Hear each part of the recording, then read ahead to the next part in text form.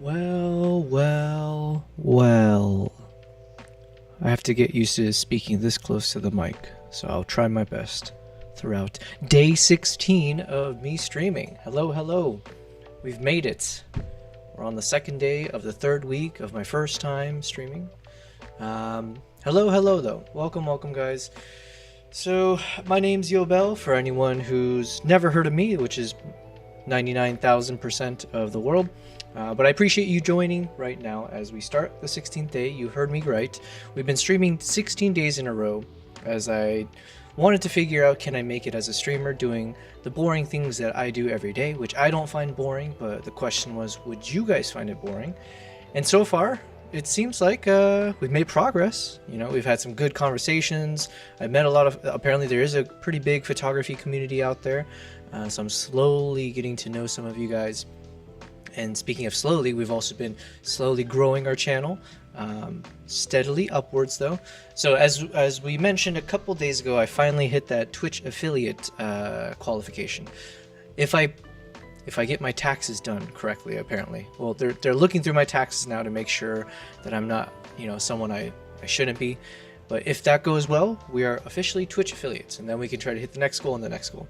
I am multi-streaming across YouTube, Twitch, and Kick.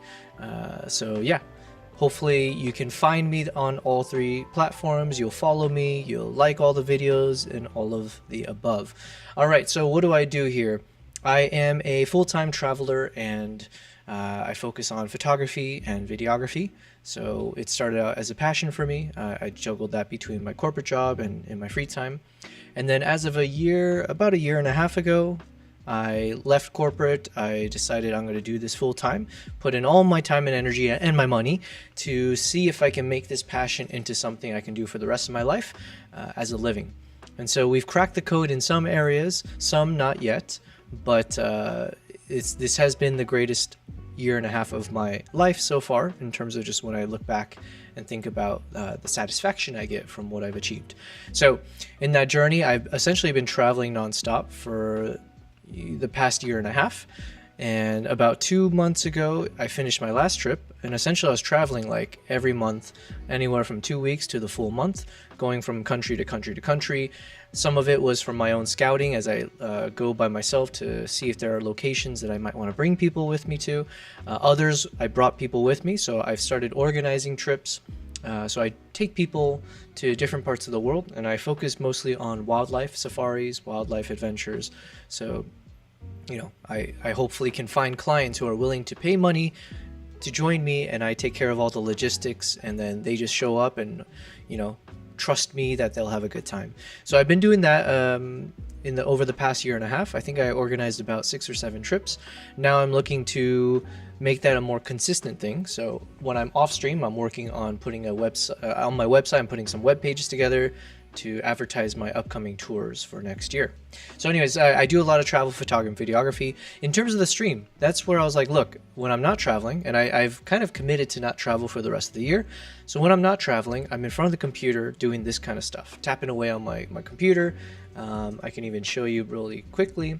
I'll be editing videos in terms of creating content for my social media, as well as now YouTube. So prior to joining YouTube, I would create content for Instagram, posting my best photos or reels, that kind of stuff. And I was realizing I was resonating with some people, and I was feeling more confident about my abilities and feeling like I should be putting more time into it. And as part of that, I thought I should get into YouTube. So about a year ago, I started my YouTube channel, and it's been a little bit rocky in the sense that I've been traveling like consistently, so I haven't had time in the past year and a half to really create my videos. But like I said, I've been home for the past 2 months or so, and anytime I was home in between trips, I would just start plugging away at my videos. And so I have been able to start publishing on my YouTube channel more consistently, and we are monetized there. So we're making progress. So now the goal is to continue growing that channel. And then since I am in front of the computer just grinding away on all these videos, I figured, why not turn on this camera? Why not try to do live streams? I already know I can talk for hours and hours on end, so why not try to talk to the camera and hopefully build an audience that way as well. So anyways, that's what you're seeing me do, and it's been really fun, guys. So I started on day 1 of the streaming journey. I figured that's when we'll start working on our next video for YouTube. I call it Project Mongolia. So this is my first time to Mongolia back in February of 2024. So I figured I knew that I had some juicy content to create. And so I was like, let's tie it up with when I start my streaming journey. So any of you guys who ever tuned, if you were one of those rare people that tuned in on day 1, firstly, I appreciate you, obviously, for giving me a chance. But then regardless, if you ever check out some of the VODs on my YouTube channel or the other streaming platforms, you'll be able to kind of see how we started off. And you'll see my entire behind the scenes of how do I work on these videos? How do we get to the final stages of what we create? And I mean, hopefully you enjoy the final product, but wherever you come into the, in terms of the process of getting to know me and what content I create, I hope you'll be able to enjoy it, even the boring moments in between as I'm editing all this. But like I said, it's day 16 of me streaming now, and thus far I think I've at least gotten over that question mark of like, hey, is this entertaining content? Is this something that I can see myself doing and feeling productive with? And I think so. I think we're okay on that front. So, you know what? Let me take a pause from speaking just after I said I can speak forever, because let's show you guys at least the trailer that we created. So this will be the trailer from my first episode of the Mongolia travel vlog series. I put a little timer, or not a timer, sorry. I put a countdown over there. I have changed the countdown twice already. The initial goal was that I would finish the first episode in 2 weeks. So it was a 14-day timer. However, we worked a bit slower than expected. So I had to add a few more days onto it. And I did just add a couple more days on there. But do not fret, we essentially have finished the video. So yesterday we completed the final chapter. I'm just doing the final touch-ups in terms of the photo editing, which we'll do today. Then we need to do the voiceover, so you'll watch the process of how do I create the script, in large part thanks to ChatGPT. But yeah, and then we'll do the final touches in terms of audio, sound quality, and all of that, and the color grading. All right, so anyways, enough of me talking. Let's go ahead and let me play for you guys the trailer, which it took us about 9 of our streaming days to complete, but I'm very, very proud of it. So let's go ahead. This will be our little warm-up before we get started.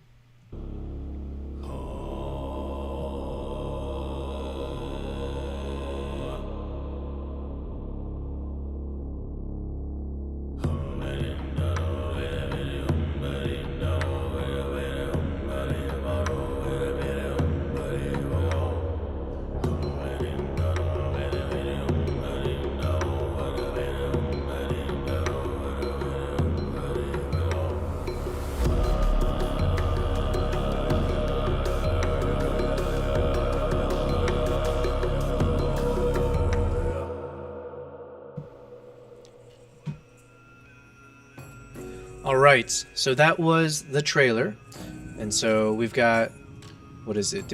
I keep losing count. I believe we have 8 chapters in our first episode, and it does round up to 16.5 minutes maybe, so maybe around 16.5 to 17 minutes long. So we are right within the boundaries of what I thought would be an acceptable time frame for a video episode. Now this is a little bit of just me kind of guesstimating in terms of what do I think is an appropriate length for these types of travel vlog videos. But generally speaking, my gut feeling was around like 15 minutes. ChatGPT did verify, or at least validate, that ChatGPT also believes 12 to 15 minutes usually is a good duration. However, we are slightly beyond that, but I don't think there's anything wrong with it. We've done a few different pass-throughs. I mean, we've done an infinite number, actually. We've gone through this video over and over and over and over again, and I don't really see areas that I feel comfortable cutting. And even if I cut it, maybe at maximum we'll end up cutting like 30 minutes out of the video. So yeah, we're happy sitting at around 16.5 minutes. Oh, the other thing to keep in mind is technically the video ends at around like 15 minutes and 50 minutes. So like before 16 minutes, and then the last 30 seconds or so is a photo montage. So while technically it will be longer, in terms of the actual video itself, the story and the narrative, keeping people engaged, it's almost at the 15-minute mark. So I'm happy with that. Anyways, so that was a trailer. I just wanted to show you guys so you guys have a good sense of, where we are at. This is gonna be, it's hard to say. What I feel like I say this for every video I work on, or I'm like, I think this is my favorite video I've worked on. And so I keep saying that, so it can't be true. But I am very, very proud of the work that we put into making this first episode. I think the storyline is pretty tight. We will have moments of like feeling like we're in some epic, dramatic adventure movie with a crazy soundtrack. So like even just, I'll play a little bit from this segment here.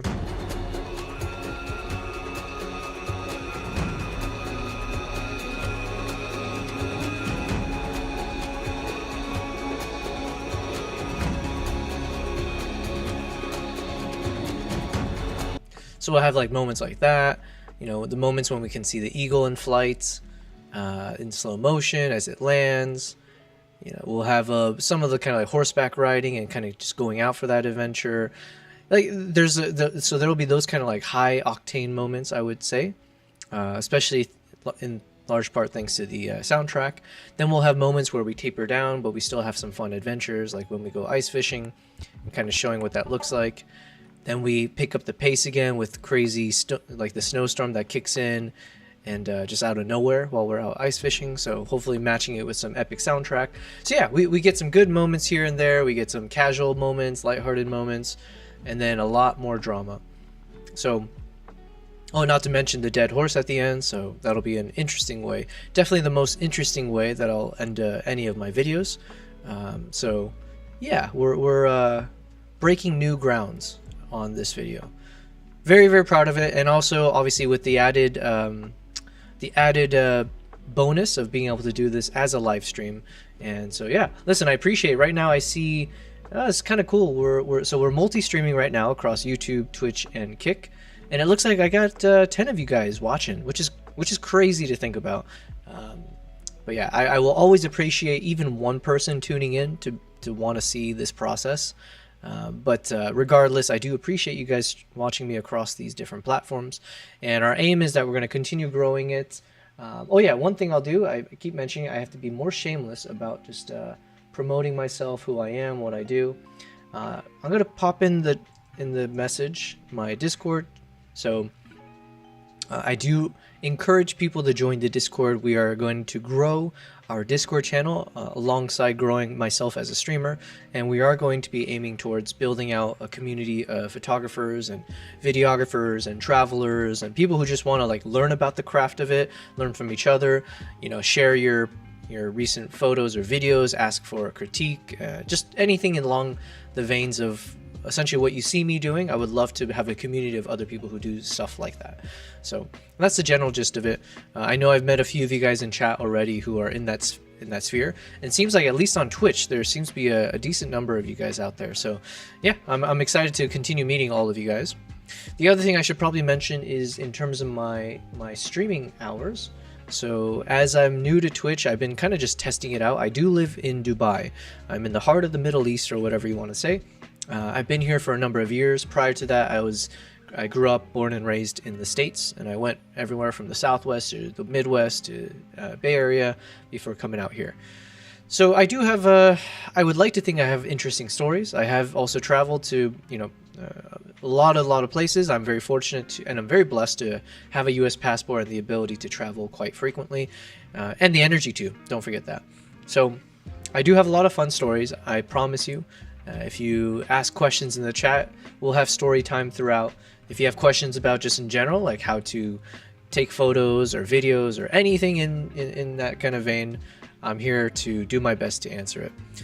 All right, so anyways, before we jump into more of the video editing, I wanted to work on I just want to do a bit of a warm-up, and also to kind of celebrate as hopefully we complete that process of being a Twitch affiliate.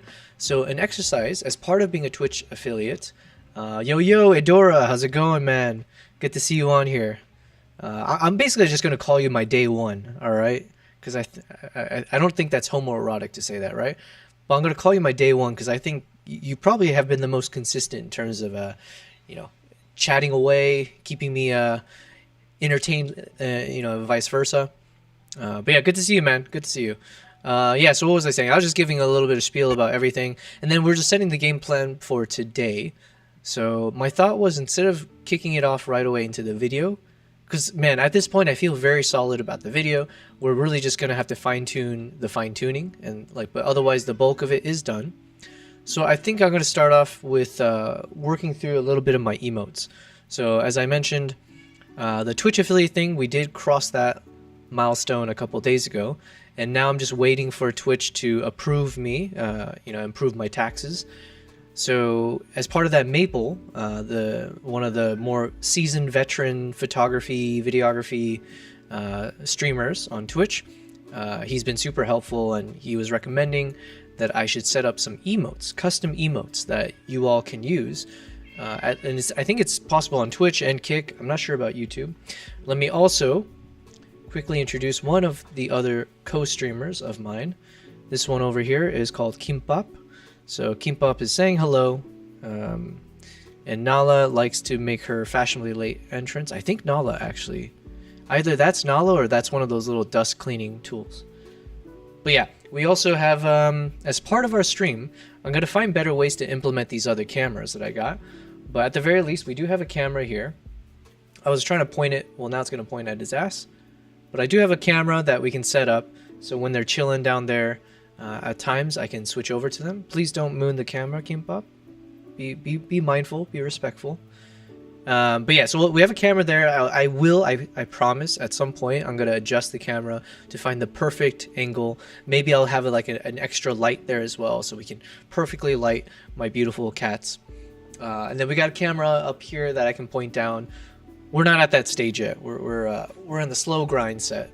But where was I? Okay, so what I was saying is, as part of that whole Twitch affiliate thing, and then hopefully the inevitable Kick, I don't know if they call it Kick affiliate, but hopefully one day. So, oh yeah, that's a big reminder. I do see some of you guys are following me or watching me right now across the streams.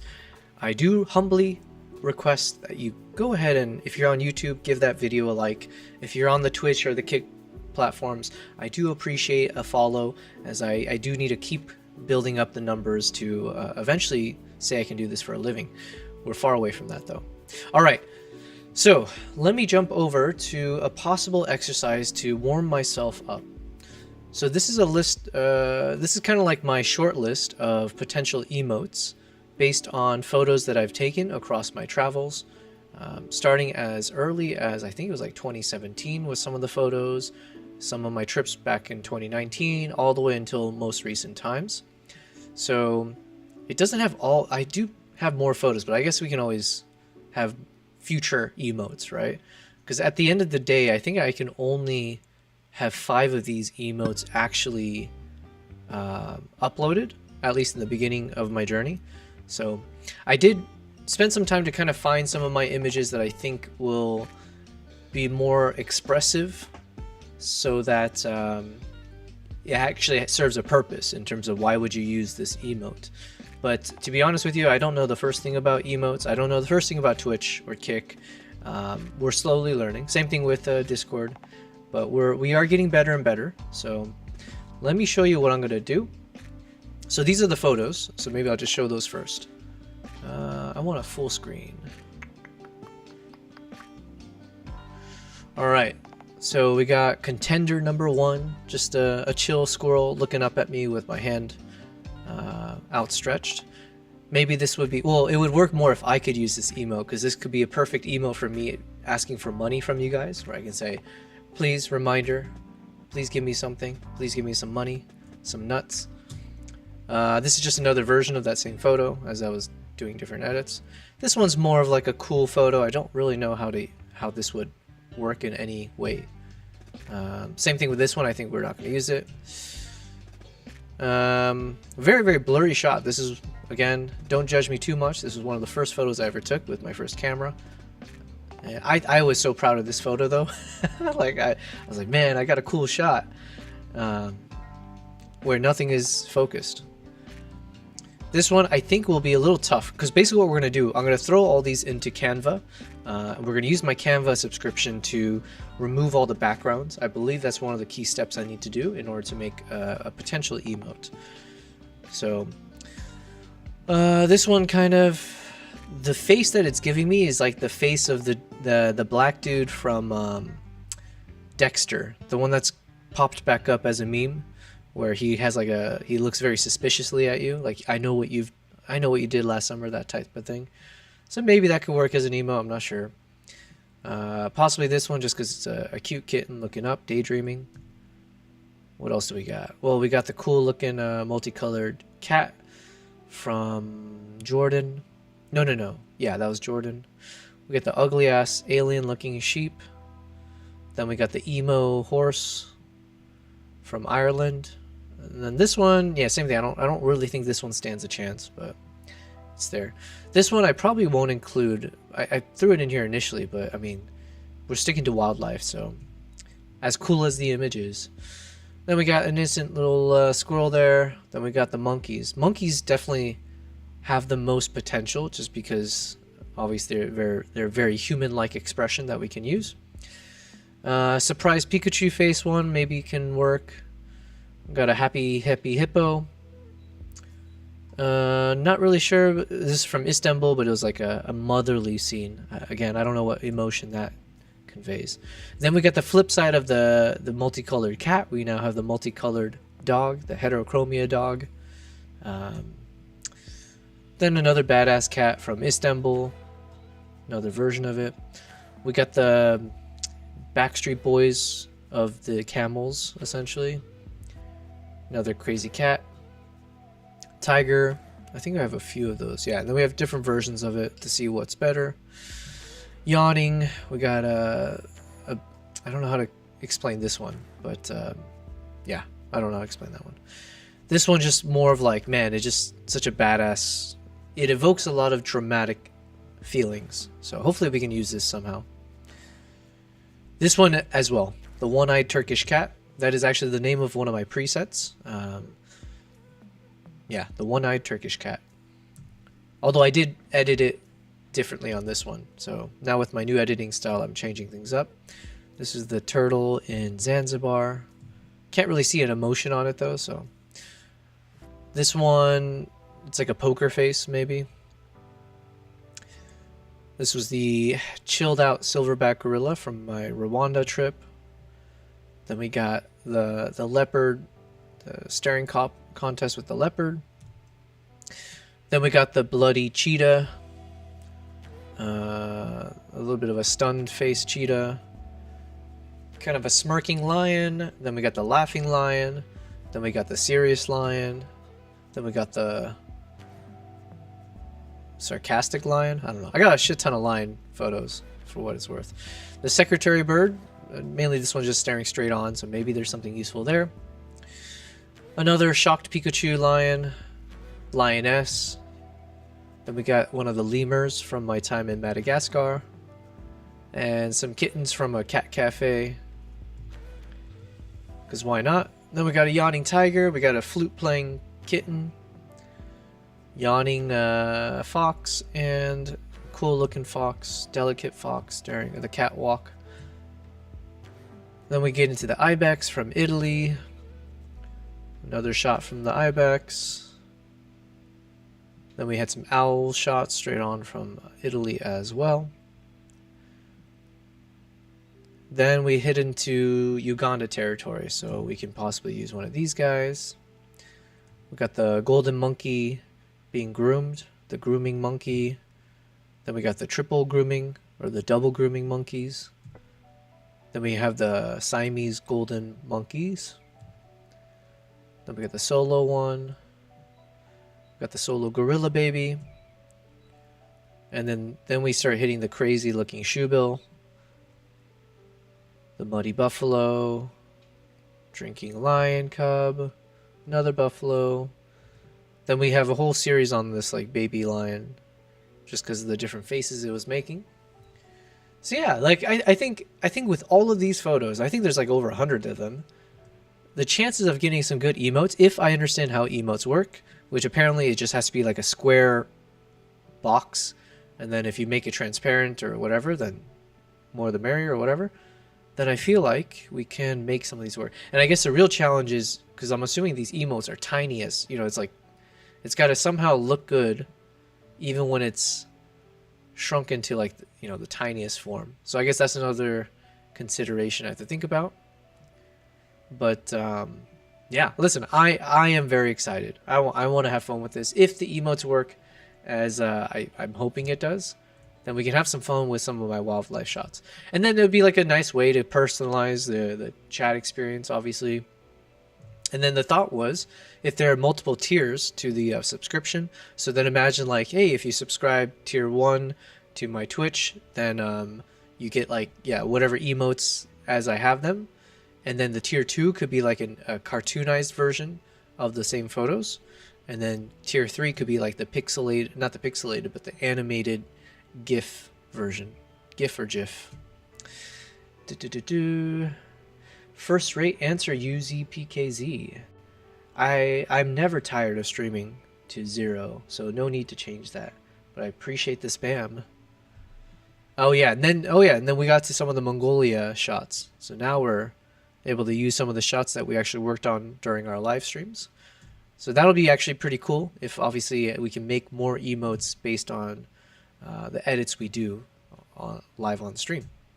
And then this is the one that Maple had pointed out initially, saying like, yo, you should be making these as custom emotes. So again, Maple, if you tune in at any point or if you hear this message, I do appreciate you for that. Hopefully you're proud of me. You're seeing me actually researching and figuring out how to make emotes. I make it sound as if that's like the toughest thing in the world, but listen, I feel old. Yesterday we had two Gen Zers chatting with me, they're still students, and my God, did I feel, I felt like a retired aged individual, man. They were saying like every other word was a slang that I felt like I had to Google. But that's another benefit of streaming now, I guess. I can de-ageify myself and pretend like I'm young and hip as I learn all the slang. Oh yeah, we got this. Yeah, this one I feel like has to be an emote, just because like, man, I think I can create a series of emotes just with this one animal alone. Because we got that surprise face, we got this weird smiling look, we got the angry look,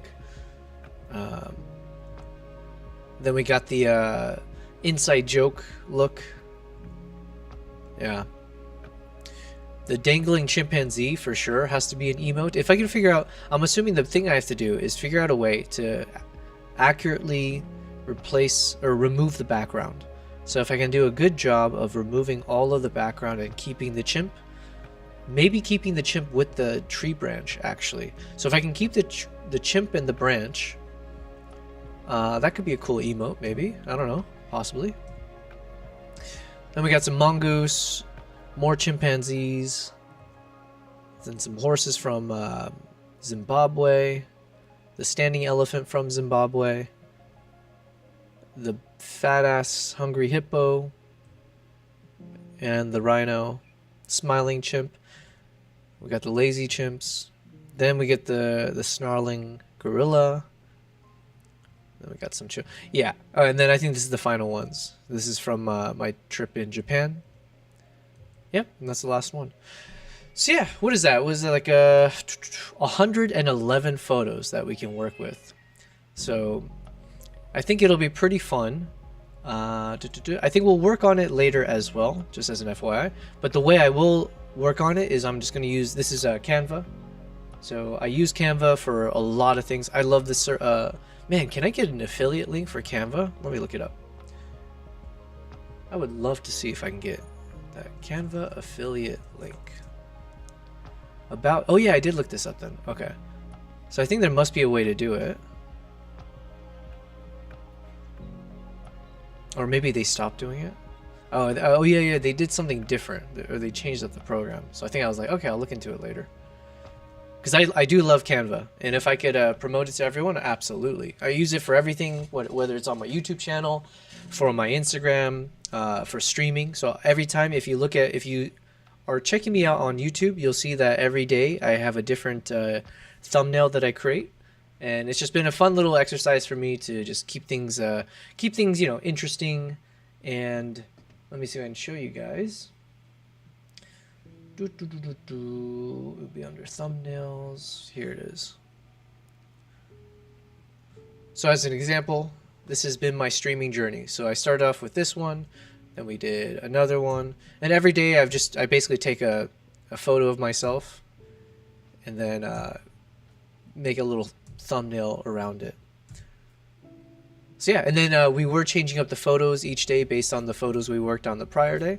So we were trying to do like 3 photo edits per day based on the same Mongolia trip that we're currently editing.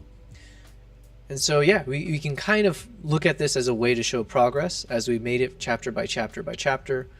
And so then here you can see we finally hit the last chapter, which was on this snowstorm that kicked in while we were basically on the farm.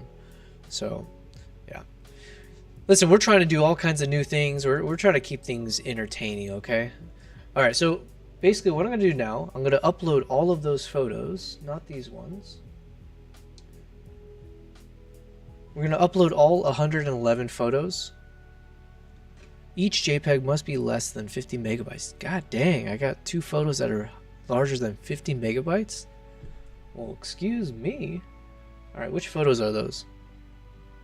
It's one called JOR_7021. Oh, wow.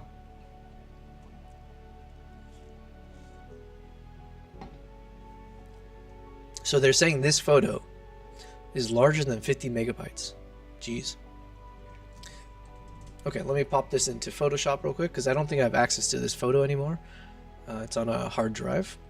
And then the other photo is 18659. 18659. Really? The Hungry Hippo shot is 61.5 megabytes. What the heck, man? What was I thinking? Alright, got it. Alright, but the key reason I was doing that is that with all these photos, sometimes it takes time for them to load up. Yeah, so you can see here, I believe they're actually all getting loaded into Canva. So I figure I might as well start doing that now, just to save time. And then we'll do some other tasks later.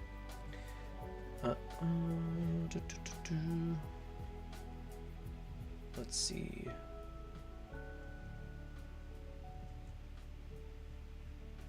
Let's drag this into Photoshop. 1 second.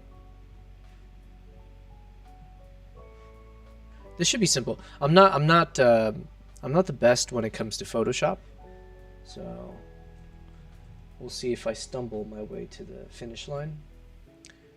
And then let's drop this photo in as well. Okay, so my understanding is all I need to do is just say, let's go ahead and export. And I just want to choose JPEG. And can I see the file size? Yeah, okay, here we go. 24.1 megabytes. That should be good. Jeez. So the original photo, after I did all my editing and stuff, it's showing me that this photo right now is a 72.8 megabyte photo. It's insane. All right, let's just export this guy. Where do we want this? Let's pick the right folder. Here. Let's rename it. Resized. Okay. Let's do the same thing for this one. So we'll just export as JPEG. There it is, 22.8.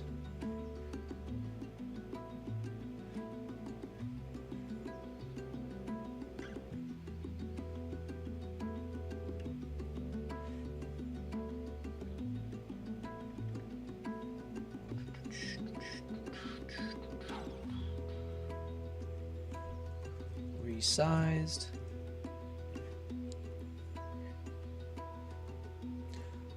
All right, beautiful. So let me close out of this.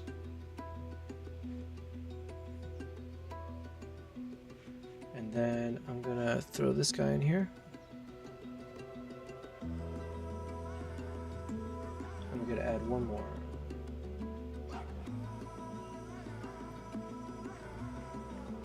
All right, so this will take some time, as I said, but at the very least, these are all out of the 111 of these. We're gonna have to start to kind of choose the best ones. So we'll leave that task for a bit later. We will still go into photo mode though, and actually I should do that. I might try to create an overlay in the future so that if I'm in photo mode, I can add something to the overlay to show that. And then when we're in video mode, yeah, we'll switch it off. Just a side thought, you know, if I can figure out how to do it, why not, you know? All right, so what do I mean by photo mode? Well, we do need to go through some of the photos from Mongolia because that will be, let's bring this up. At the end of this trailer here, so we kind of ended off with the soft note here. So we have that kind of a somber tone in the music. I'll insert the voiceover, something poetic about how life goes on or something. I don't know. Point is, I'm just kind of recapping the whole trip so far. Giving my final salutes to this one stallion.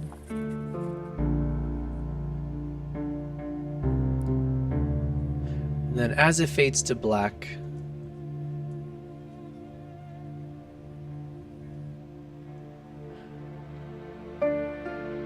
so then here the photos will start showing up, and I'll have a few words where I say, like, you know, well, I hope you guys enjoyed this stream.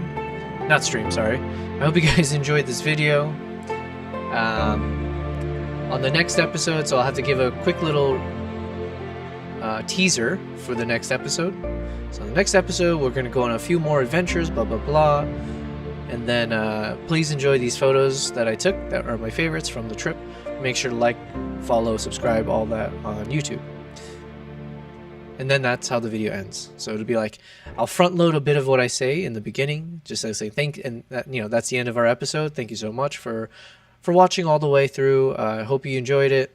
Leave your thoughts in the comments, and make sure to follow and turn on your notifications so you won't miss out on the next episode of my Mongolia series. Something like that. And then end scene and just, yeah, let the music play out. And then we Gucci. So what I'm trying to do is look through the photos that I have from this trip, and I want to make sure we are editing all of the proper ones. So where do we stop? Yeah, so we got to go through some of these photos as well. And I'm just basically choosing the best photos from the trip, and then that becomes our little montage at the end. So thankfully we edited a bunch of them during streams, but I think there's like a bigger list of photos to look through. So let's see. Can this photo be saved? Yeah. Oh, this one could be good for like a black and white. Let's see. We're gonna switch everything to 16:9. Yeah, we'll save this one. So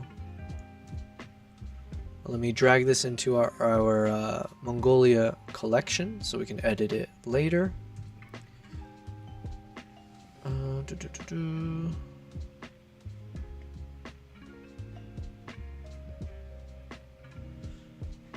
It's fine.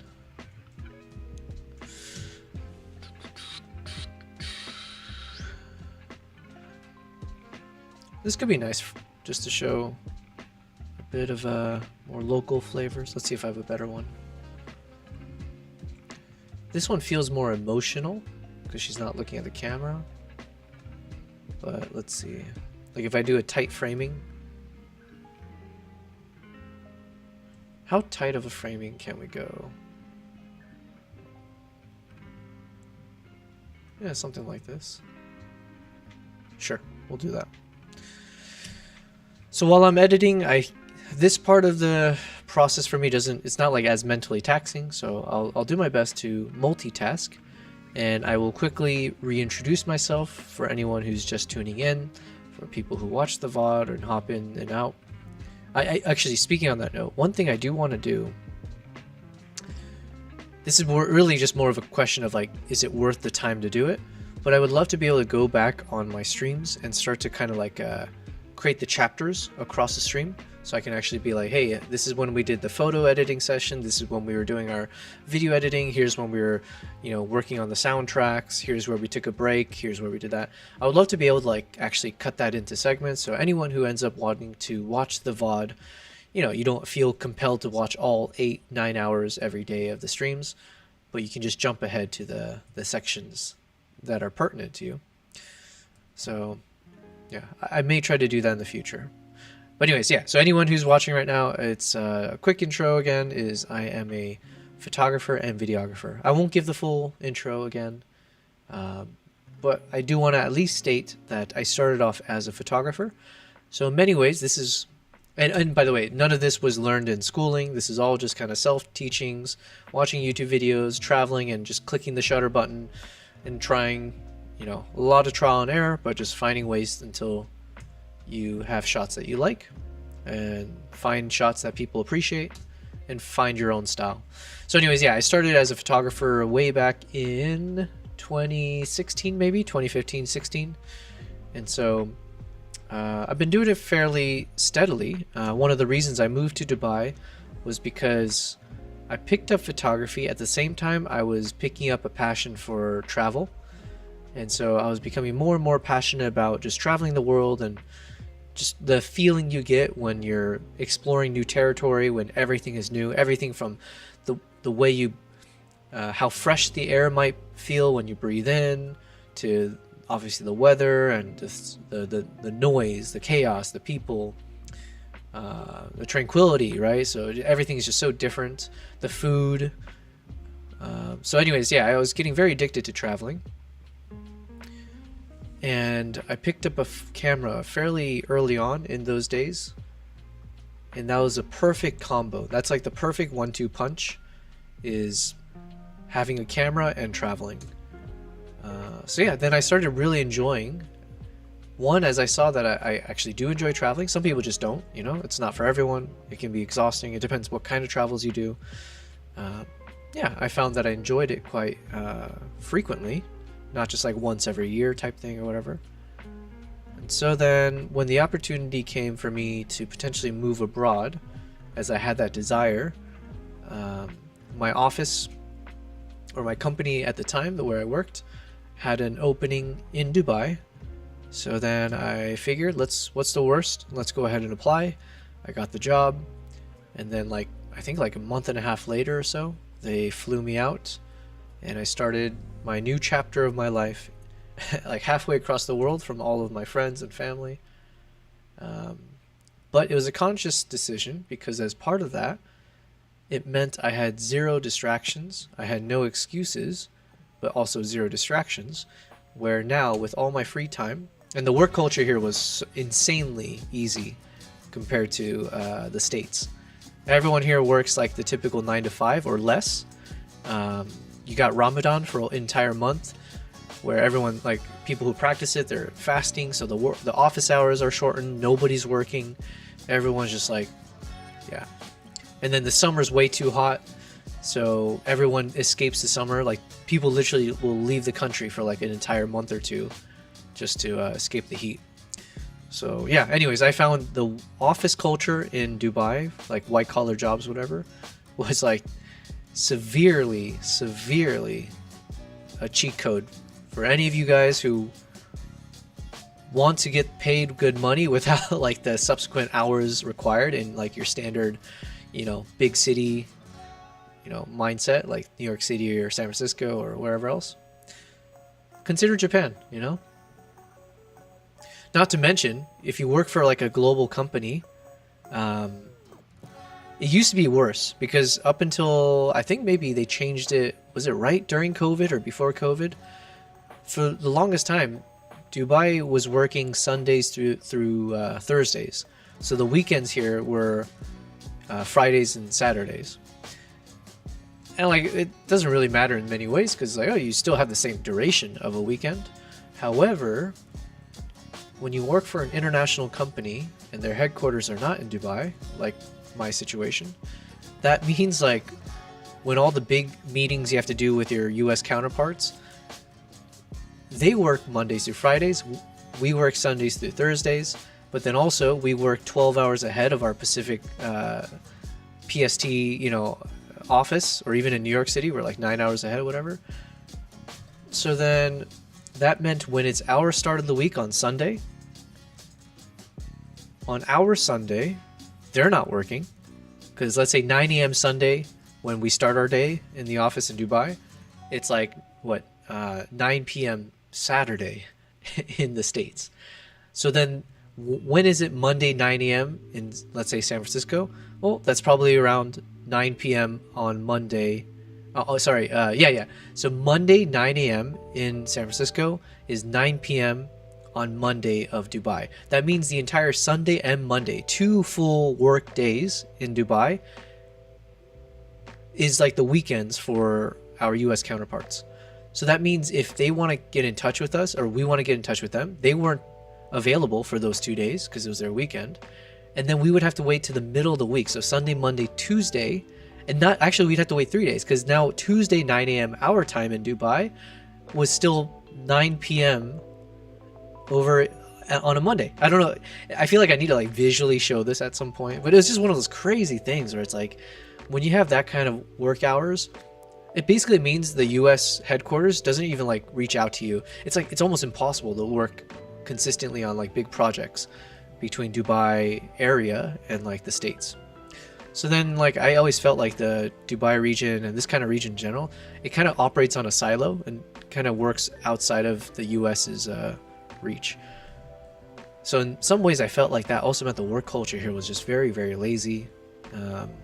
Yeah. So what was I saying? Yeah, it was a cheat code. I was able to work. I busted my ass. Like I've always been proud of anything I work on. It's always going to be, not always, can't always say it always, but I always felt that anything I put my time into, at the very least, you knew that someone put a lot of time into it. So yeah, I was always a good worker.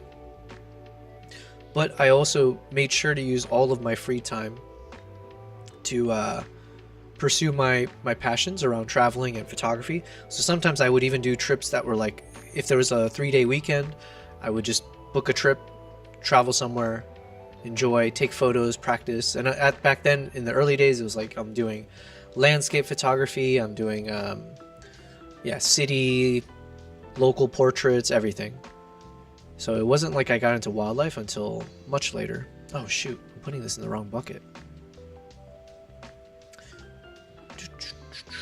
I put these in the wrong bucket.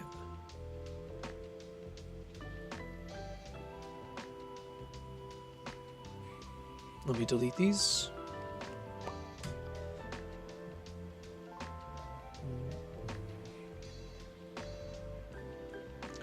Alright, let's get back to that folder real quick.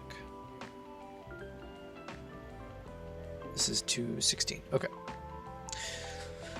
Yeah, so anyways, so for the entire, let's call it 6-7 years of my time in Dubai, I would travel as much as I can, and any time outside of work, I was using that time to edit photos, learn how to edit photos and everything like that.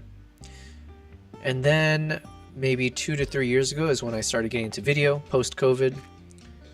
And yeah, now I would say if I'm traveling, my camera is always on default, it's in video mode. So I have switched my mindset as well to be more of a, trying to be more like a filmmaker. So it's been a fun journey. So that's basically what you'll see me do throughout the streams. But right now I am taking a break from the video, as I mentioned. So you're just kind of seeing me in photo mode. And regardless whether it's photos or videos, my aim is that I'm just showing you guys how do I actually edit my photos and videos, how do I create my content. I will constantly share my thought process, so I'll overshare at times, but I'll kind of just relay like, here's my thinking, here's my artistic direction that I want to go with this shot, here's why I think this could be a good shot, XYZ. So I just want to be an open book when it comes to, yeah, the creative process. And as we meet fellow photographers, videographers, creative people, then I would also like to hear from you guys on how you guys do what you do. I'd love to collab in that sense and work together on different projects and all that. So what I'm doing now is I just gotta find a few photos, not few, I gotta find all the photos that are essentially like the cream of the crop. Here are my highlights, and I want to edit them all before I put it into the actual video itself. I am prioritizing 16:9, so like landscape shots, just because it'll fit into my YouTube video better. So, and also I'm prioritizing photos that I took that line up with episode 1. So obviously I was here for more time than episode 1, so those photos will wait for the next episode. But all of this happened in our first episode, so I'm just kind of seeing which ones to edit. This one's cool, but I don't think it can fit in the landscape mode.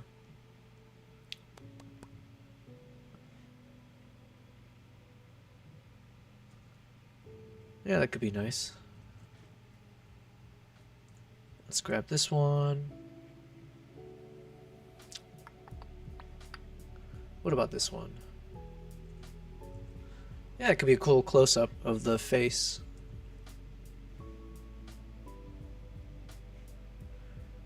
We already know this is my favorite shot still. Still my favorite. I still haven't found a better one yet from this trip.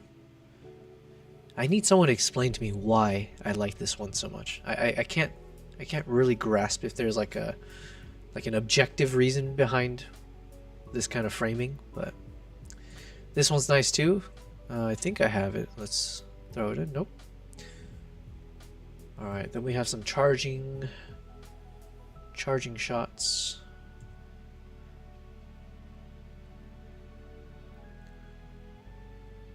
Maybe some close-up ones.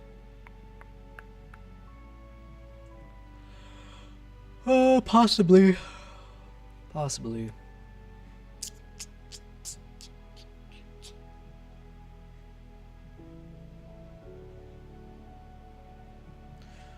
Yeah, we'll draw, let's see, this one. Alright, so this one, the eye of the horse is sharper. This one, the face is decently sharp. But can it fit the 16:9? No. But I might prioritize this one. Let's look at the others. That's cool. Okay, let's prioritize this one.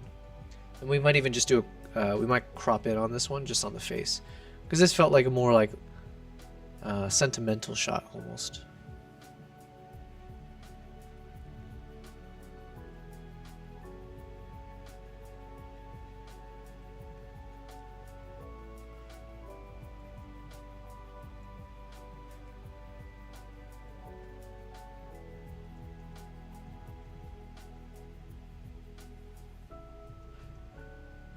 Another thought I'm having is like, as I edit these photos, I would love to give these photos to Ardek, even though it's a year later. So I'm also just kind of keeping that in mind, like making sure I do some special edits so that he would appreciate it as well.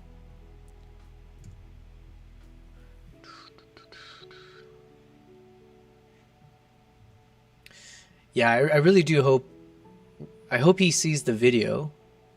And I hope he likes it. You know, it's like, you know, hopefully I did my best to paint him in a good light and like his lifestyle, just make it seem as badass as possible. And if he ends up appreciating it, that'd be awesome. Oh, this one's a bit cooler because I think the snow picked up here, so.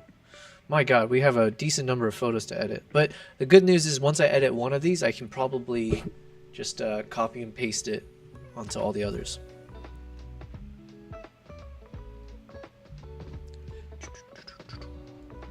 I like this one, but it's fairly similar.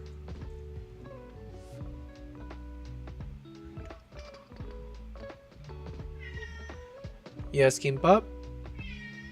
What do you want?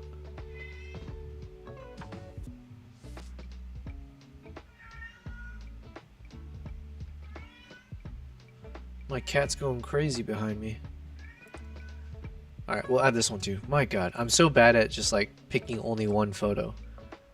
So I'm just gonna create more work for myself.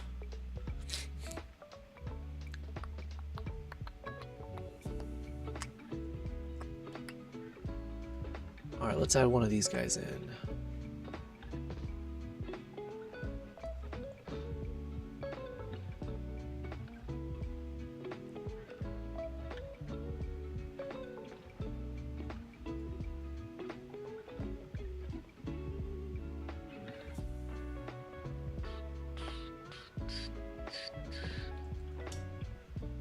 Cool. And then we already have these two. Let me switch this back to 16:9.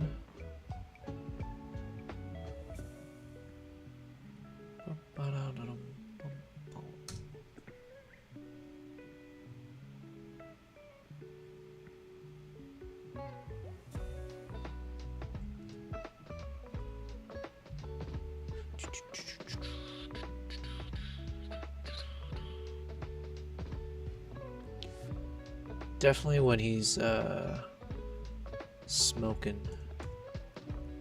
So let's see if we can make this one work. Just barely. Nice. Yes, Kimbap. What do you want? You gotta speak up.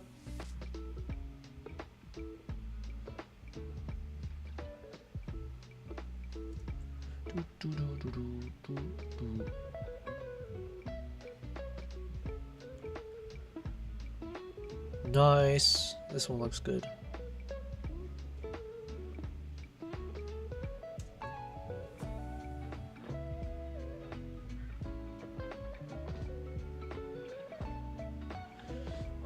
No, we didn't really take many landscape photos.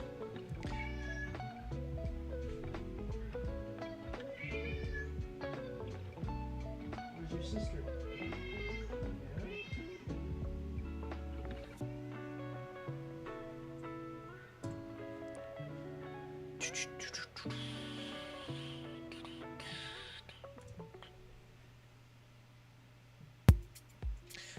Not my best landscape. Yeah, I guess I don't know if I have a single landscape that's gonna make it. Well, that's a shame.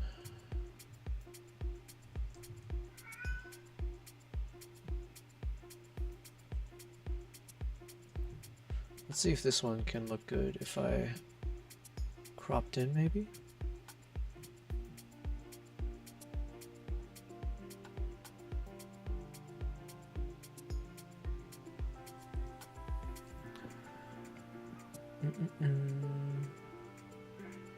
Nah.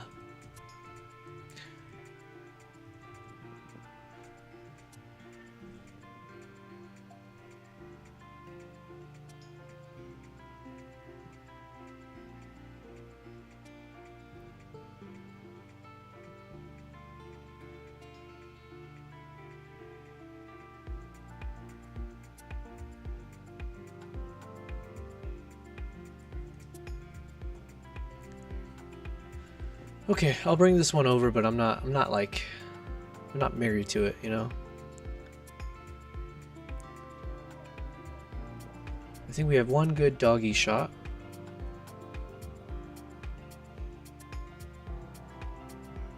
Oh, nice. Okay, so the eyes are sharp on this one.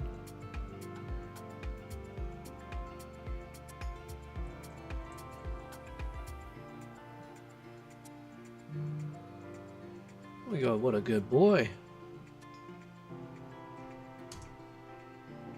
I feel obligated to edit this one.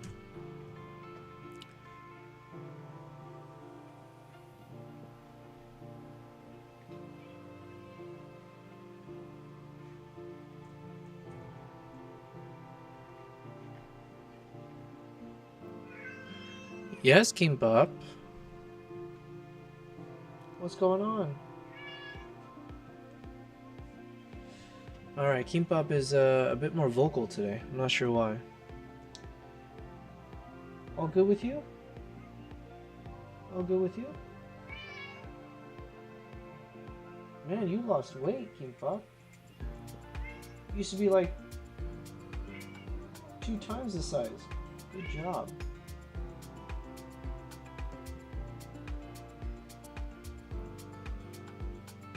Good boy.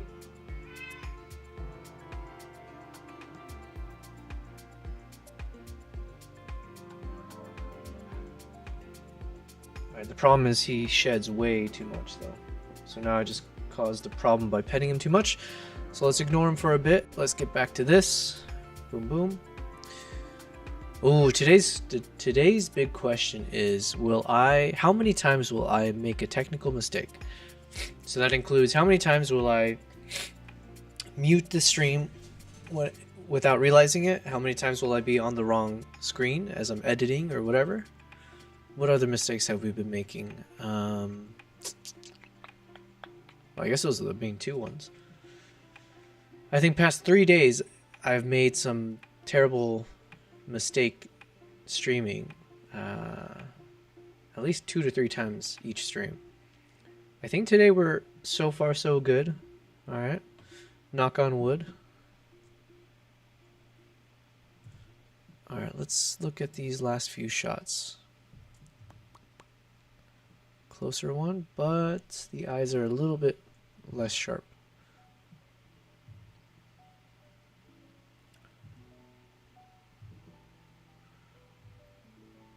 I think one of these shots could be cool because I have the girth in the background, even though it's kind of blown out. Let's see. We can probably make this one work.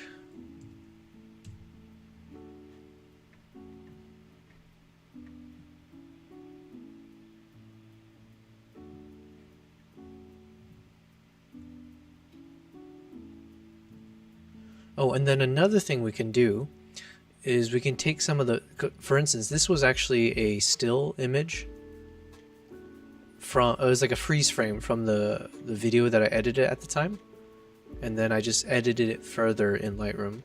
So we probably should and could do that, and we will do that with our video, because there's a few different moments there that are pretty badass, and I wouldn't mind just editing it as a photo.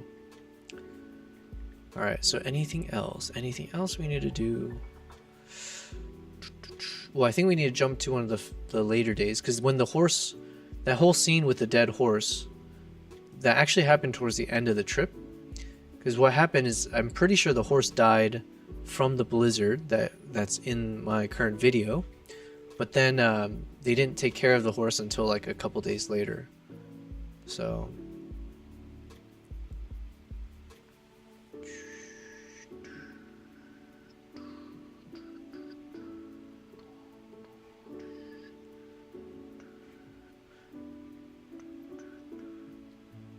yeah, so these will mostly be photos for our next episode.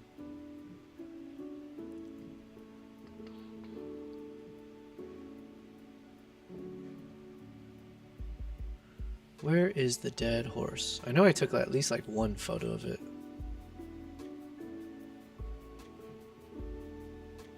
There it is. RIP to a real one.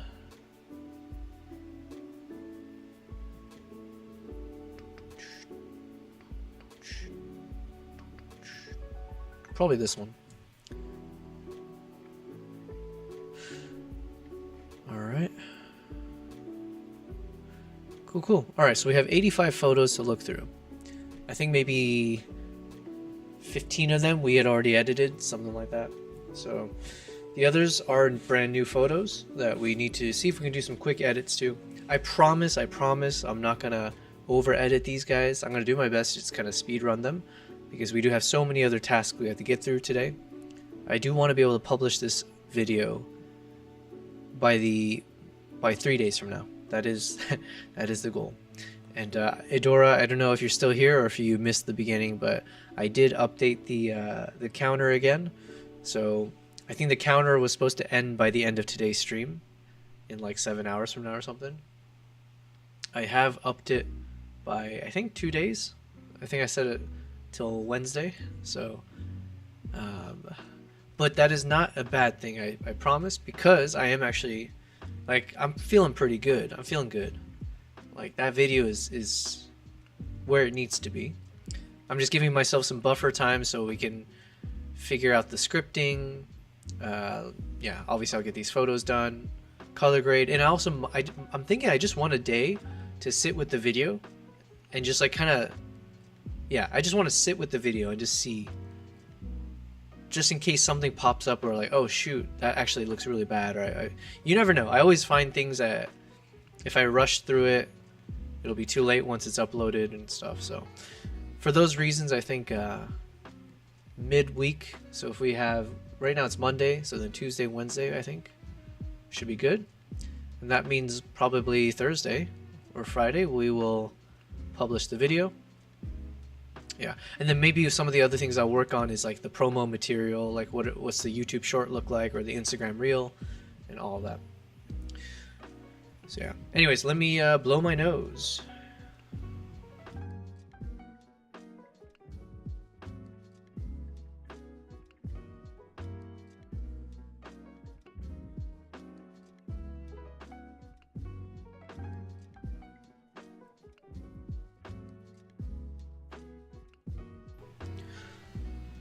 Oh, okay.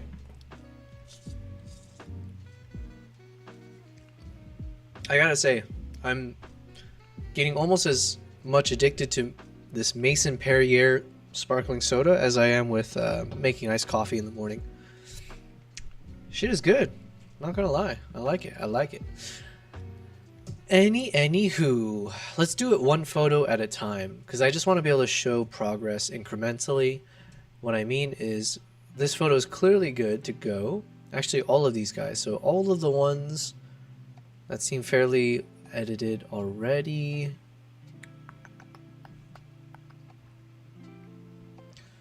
I'm going to skip this photo for now because we'll save this for the next episode. Same with that one.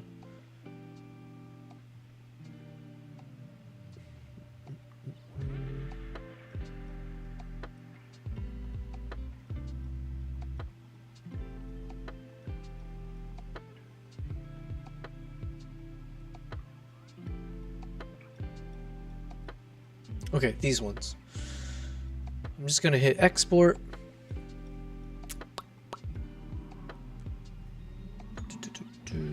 Let me just put it into a different folder.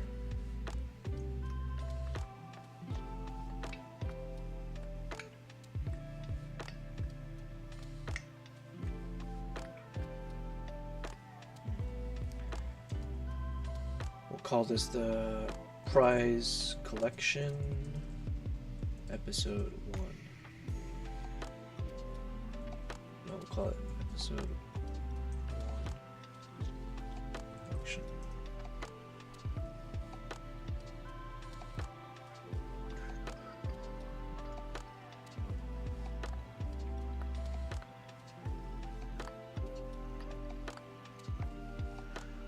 Alright, so we already have 15 photos.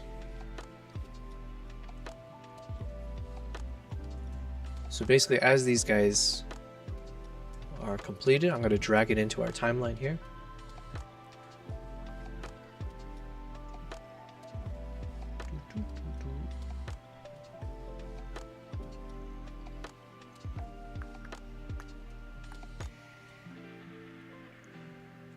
Episode 1 collection. Here we go.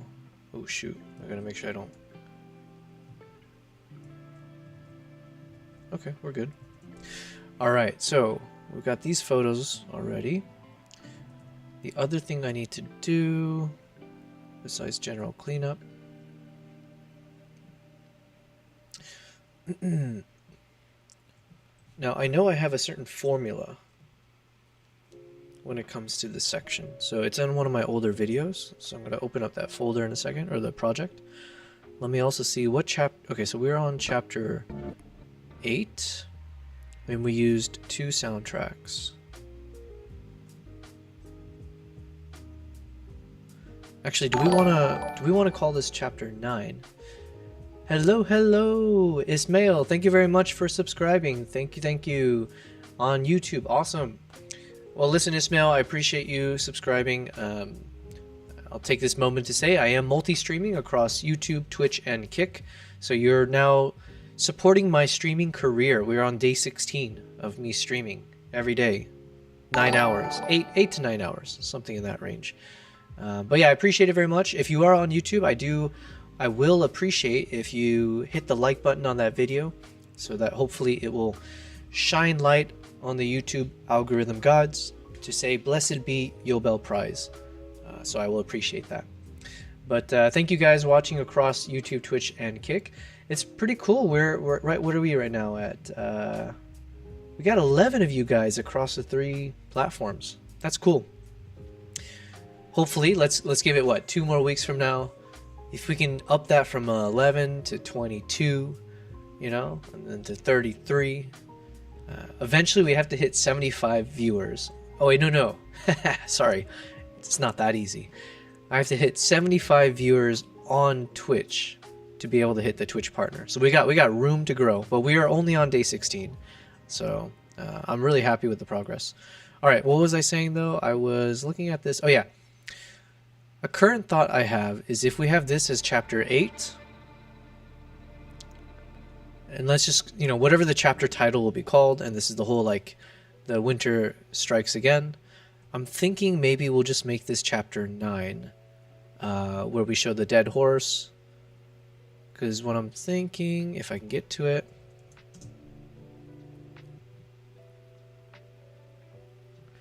this will be like a chapter 9, aftermath and reflections, something like that.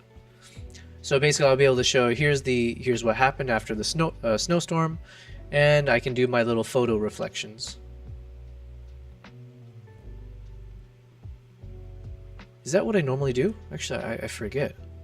Either way, let's pop open. Let me open up one of the other YouTube videos. Which one did I do photo montage?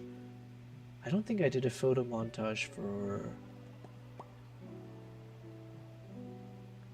Did I do one for India? Well, let's find out. I'm just opening up the a different video project.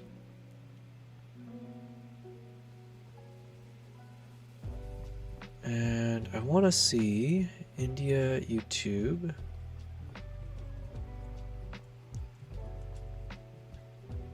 Oh yeah, I did. Okay. So so here's an example of what I'm saying when I say this photo montage. So at the end of my last YouTube vlog, I had this kind of moment, and it played with music, but I moved the music so you can't hear it. But basically this is what we want to replicate. It's just having a nice little montage timed to some music and just showing some of the best photos that I took from that trip. So, and also being able to promote myself at some point there.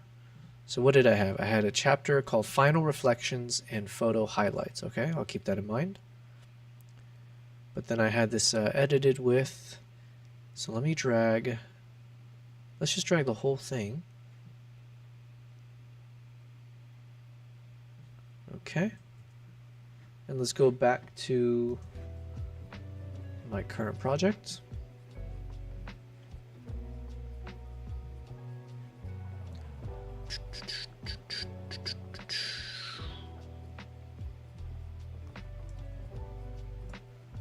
Let's drag it over here.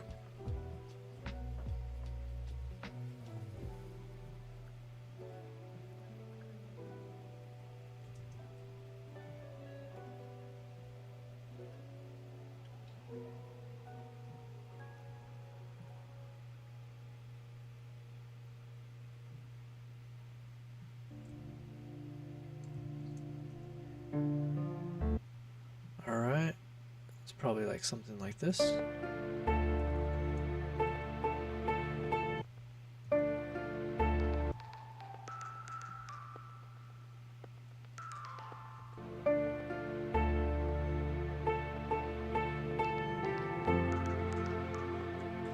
And then we got to change up the speed of each one.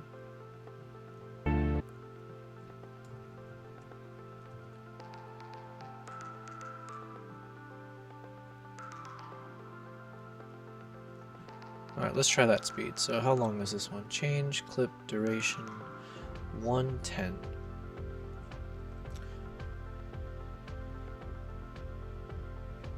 Change clip duration to 0110.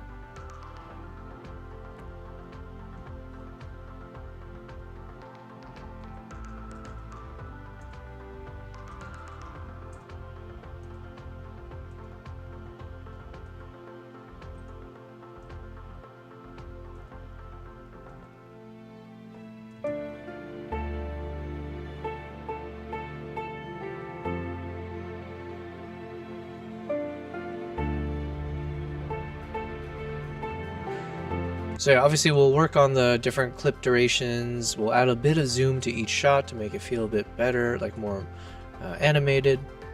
But generally speaking, this is how we're going to end it. And then we have to figure out how many photos to line up with the end of the... and also the ordering. So let's think about the ordering.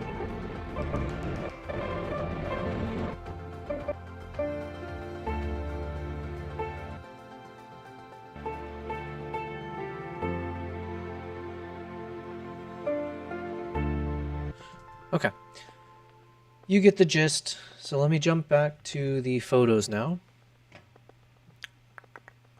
So I'm going to ignore these because this will be part of episode 2 at the very least. Possibly these ones as well. We'll save that for later. Alright, camel shot. What do we do with you? Do we want to keep you as is?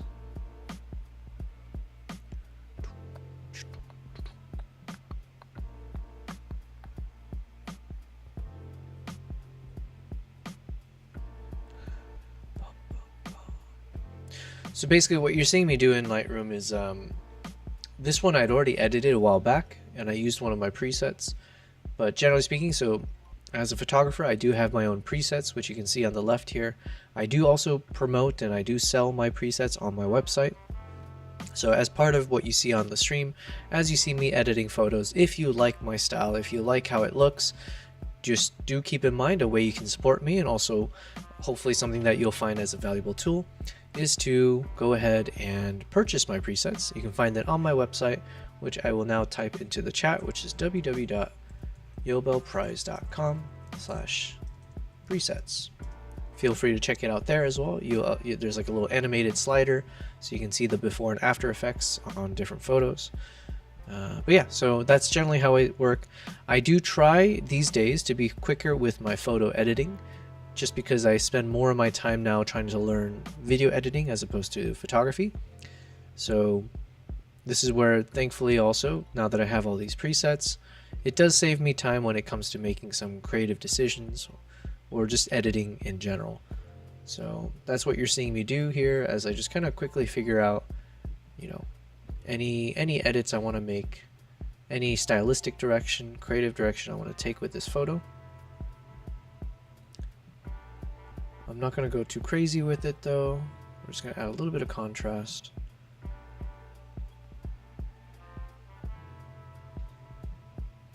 And we're going to make this 16:9. Yep, all good. Hey, thank you very much, Shady. Thank you very much for subscribing on YouTube. I do appreciate it. If you are watching on YouTube, I'd also appreciate if you like the video, if it's of interest. And definitely feel free to chat, comment away, all of the above. I don't bite. We'll have fun with it. But I do appreciate it. And again, those of you who may be watching, I think, so we got a few of you on Twitch and Kick. If you're new and you're curious about what I do as a content creator, as a full-time wildlife and travel photographer and videographer, feel free to check out my Instagram and my YouTube channel. Both of them are at YoBelPrize. You'll get hopefully a good sense of just, yeah, who I am, what I do, a bit of my personality possibly, but I think this live stream will do that better, possibly. Okay, so what am I doing here? I'm just going a little bit more dramatic with the side on the left, but otherwise we are good. Let me go ahead and export this with previous. And like I said, I'm just going to take it one at a time. So basically after I edit each of these photos, let's go ahead and drag it in here. And so we'll start having a good sense of how many photos we got. And for now, I'm just gonna keep them all the same duration, just to see, you know, because obviously if we have too many photos, we don't have enough time. So then that will also help me figure out how to filter out some shots.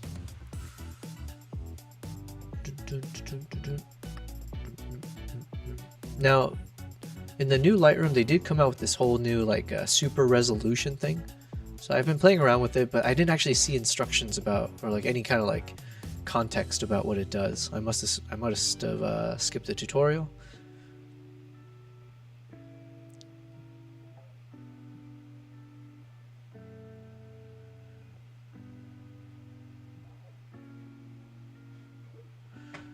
Alright, what do I want to change about this photo?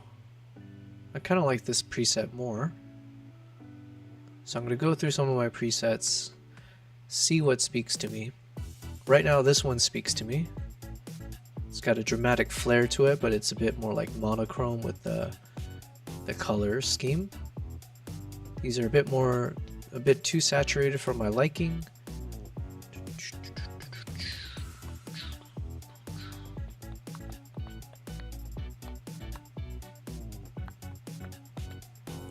Now I do have some from my quote-unquote winter collection, or the cool collection. So if we want to go with a cooler tone, this one's not bad. These ones don't work too much. I got a faded one. I don't mind the blue, but a bit too dark. Alright, we're going to go with that Falcon Sunset. Boom. But I'm going to lift the shadows a bit. Whoops.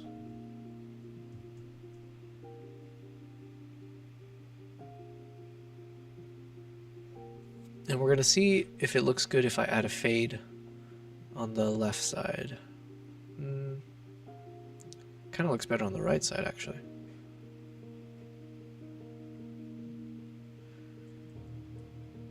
Then we got to switch this to 16 by 9.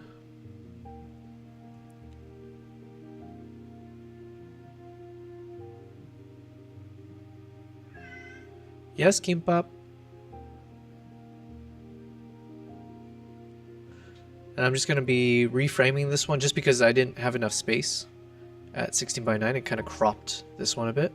So now I'm completely switching the framing to include a bit of this brush on the right to add a bit of balanced proportions, I guess, in terms of what's negative space versus what's there. So I kind of like this framing, so we'll keep that. Let us export with previous. Let me catch that one over here. And let us drag it into our video timeline.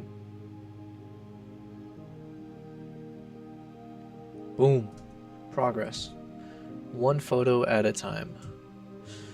Alright, so this one we did go much more crazy with the editing. I believe this is from one of my Volume 1 presets called Ice and Fire. So I have a fire and ice, and then I have an ice and fire. Those were inspired by those two photos I showed earlier of the heterochromia dog and cat, which should be here somewhere. Where are you? Yeah, here's this one. So we had this little guy, and then we had almost like a mirror image of that, or like the inverse, I guess. But we have the dog, this guy. So how cool is that, right? So my thinking is once I get those, so this is obviously our exercise as we figure out how to make the custom emotes, but I think this would be a cool emote to be able to have either this the cat version and the dog version of the multicolored eyes, and it's like in reverse. So we got one that's fire and ice like the dog, or ice and fire like the cat. So anyways, those are the things that I get excited about. But do we want to maintain this? It was like over a year ago, I feel, when I edited this. So how am I feeling about it now? I mean, it's not bad. No crazy feelings either way. Main thing is I just gotta I gotta crop it to 16 by 9.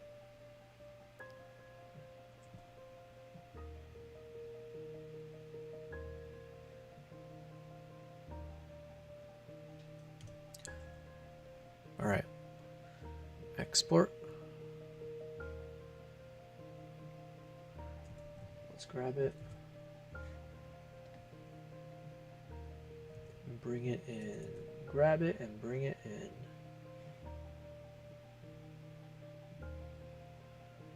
Boom. One photo at a time. It looks not bad. We're getting there. Okay, so then what other photos? We got another camel? Okay, that's a little too much. I think at this point we're cameled out. I think 3 photos probably is max. And they're not even looking at us, so yeah, whatever. We'll forget about this shot. This shot, yes, we should keep because I don't really have any landscape shots. And this one, we got a nice little subject here.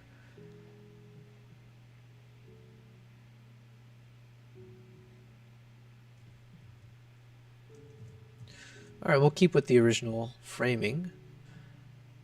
And we'll see if we want to change anything up. Because I feel like this one feels a little too dramatic. Or I'm thinking like the color scheme feels... or I'm not feeling it as much. It's like all over the place, kind of. Maybe it's because I'm looking at the white here, the brown here, the kind of whatever gradient of blue here, the purplish blue here. Then we got the... Yeah, it might be a bit much all over. So let's look if there's some... Like this I don't mind. It's obviously, it kind of tones it down. This one tones it down as well. And the funny thing is this one's called Muted Sunsets as a preset. And that's exactly what it's doing, is toning it down. Too crazy.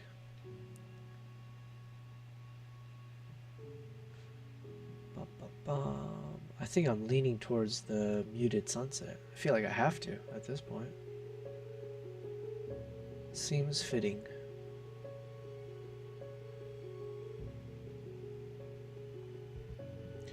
Alright, yeah, let's go with that one.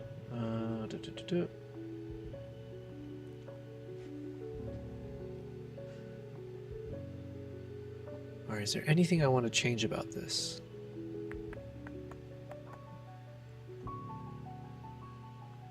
So I'm before it was like negative 100 texture, but I felt like it was a little too soft on the ground and everything. So I'm bringing back some texture, but not too much. Like that's too much, right? So just a little bit more than it was. Maybe the subject, we want to add more texture to it, some contrast. Let's try to dehaze it, see what happens. Just a tad. Some clarity, yeah. We're making that van pop. Okay, that's good. Yeah, so we got a muted sunset. But even muted, I mean, clearly the sky looks epic. So we're okay. Exporting to previous. Grabbing it. Bringing it on over.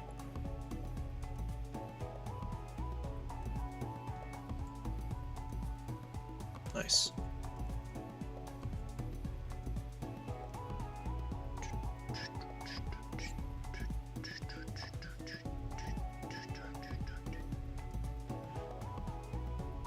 Especially if I have photos that map on pretty closely with scenes from the episode, I want to prioritize. So technically this one maps on. It's not my best photo. We'll see if we can make it work. Because we do have a scene from earlier in the episode.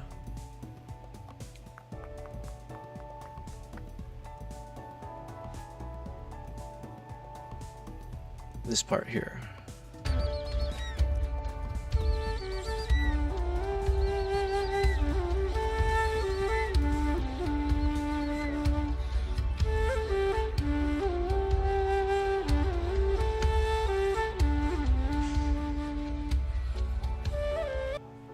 So this moment basically.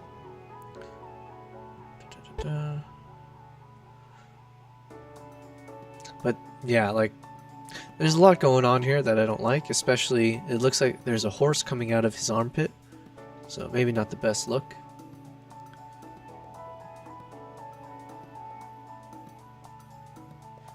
But what if we can do...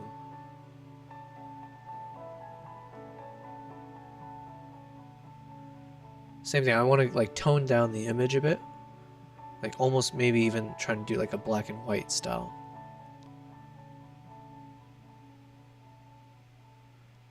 So actually, let me look at my volume 1 presets.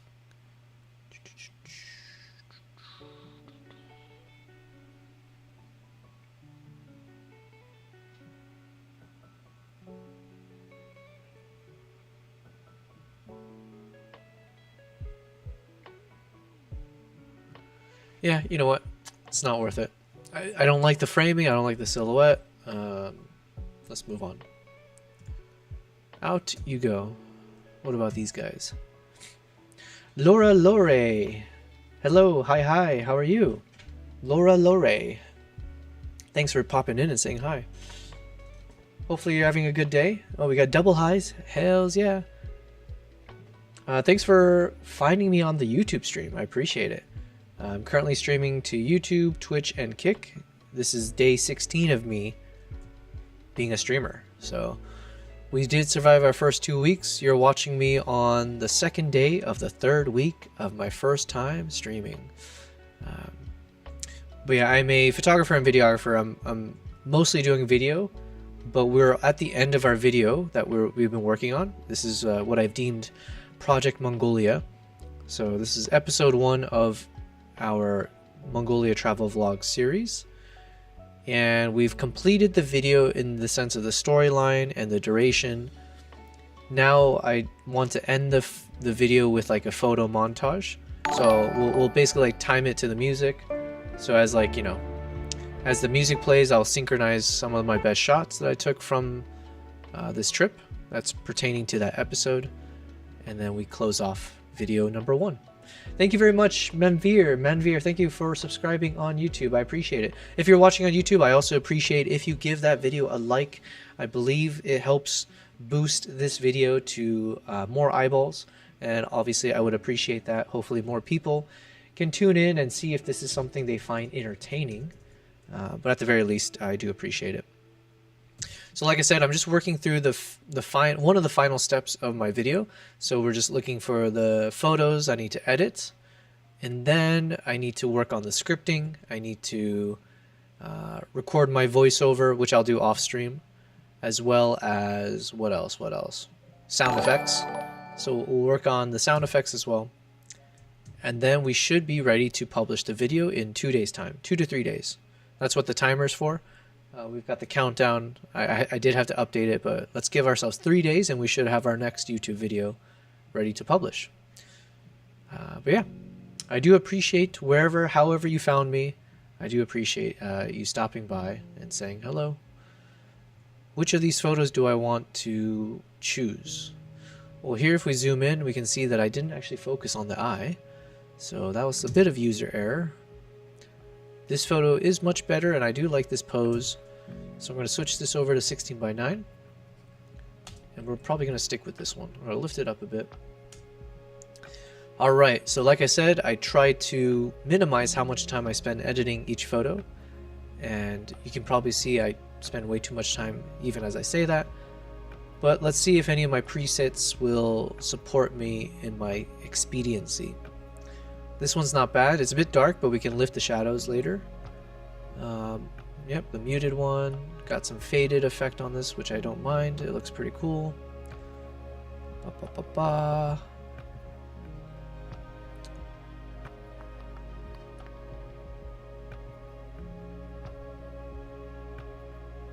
This is a clean one.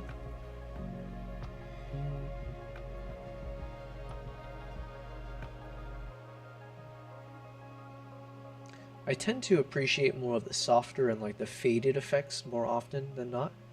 In terms of like my current style, I like dark, soft, and then faded, I guess. Those tend to be the 3 trends. And maybe like desaturated, kind of.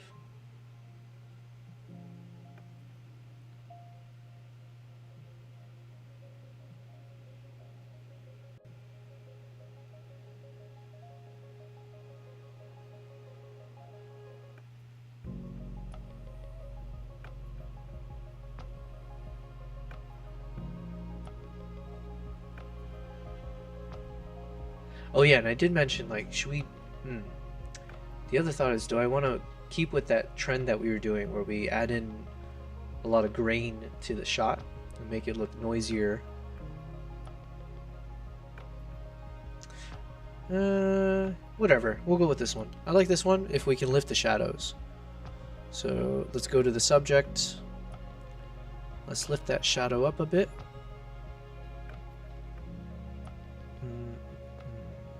Not too much, actually.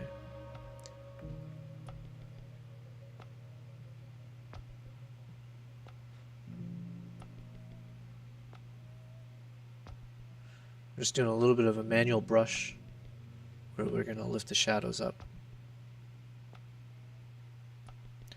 Not too much, but just so it actually can stand out a bit. Because I don't want to lift the shadows of the coat here. I think it's fine as is here.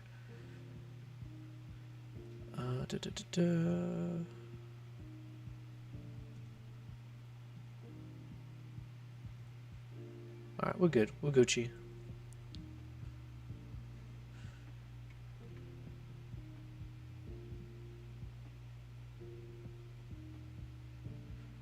Alright, I'm tempted to add a bit of fade.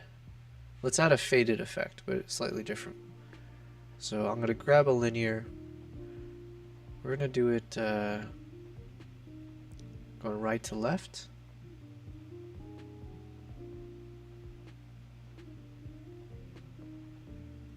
So right now I got like 48 lift on the black.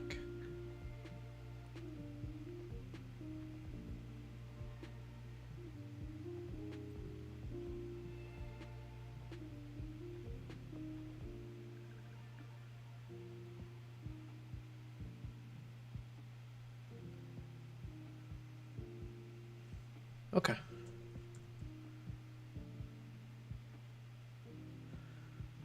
We're good with that. Let's export this just like the rest.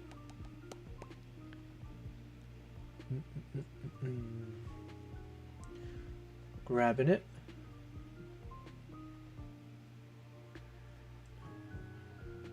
Oh, I forgot we had one of these. Oh, you know what? If we've got this photo already,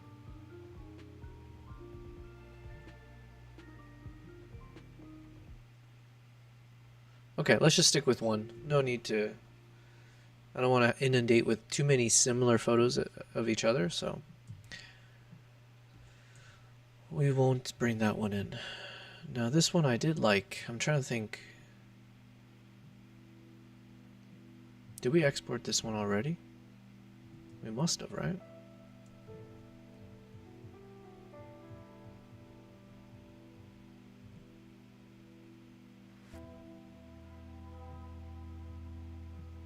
Yeah, I really like this shot.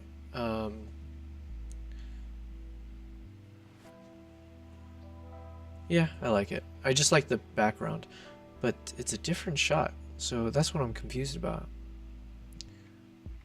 Is it somewhere else?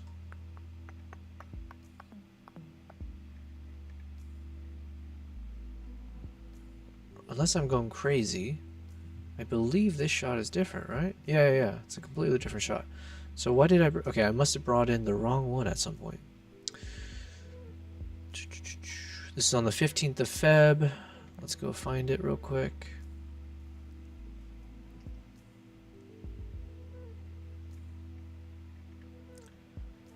Where is that photo?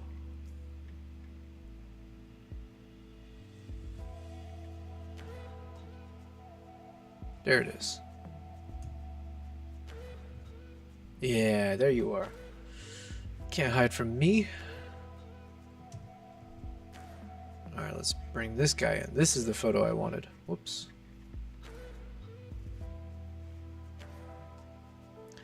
I knew something was off. I was like, I knew this was one of my favorite photos. But I was like, did I actually bring in this photo? Alright, cool. So I think this is all we need. We probably don't need to edit the other one.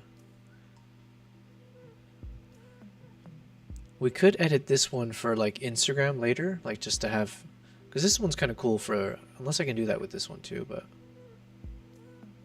I guess we could do it for this one as well. Okay, so we might keep this one in terms of the posing, how it's situated, but otherwise it won't be for the YouTube video. This one could be really cool for an Instagram reel, like to use this as the cover photo. For our purposes, let's switch this over to 16:9.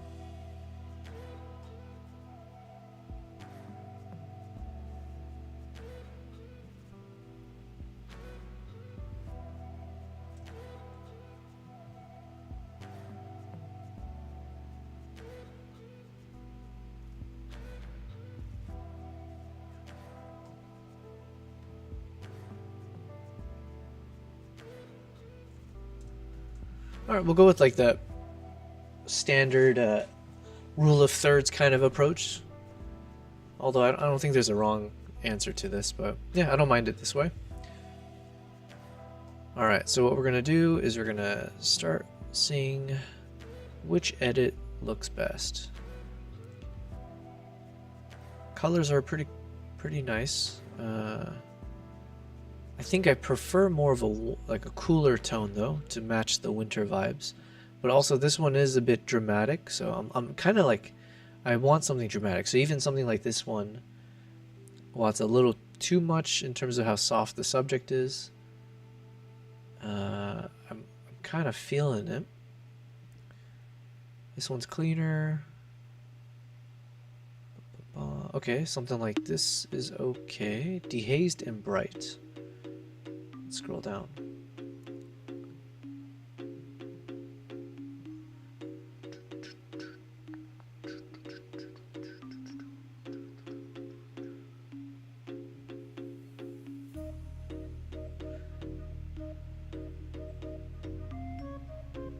Yeah, this cool tone might be the one.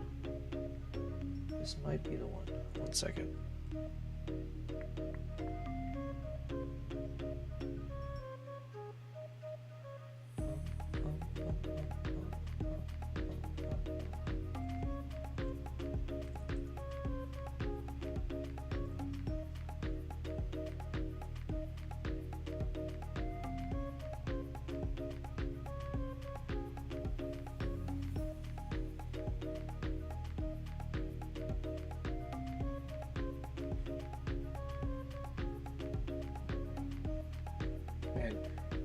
Kick is so annoying, I swear.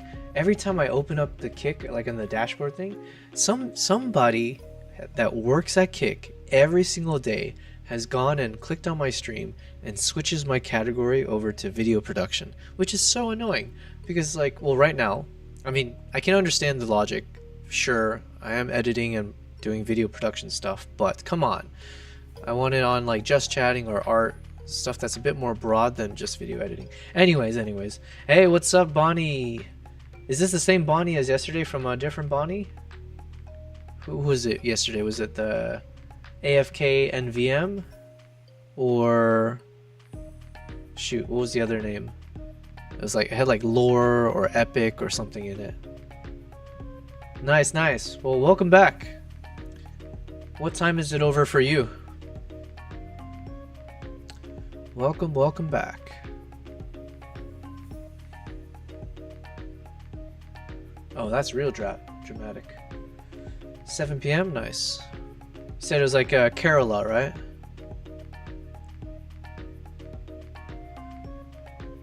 Okay, I like this one. Muddy Buffalo. Might keep with that one.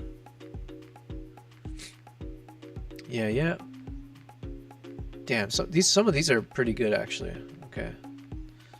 But yeah, Bonnie, welcome back. So you're just catching me as I'm working through some of the photos first. So we've been plugging away on the photos. So basically, once I have all the photos that are related to this video, this episode 1, this will all slot into the video. Then we'll start syncing it to the music. And then we can work on the script next. So I'll show how I do that. But right now, I'm just trying to figure out what's the right edits for each of these shots. And I'm looking for something dramatic. This one's definitely dramatic, and I think I can lift the shadows to... Let's just try. Like if I take the subject...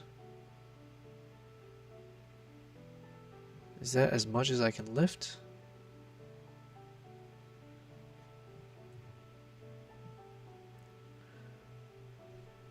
It's not bad. It's not bad. But I think I might appreciate the other ones more. So let me just back out of that. There was... Which one else do we see? This one was okay, but I have to work a little bit more on it manually because I can see the subject detection was slightly off. But this could be the one, or...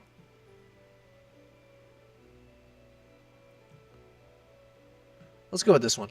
Alright, we're going with this one. But one thing I will do is from this... So here you can see that the... So basically this is the... These are part of the masks that I have for my presets. And so I rely a lot on the AI ability of Lightroom. So it usually does a good job of detecting what the subject of the image is, and as well as what is the background. But in this case, you can see that it kind of lumped in some part of the background, the kind of gray space in the center, and assumed that was part of the subject, which it is not. So the easy fix for me is that I just click on this guy, and I'm going to hit this add button underneath. I'll hit a brush, and then all I will do, first I might just, I'm gonna over exaggerate my edit so I can see what's not included. In this case, it's this. So then I can just brush this back in as part of the background.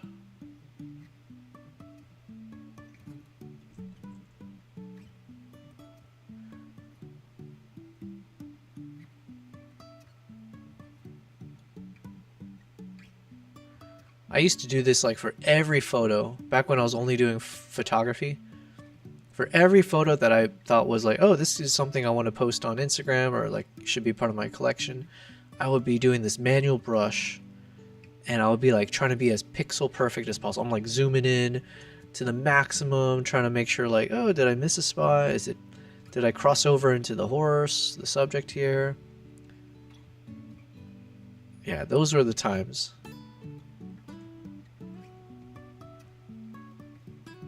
Oh, I guess I'm doing it now, but I meant to just make fun of me doing it. Now I'm doing it. All right, so then, yeah, there we go. We got this brush, and then I'll remove the over-exaggerated exposure. And then technically, because the problem is now the subject has the other issue where it does brush in the part that it shouldn't. So the easy fix there is I'm going to hide this. We'll take the background again, the one that was not the subject. I have to do a bit more actually.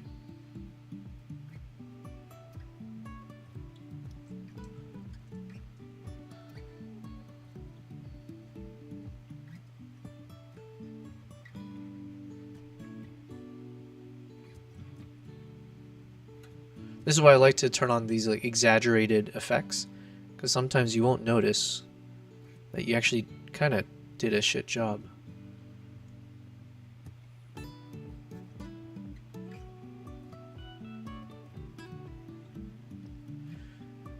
Bonnie said, I just don't get the use of Photoshop just for cutting images. I don't know how to use Photoshop. Oh, so this is Lightroom. I don't really use Photoshop. I'll use it for like expanding my image sometimes, like because they have some good AI tools for that. But I bet Photoshop has some really good tools for this as well. But I find Lightroom usually does a good job. So Lightroom, generally speaking, will do a really good job of identifying what is the subject of the photo and what is the background. Just in this case, it didn't properly get it, so it assumed all of the space right here was part of the subject, which it wasn't. So, but yeah, like usually I don't end up having to spend this much time correcting for Lightroom. The AI software is pretty good. But yeah, I don't know if you're talking about this specifically or if you're actually talking about Photoshop. Honestly, I couldn't tell you much about Photoshop. It's not one that I spent a lot of time in. I wish I did. I wish Photoshop was very intuitive for me, because then I do think knowing how to use Photoshop can be a much more commercial, how do I say that? I think it's more valuable if you know how to use Photoshop really well and you can teach it, more than if you can teach Lightroom. Because in my opinion, Lightroom is a lot more intuitive, whereas Photoshop is a lot more complex, but also a lot more powerful. So mastering something like that is more valuable from a business angle, let's say.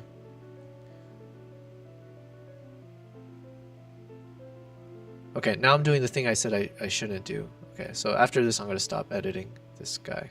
We're good. We're good. All right. Eyes purple crying, eyes purple crying. Eyes purple crying, eyes purple crying. What does that even mean? Or is that a YouTube thing? Wait, let me see my YouTube chat.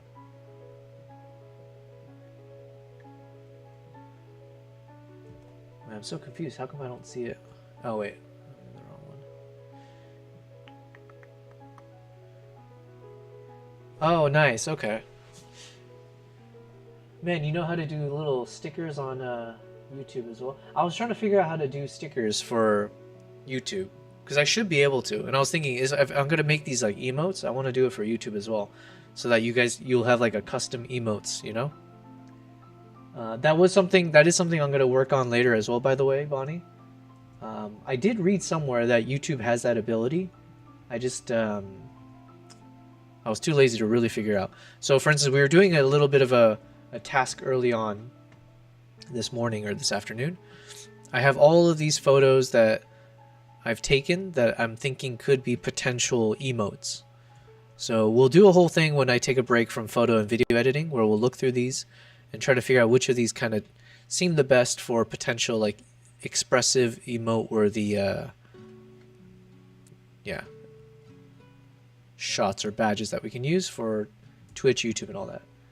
But if you can see what I see right now, it just on my because I'm using like a uniform chat to read all the chats, and it just looked like you typed in eyes purple crying.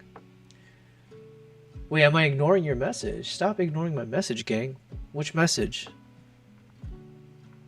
You were saying some of the you just don't get the use of Photoshop, right? Now you're I'm going to use a term that I think millennials, I feel like us millennials actually used it first. Now you're gaslighting me, bro. Or no, gang. You're gaslighting me, gang. I responded. I'm not ignoring your message. Okay. So now this background's good. All I have to do is hit duplicate and invert. So it then does the opposite. You can see it's not perfect. There's still a few spots here, but you know what? This is good enough. So then I can redo the same edits I did for the last one, which is not much. I'm just adding a bit of contrast. And then let's remove this crazy effect. And we're good. We're Gucci. Bonnie said, sorry, my chat was lagging. My stream was lagging. Gotcha. By the way, Bonnie, when your stream is lagging, does it look choppy at all to you? Like when you're watching the stream, am I coming out in a weird way? Or is it just that your stream gets delayed by a few minutes or something? But it's like, there's no, the stream is smooth still, but just delayed. All right, and then I want to add a little bit of light coming in from, let's pick a direction, but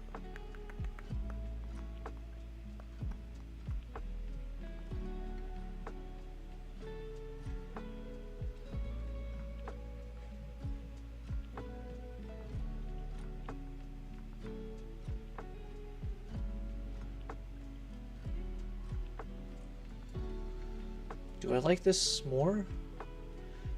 Bonnie said, no, the thing is smooth, but YouTube is a bit delayed compared to Twitch. Like 30 seconds or something. Damn.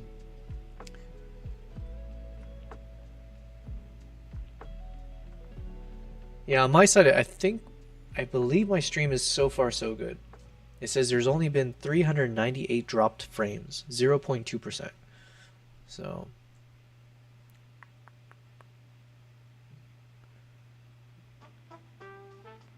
Alright, we're going to lift the blacks a bit. We're going to increase the light on the top right side.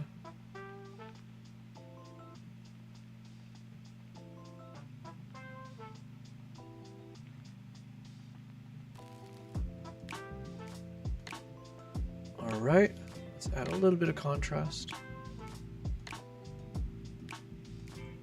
That's probably good. All right, cool. Let's look at it full screen real quick. Maybe a little bit of dehaze, or let's there. Brilliant. Let me export this guy.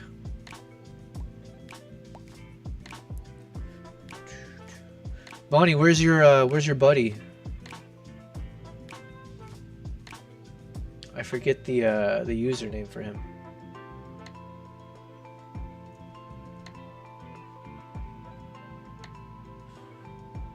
Oh yeah, I was shouting you two out earlier in the stream. I was like, oh yeah, there are these two young what do you call it? YNs? I can't say that on stream, but is that a hip word? There's two young Gen Zers that was making me feel younger just by hearing you guys talk your slang.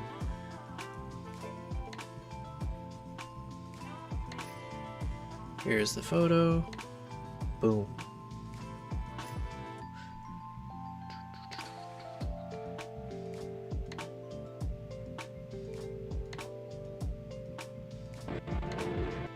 Boom, boom, boom. All right. Progress.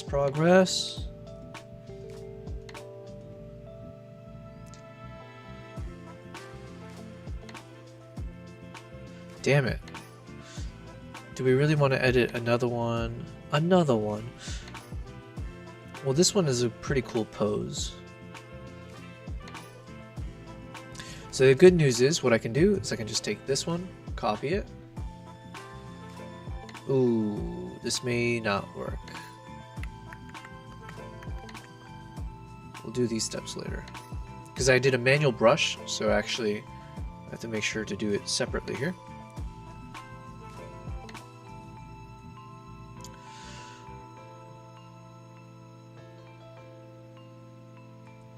Alright, let me frame it first and see if we want to use this one.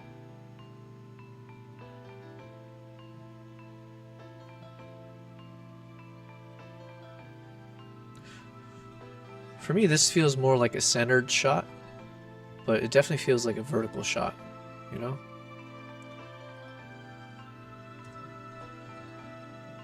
Yeah, it feels more like a shot I want to show like in this kind of format.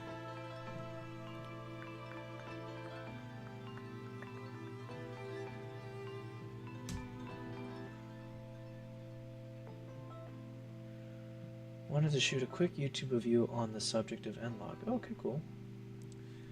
All right.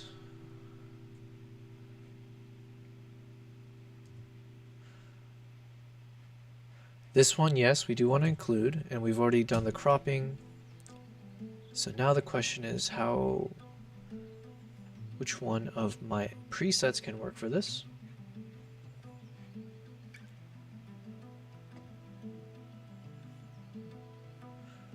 Dramatic looks good. I need something where the sky isn't blown out. This could be nice. I'm leaning towards the muted sunset one.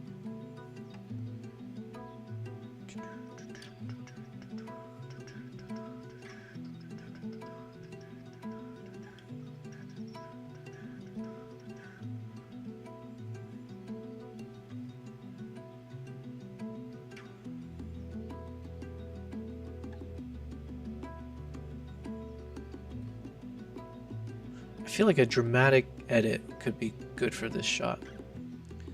So even this one, if I lighten it up a bit on the foreground.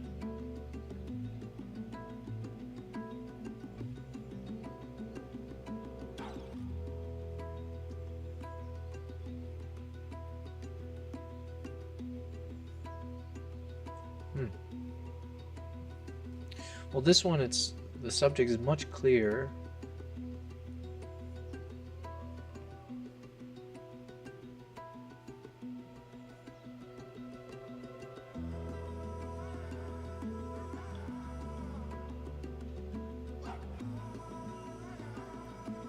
Alright, let's go with the... Where was it?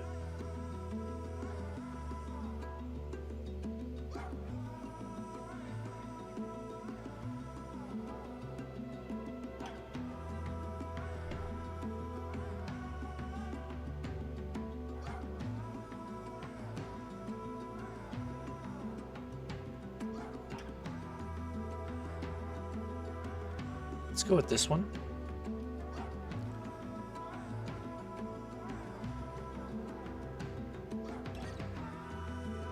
Then let's grab the subjects, lift the shadows.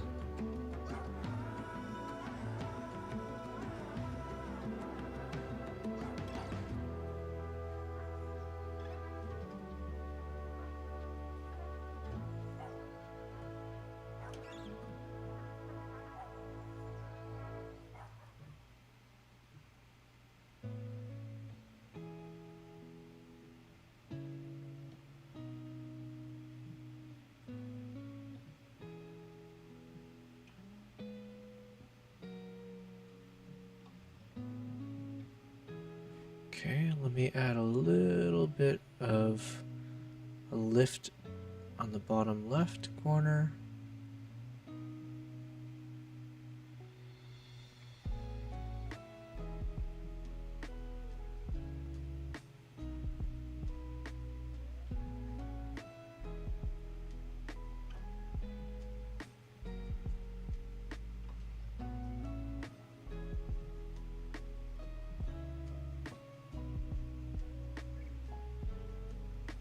Okay, that's good. It's like a bit of a dramatic shot, but all right, I'm gonna export this guy.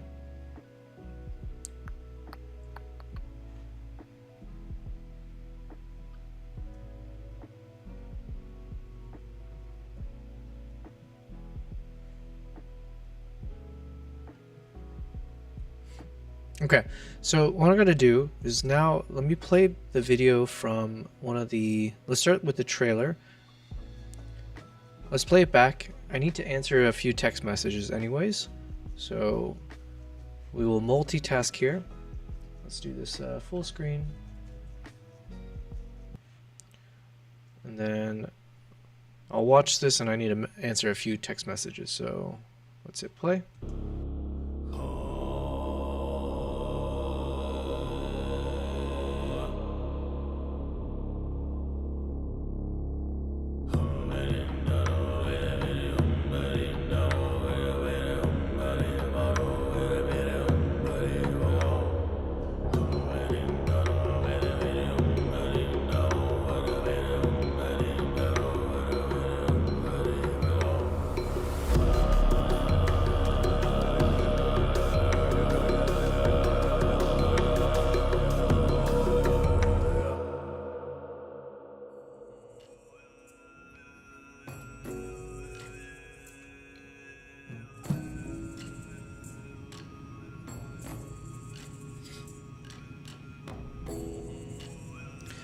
Every time I watch that trailer though, I love it. I love it. That's gonna be pretty fun to share. The thought process right now is this trailer, I'll probably do it in landscape. I did that for the past few, I think. I'll post it on Instagram as a reel. I'll post it on my TikTok. YouTube will be its own dedicated trailer. Like I'll make this like a quick little YouTube video, because then that's what I'll use to promote the full video later on. And then I have a whole playlist just for my cinematic trailers. So yeah, I'm very, very excited for that one.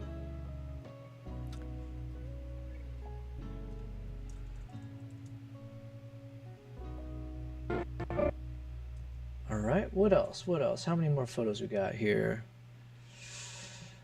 Doggy, yes, of course.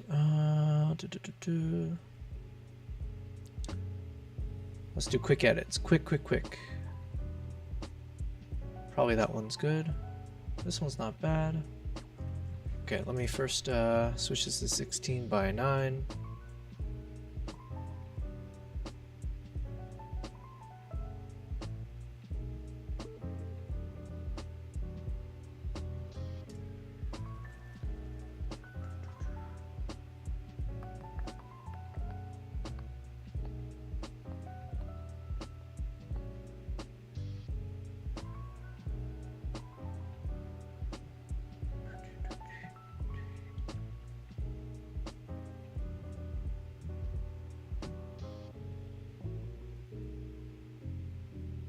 This one's not bad. Kind of want one that mimics some light coming through.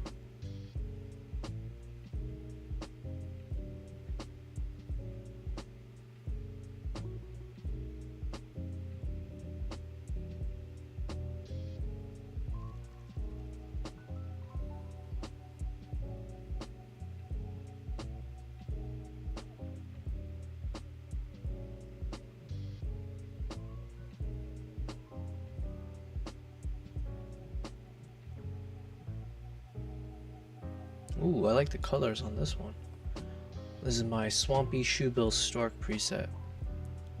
If I use this, I need to lift the shadows in the front. But I kind of like how it layers the background. But let me see. Dun, dun, dun.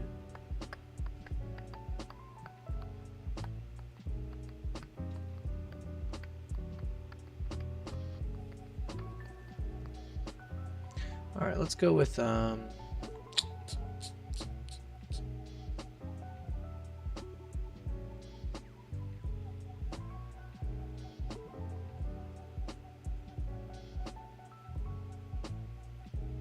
let's go with this one and then see if we can add in some light coming in from the left to mimic where he's looking.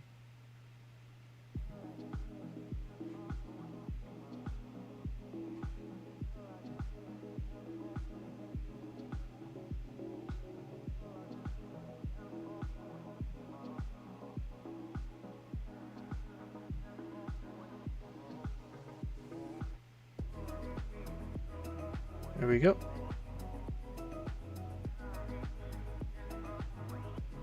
Cool, cool.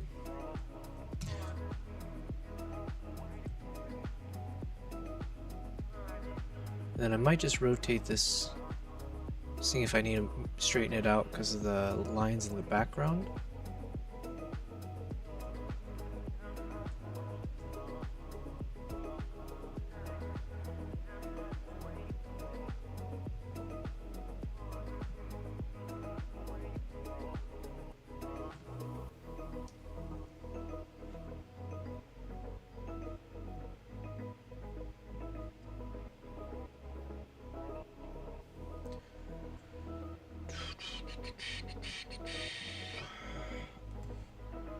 Is this in person somewhere?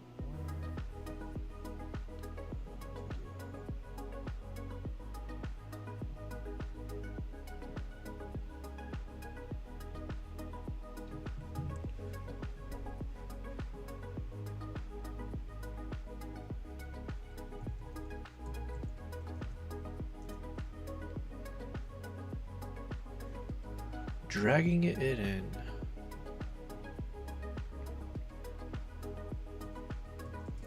The show must go on. How many more do we got? We got more dog, more of the eagle and the hunter. My god, we have some... we took a lot of photos apparently from this day, which is good. I mean, the more the merrier. It just means I have to... I mean, yeah, we could cut some out separately. We might just need to shorten the duration of each of the photos that we show. This one looks cool for the silhouette. So if I can crop out the little green stuff on the right, so get a bit cleaner of an image, something like this, and then chop this guy down.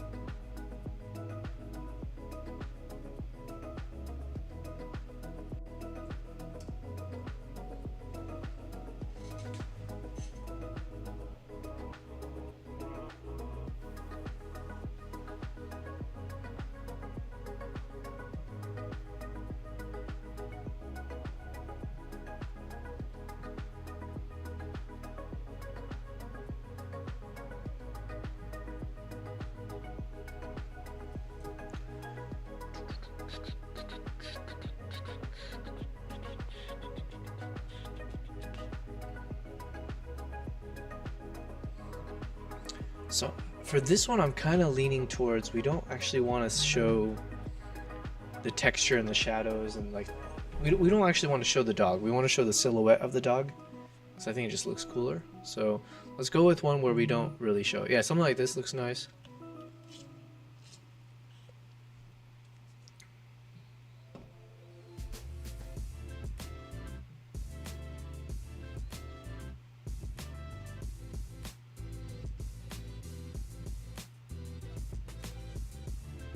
I like this one, Golden Monkey.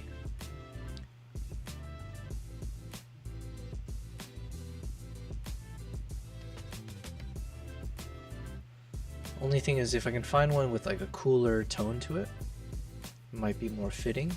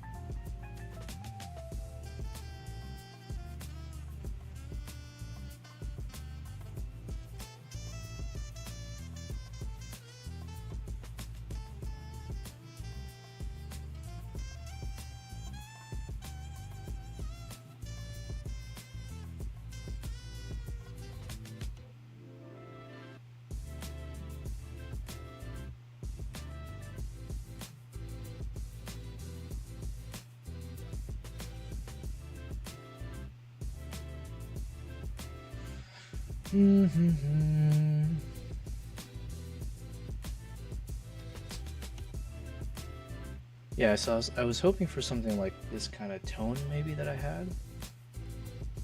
But, which one is it? Golden Monkeys. Okay, what about if we do this one? We try to switch up the tone.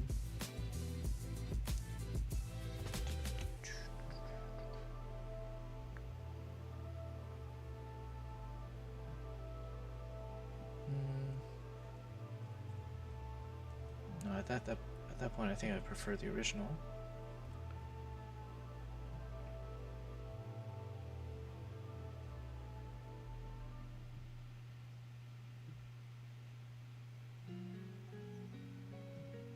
Alright, you know what? We won't work on this one. We'll keep moving on. That'll be in the back pocket for potentially another day. For the other episodes, maybe. Sorry, I'm trying to multitask. There's someone messaging me about a project potentially I need to work on. So bear with me. That's it for this week.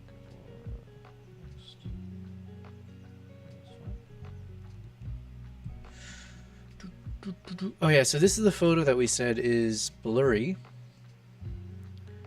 I forget what caused this. It was something to do with my lens was like, I think fogged up or something.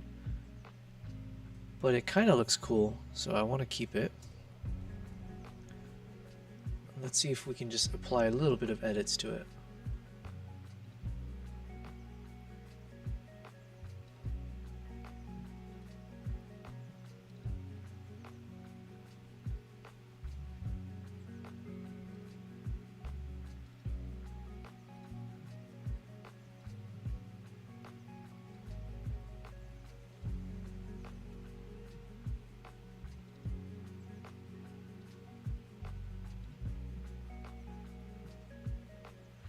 Basically, when I'm thinking about the edits for this one, I want whatever the edits to be to not take away from the cigarette.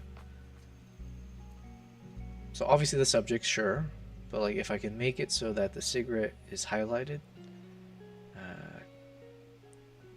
then it's a good edit. So this one's not bad. I like this one actually.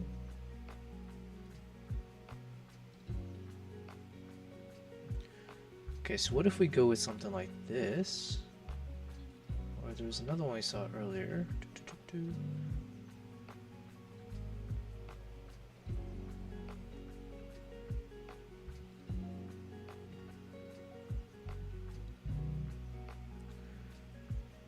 Alright, what if we apply...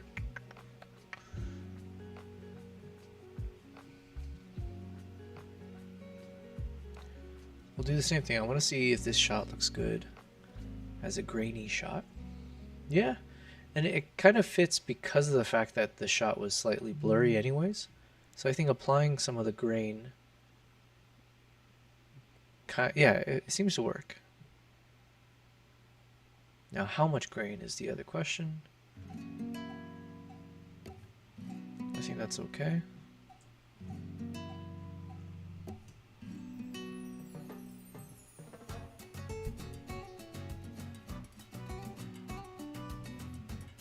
I like it, I like it.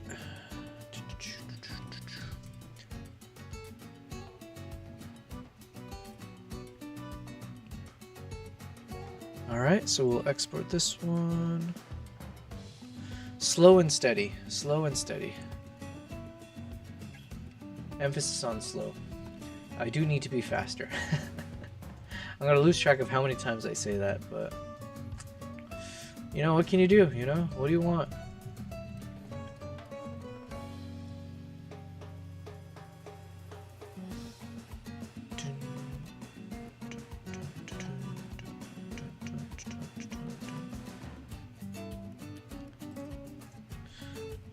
Alright, we're almost running out of space. So let's see. Do we have photos like this one already? We do have some of Arduk and the eagle. So these could be a bit repetitive, so maybe I'll skip those. And then technically we can use these anytime. So we can use these for episode 2 as well. There's no reason it has to do it. It has to be part of episode 1.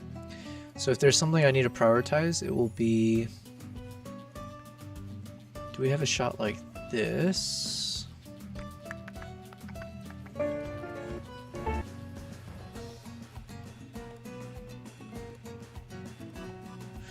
We don't, but like we have enough close-ups, so I think I'm gonna skip that for now.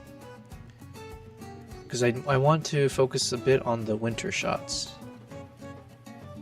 Or like the farmland shots. So let's see how this one looks.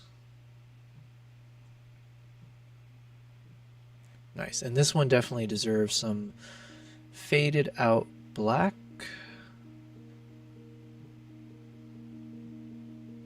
And it definitely needs some grain. I can already see it. This one, I feel like it's fitting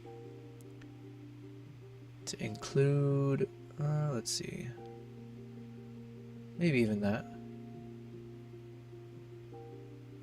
Some of the fade effect and the grain. Give us some grain. Give us this day our daily grain. How much?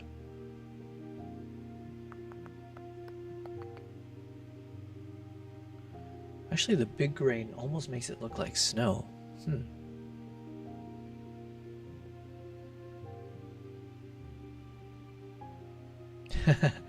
Who would have... Okay, so I'm just learning a new trick. For some of my snowy shots, if I actually introduce grain in a certain way, it could look like it's actually snow. So... Alright, that's good though. Cool. I like it. Export with previous.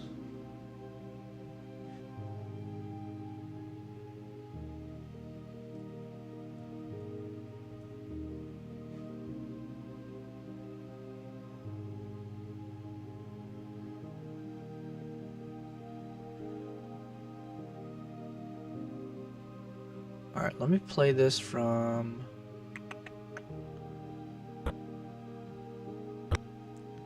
Let's play from here. Okay, we're gonna play from here. I need a detox from this. Pause this music. Play this guy.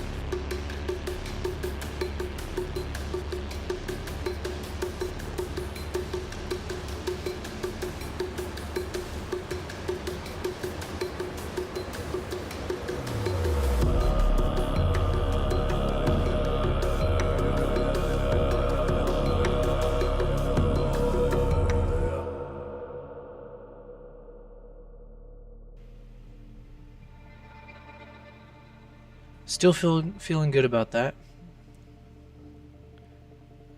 And then we'll just work on the audio levels later.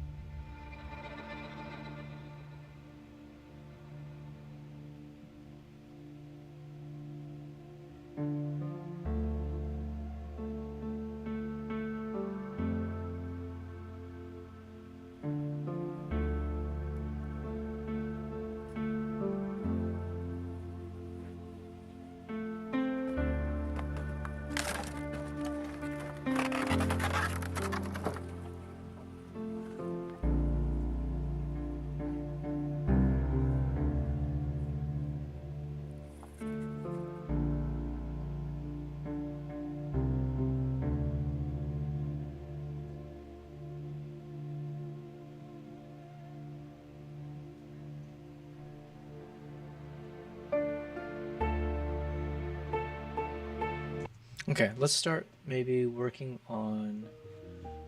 Let's figure out what the actual duration should be.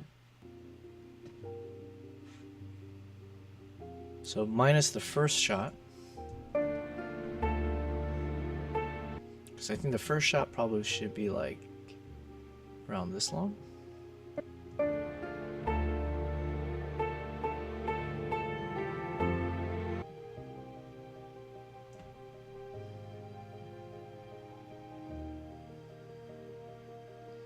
And let's see the ordering.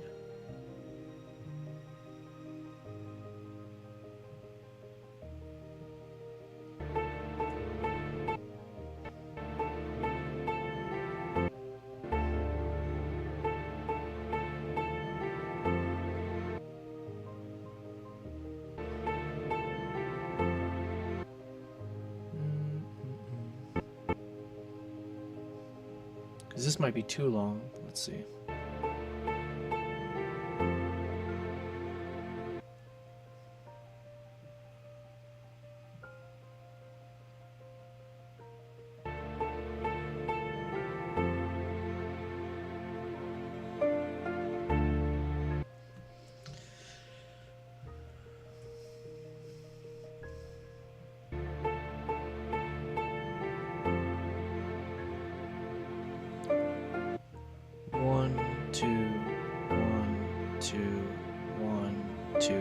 Yeah, that feels a little...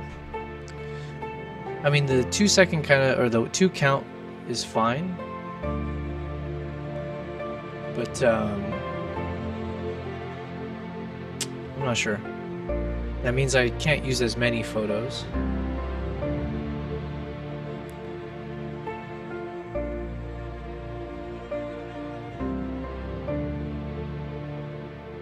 Which is maybe not a bad thing. It probably is good to be picky with what shots we end up using.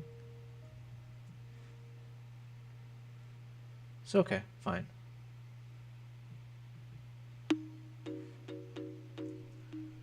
Let's keep going though. Let's see.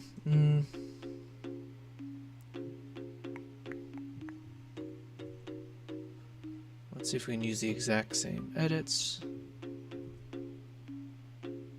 Nope. Not at all.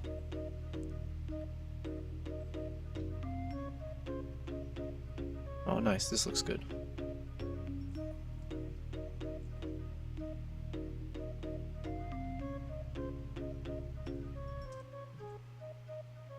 Cool.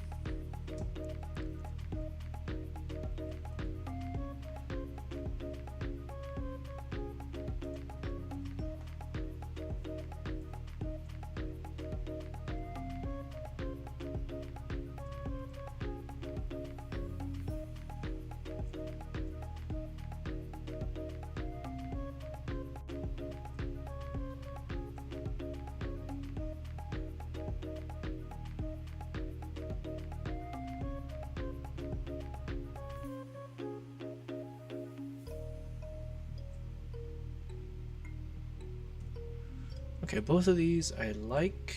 We're probably only going to choose one.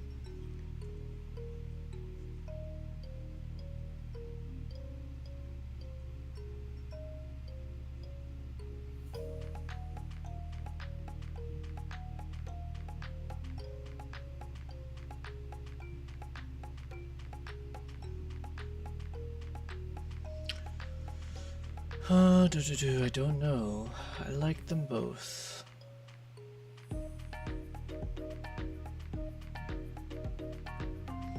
Either way, let's export both of these and then we'll make the decision later.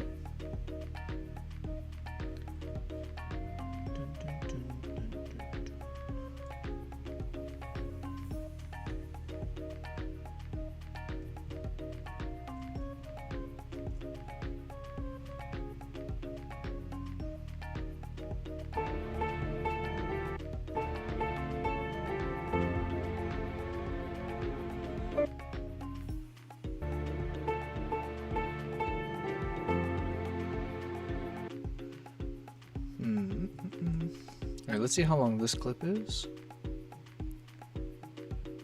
Really?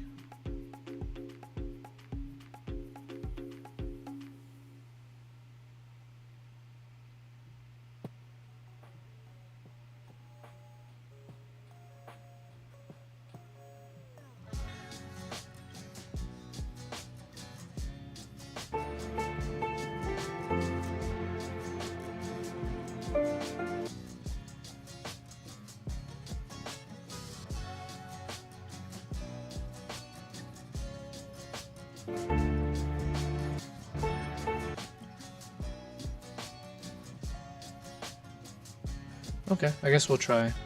So technically, it looks like all of these.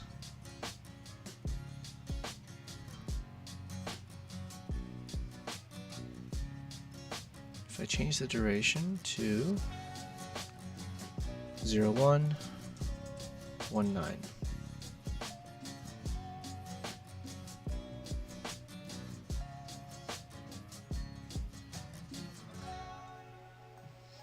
But again, the problem is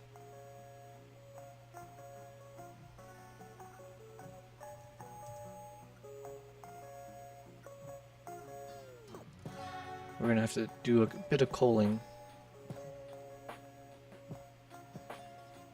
I just want to see if the timing works. So it'd be like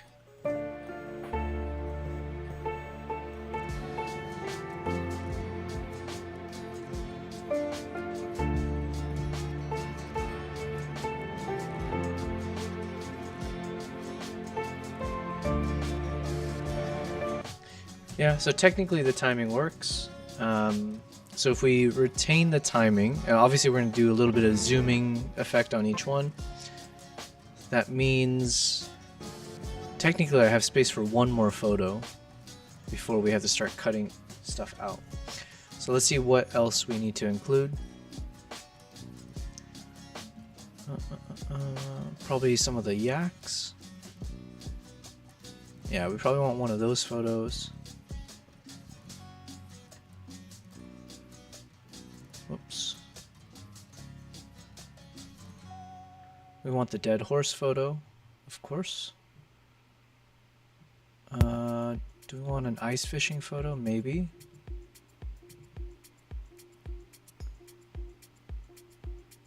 And then some of these we can reserve for next episode. So yeah, okay, fine, fair enough.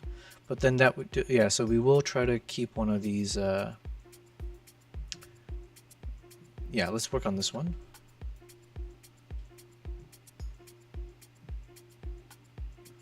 All right, let's try to center it.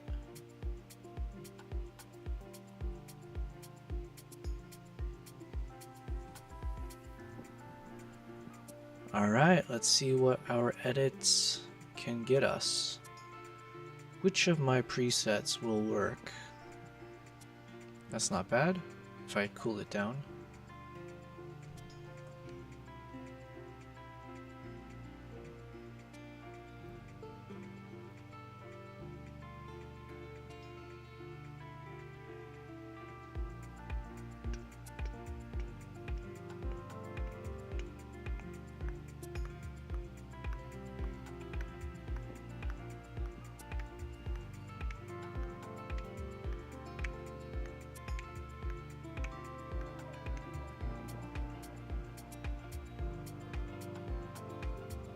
Ooh, this one's dramatic. Okay, hello, hello. That might be the prize. The preset's called Lion's Prize. So that might be it. Let's see though. We'll continue. Let's look through the winter collection and some of the tones.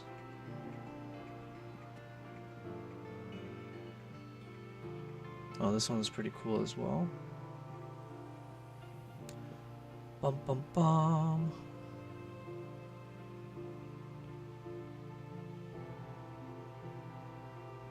Alright, I think we'll go with the Lion's Prize. And then we'll just do some slight adjustments to it.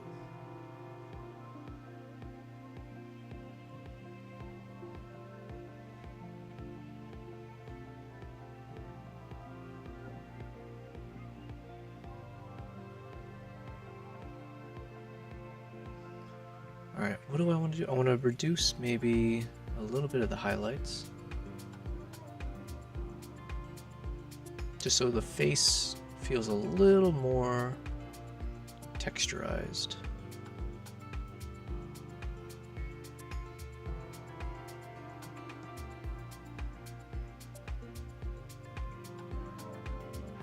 It's probably too much.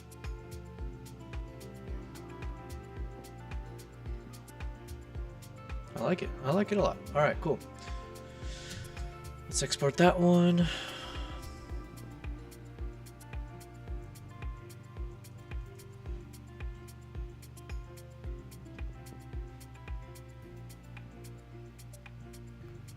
Reduce the time. Boom. All right, so now here's where we have to start cutting out photos if we keep editing. So what do we want to show in this first series? I mean, I really like this shot, and I kind of want to showcase it in this episode. It's a very, it's a clean shot.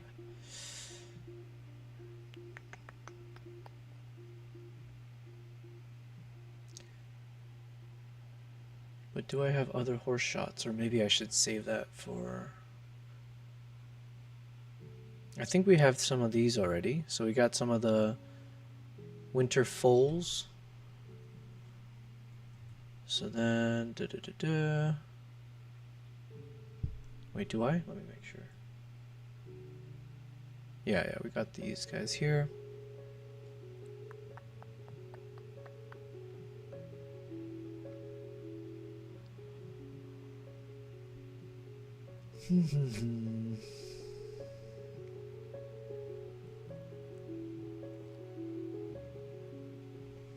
Oh yeah, we don't have the dead horse one. Cat hair in my mouth. Oh yeah, we forgot the ice fishing shots. Alright, let's look at this one real quick. I prefer this one over this one, mainly because, again, this kind of orange and blue sticks out like a children's toy, unfortunately.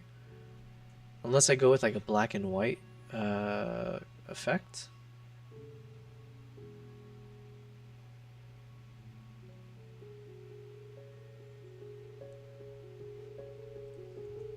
Yeah, let's work on this one real quick.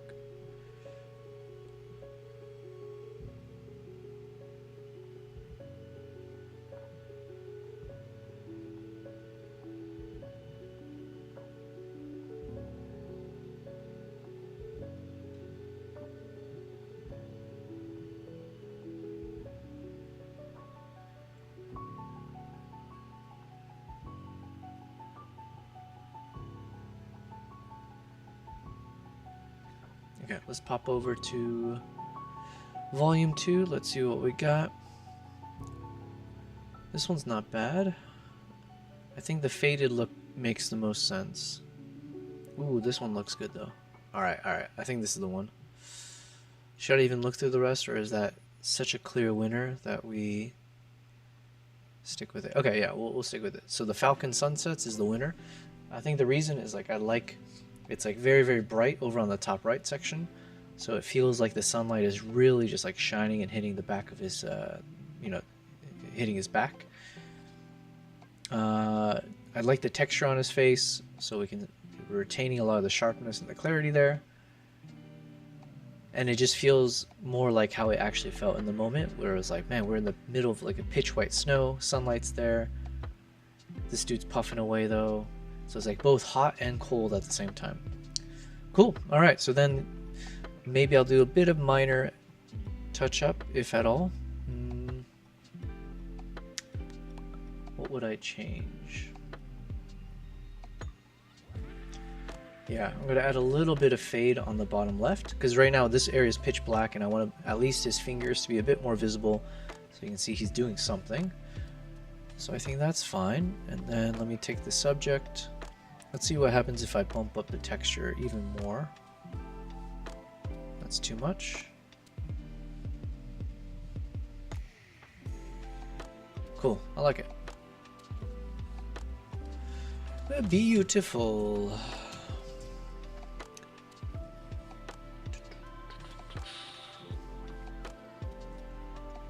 I do miss editing photos because it just feels so much faster than what it takes me to edit my videos. So you can see your results much quicker, which is like, keeps you motivated, I guess. Alright, so this might be the final shot that we're going to play with.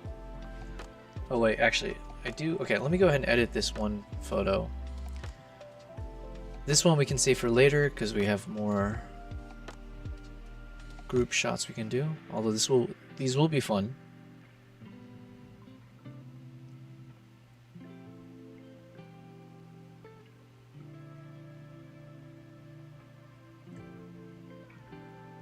I just want to edit this one more just to see how it looks.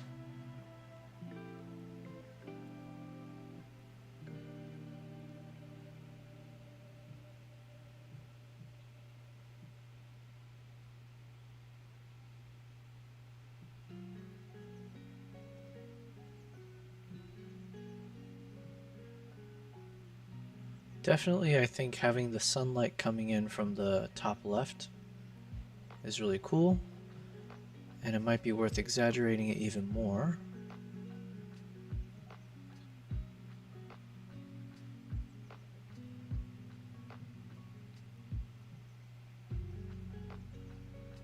So just a fun little trick in terms of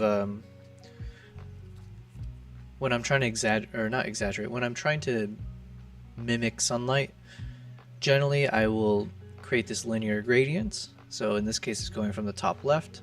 So, and then what I do is I'll sometimes I don't even lift the exposure or the shadows or the highlights. In this case, if you look over here, all I did was I reduced the contrast. So reducing the contrast, so then most, especially from the top left, it flattens out the lighting, so it kind of feels almost like there's a film layer on top as opposed to something that's depth and has a lot of contrast, hence why we're removing the contrast. And the other thing I do is I lift the blacks. So the black pixels, in this case I bumped it to 100, and so then that's how you get that faded look, the kind of grayish almost look.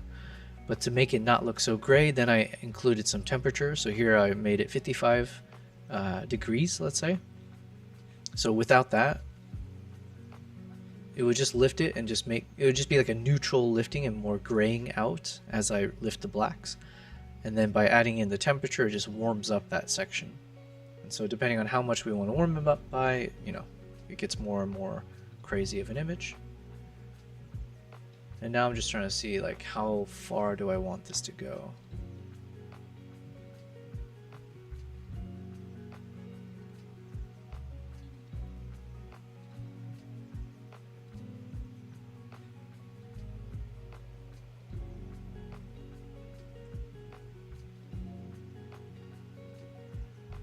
I think that's good.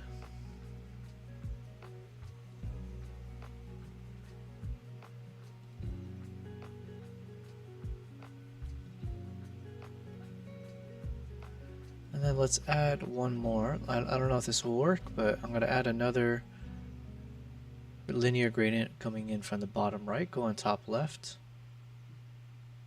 And I want to try lifting the blacks there as well. Just seeing, just so it's not pitch black.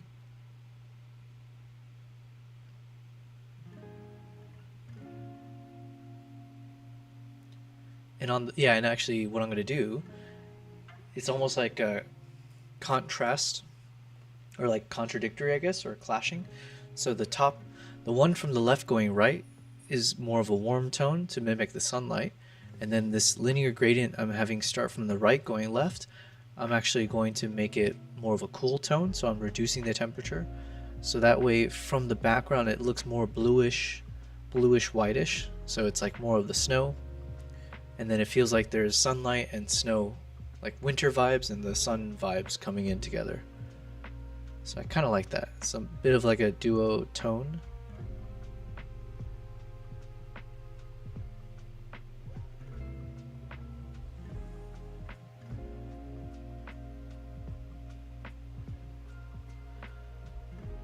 And then let's go ahead and brush in the eye.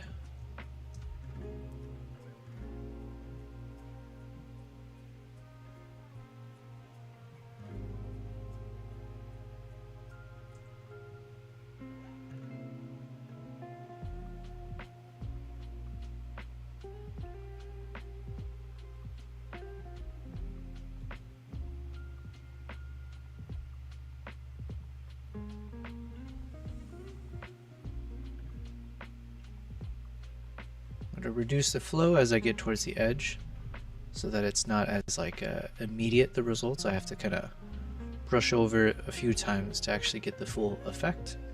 And this is just a nice little trick so that you have soft edges, so that way if you bleed over the borders of what you want, it won't be like 100% effect of the whatever you do. It just has like a reduced impact, and it just depends how much you brush over it and what you set your flow or density to.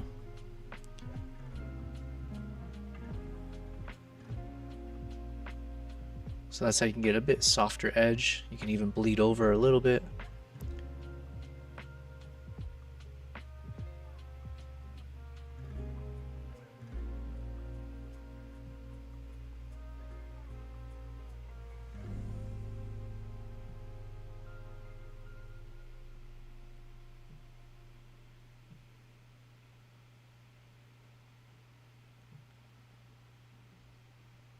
And sometimes I'll even just like reduce the flow even more, and then we'll just make a big one, and we'll let it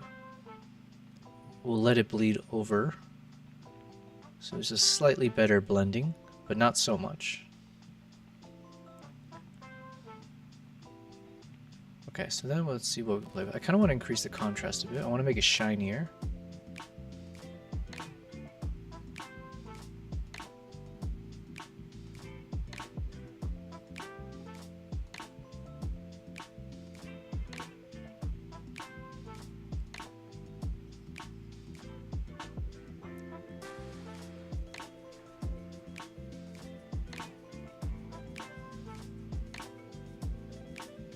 I think that's good enough. Yeah, I like this photo. There's a world where I would edit this a lot more in terms of what you saw me do before, where I'm like brushing all the little, all the nooks and crannies to increase the contrast across the fur. But in the name of expediency, we'll leave it as is. And let's go ahead and export this guy. And then the question is, do I want it in this chapter, or do we save it for the next chapter? I don't know yet, because we don't really have much space. But maybe there's a photo we can remove.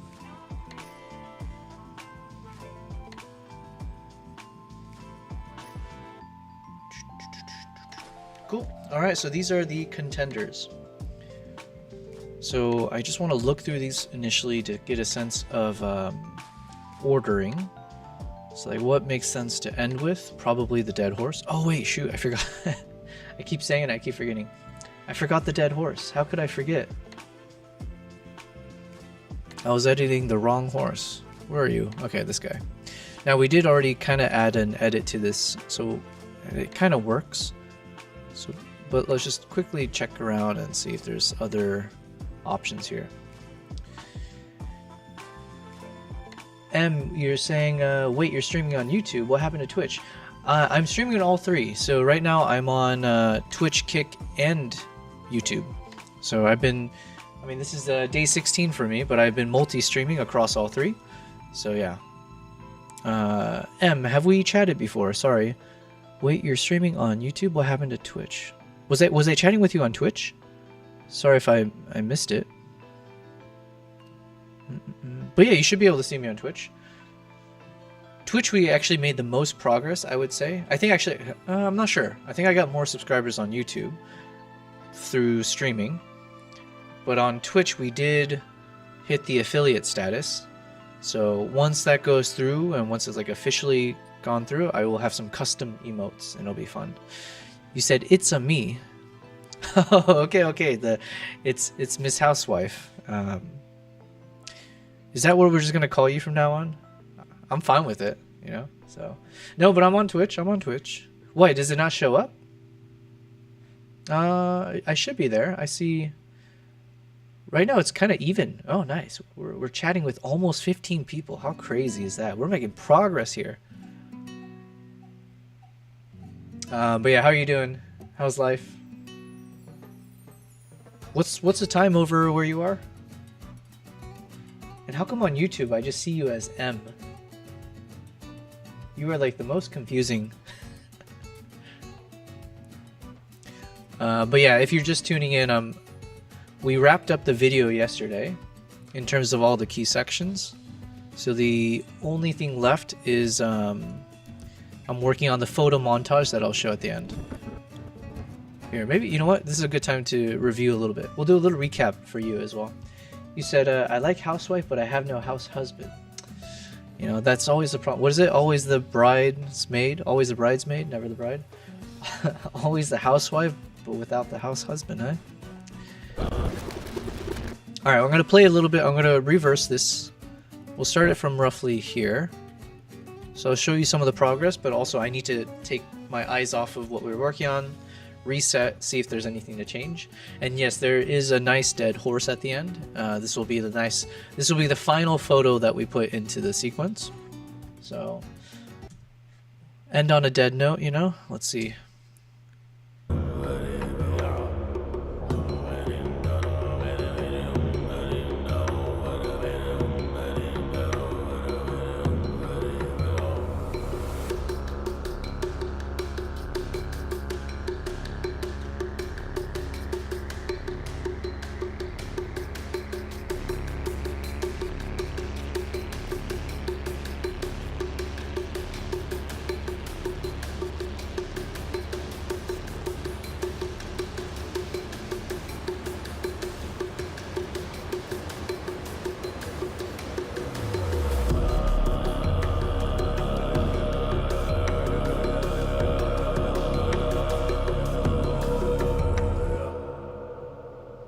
So then we end with the same section of the clip that we started. I don't know how to say this. We kind of completed the cycle from the trailer scene to that scene. And this is like the quote-unquote final chapter.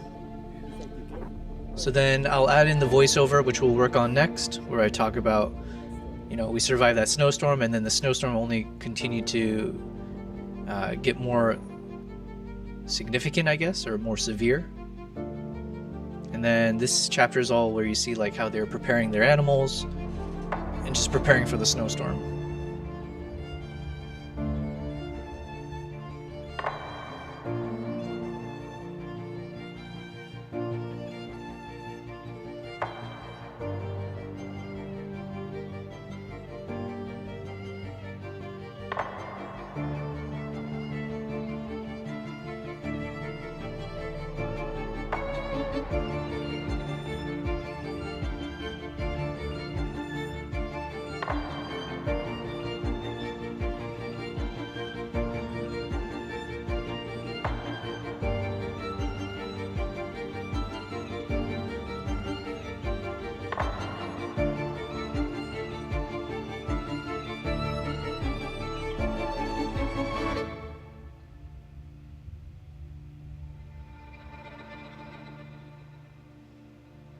And then we also had a housewife. You're saying, damn, this music is lit. Hells yeah, it is. I was like so proud of, oh my god. Okay, on that note, let me just point something out. This is one of those I call it an 8.5 out of 10 moment. I haven't hit a 10 out of 10 yet, but when I was choosing the soundtracks, we had that soundtrack here, so it felt like it felt good. It felt like it fits the mood. It had a nice little pickup. We did have to do something creative to kind of splice up the soundtrack so it works with the shots that I had.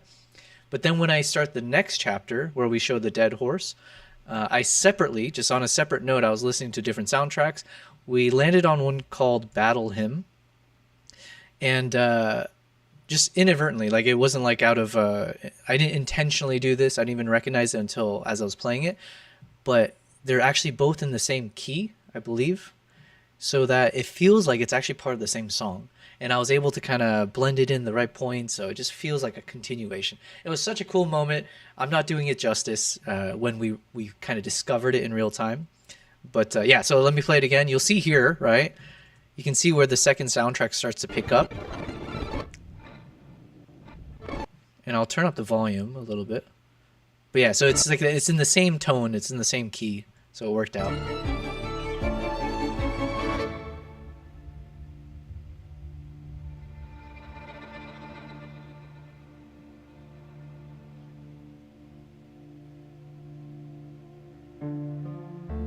So it almost feels like it's the same song, and somehow it matches to all the clips that we're seeing. But in reality, it was just a little bit of stroke of luck, and yeah. So then here I need to add the voiceover about like, damn, this poor horse, RIP and all that. So ending on a somber note, but I feel like it's a nice way to show the effects of the blizzard. So I'll put in some notes about, because I think it was like what, 500,000 to even upwards of like 2 million. My guide told me at the time it was like 2 million livestock were killed from like the snow season or whatever, the snow, like the snow front. So then this is the final section I'm working on. So besides the dead horse photo, we have all the other photos here. And so once I have it in its place, then I just need to figure out the order of them. I'll add a little bit of zoom on each of the photos. So similar to, for instance, these are the photos from my last video from India. So you'll see like I tend to do this effect where I go like just a little bit of zoom on each photo, so it kind of gives it some motion. So it's not just a static flat image, less boring.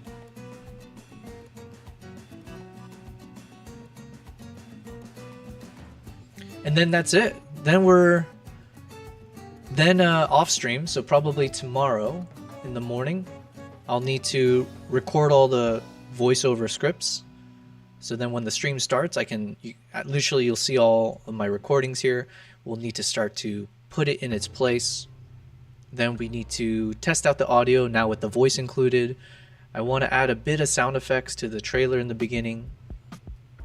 And then we'll keep tightening. Oh yeah, and then I need to color grade everything. So we'll have to do a full round of looking at each clip and trying to do the final filtering of colors.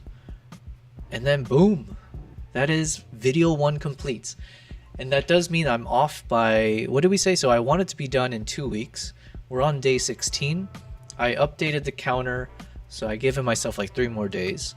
So we would, I mean, it's still a good time. Like it took us 3 weeks to finish the video. Not to mention it's my first time live streaming while I'm doing it. So in some ways I was more productive. In other ways I might have been less so. But yeah, I think for episode 2, I should be able to get that done in 2 weeks because we spent 9 days. We literally spent 9 out of our 16 days, with the majority of those 9 days spent working on the trailer of this video. And that was the toughest part because you want it to shine, obviously, and all of that. So now that the trailer's done, except for the first 10 seconds, which will change for each episode, that should mean all of that time is saved for the next episode to just kind of be faster. So yeah, anyways, good progress. So now I just want to look at these photos and figure out how do we want to order them. And housewife, I don't know what that emoji is. My visual, it looks like, let me look at it from the Twitch chat. What does it look like? Oh, it looks the same. It's a surprise face. It looks like a cow that's mooing at me, but I'll take the surprise face. All right, so what photo do I want to start with? I think I want to start with this photo, mainly because I don't want to start with the dead horse photo. It's a little too soon, you know, as they say. It's like too soon. Respect the dead. So I'm thinking though, as the horse is being dragged away, you do see more of this kind of like terrain, like more of a landscape terrain. So I think if I start with a photo that mimics that, of like showing a bit more of the landscape, it could look better, is what I'm thinking right now. So bear with me what I mean. Yeah, so it's like, as opposed to if I do a close-up shot of some, like instead of starting with like a super close-up of something like this, I think if we end with the landscape, start with the landscape photo, I think feels a bit more cohesive in my mind. So we'll go ahead and do that.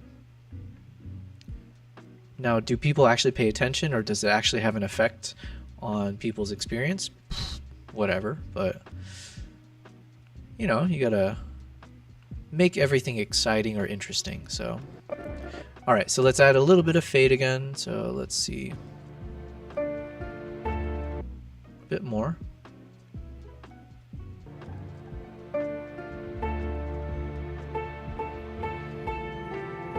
Okay, I like it. Then what's the next photo? So we start with this. Then I feel okay as we start closing in on him.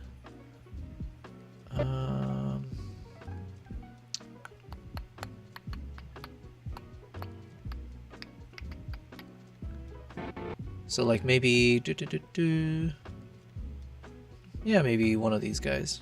Okay, we do have two photos that are somewhat repetitive. So let's take a look.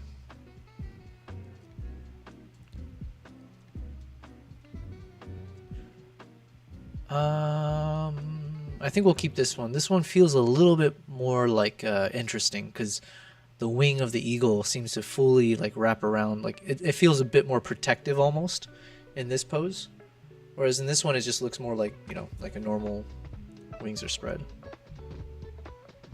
Yeah, we'll go with this one, which means we can probably delete this one. I'll just push it off to the side for now.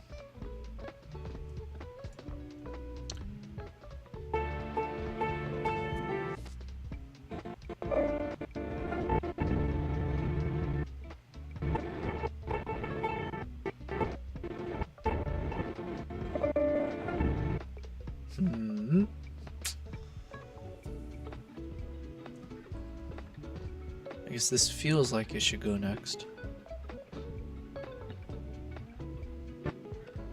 I really like this photo. I want this to be towards the beginning probably. Snowstorm photo should come towards the end since I guess in terms of the storyline. So I'll push those down. Yeah, same with that one. Ice fishing comes before. These come before. Oh yeah, the camels came technically earlier.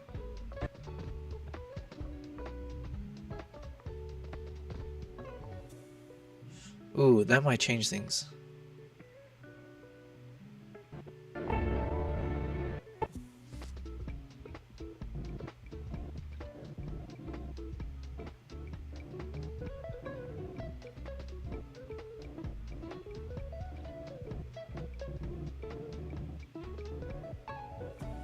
Okay, if I want to go in order, then I feel like I have to show the camels first. Yo, Edora, you said you just launched the new website? Hells yeah. Is this like a public site that you can share, or is this for like a... Is it like your site, or are you talking about for a client?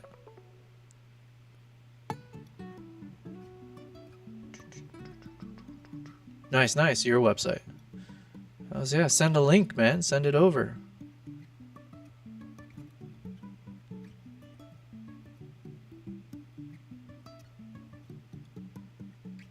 Okay, I'm going to try to show the camels first. But I'm only going to choose 2 camel shots. So it probably needs to be one that shows off the double humps. So probably this one.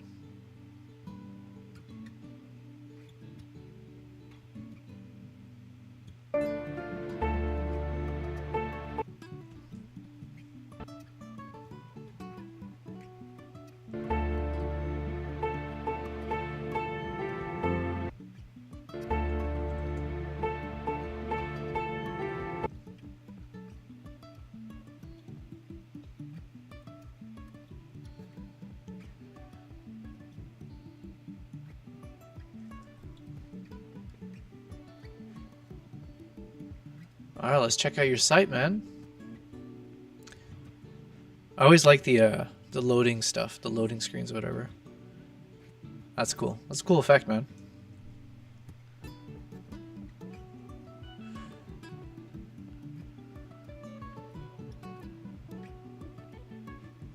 Digital retoucher. Kevin is a freelance. Boom, boom, boom.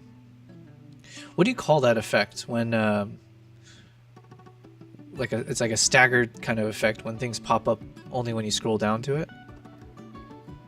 Like a reveal? Is that called a reveal? I don't know. I like those things, but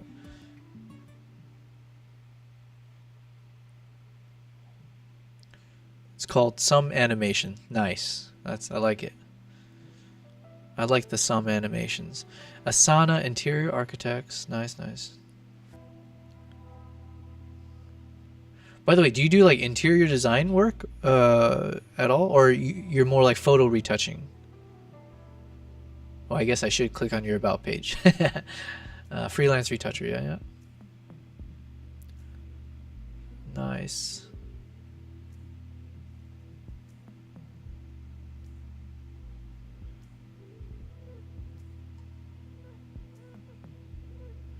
Oh, interesting. I see. So when I click on it, you have it start down here so that people have to scroll, or it's like more obvious that you need to start scrolling to get to images. Nice.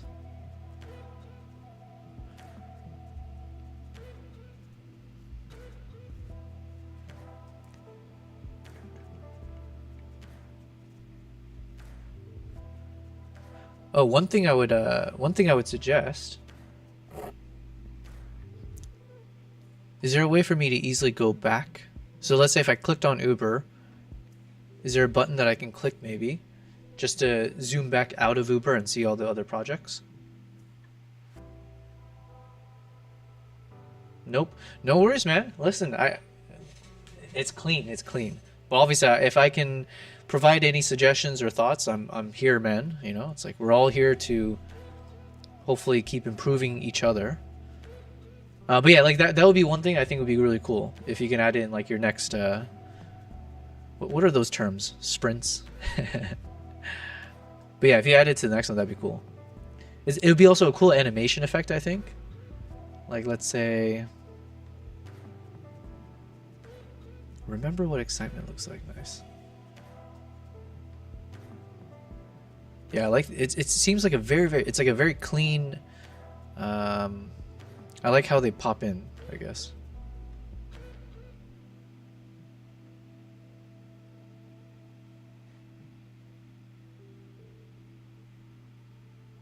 So yeah, let's say if there's like a bunch of options here, and if I clicked on one, what would be cool is if it feels like it expands from this. So like the moment I click on it, imagine like it starts to yeah, like expands out to take over the full page.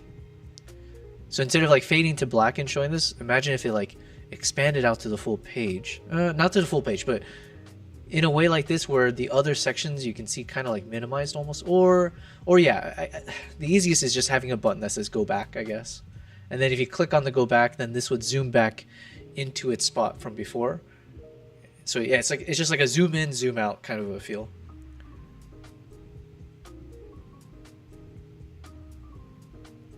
These are great, man. Yeah, man, you do an excellent job with the retouching. Do you do like mostly Photoshop, or what's your tool or software of choice for that?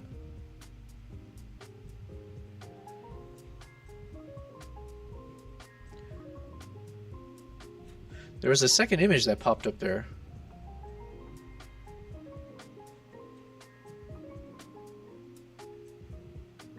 I wonder if, oh, and then it disappeared, by the way. Capture One and Photoshop. Nice, nice. All right, so there's one thing I just recognized here.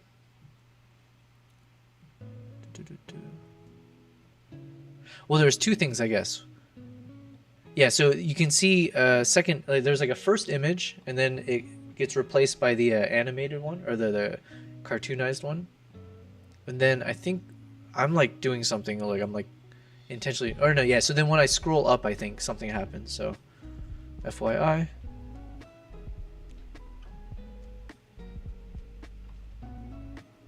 Nice, nice. So it's actually so I see. So it's all part of the same page. That's cool. Look at you, man, getting some awards. Oh, I probably shouldn't do this, just in case.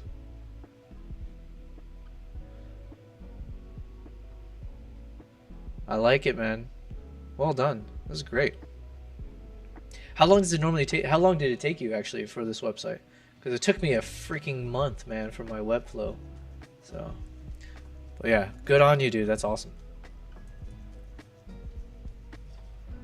What was I gonna do? Oh yeah, I need to export this guy. Or let's quickly see if there's any other edits we should do to it. But I think what we had looks okay. Took you about 2 weeks. Damn. Oh wait, did you tell me already? It was on. What are you using again? Was it like starts with an F, or You're not using Squarespace. You're not using Webflow. I forget what you said. For the website, I mean. Framer. Okay, yeah, that's what I thought it was. But then I was like, is Framer or something else? Okay, gotcha.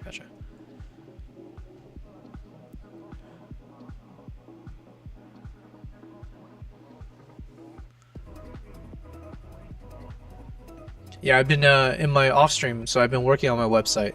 So I just finished setting up the page for one of my trips. I'm trying to get one more trip hopefully completed, and then I want to publish both of them on my website. And then hopefully start advertising to get people to join me on these trips. It ain't easy.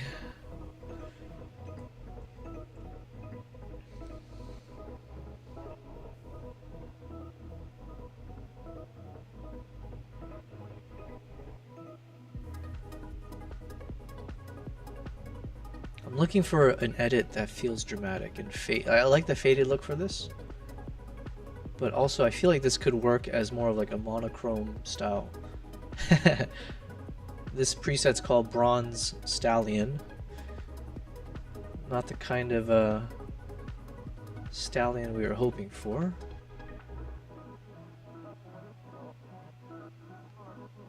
Yeah, I think a faded look would be good. It's faded and like I'm okay with like very overly dramatic edits because this shot is already somewhat like bizarre. So we might as well lean into it. Let's keep looking through some of my other presets here. And then this is the final photo we need to edit, so then we can actually move on to the next step. So we're making good progress.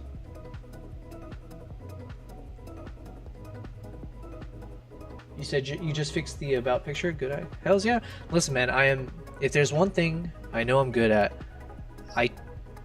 I have a good eye for these things, in the sense that like back in my old corporate job, I would always have people ask me to like check their emails or their newsletters or whatever designs if I can do a once over, because I tend to do a good job of like catching random little things, which works to my benefit, you know, when it comes to like editing my own photos and stuff. But like we've been, as you know, we're living in the proof of it, right, where it can mean I stay on one photo for way too long because I'm like nitpicking over tiny little things that probably don't matter. This one is kind of cool. Cool mint. If this one worked, that would have been great because this one's called Frostbite. And I'm assuming this horse did experience its fair share of frostbite. This one's dramatic. Midnight Blue.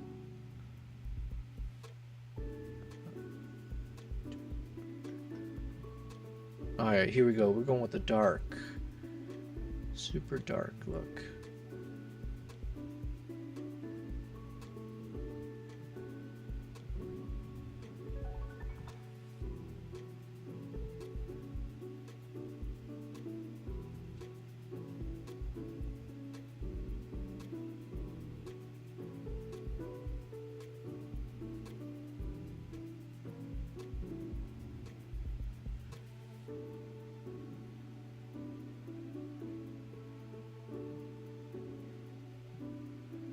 Need something that is dramatic but still doesn't it can't be so dramatic that you can't make out what we're looking at, so there's like a fine line.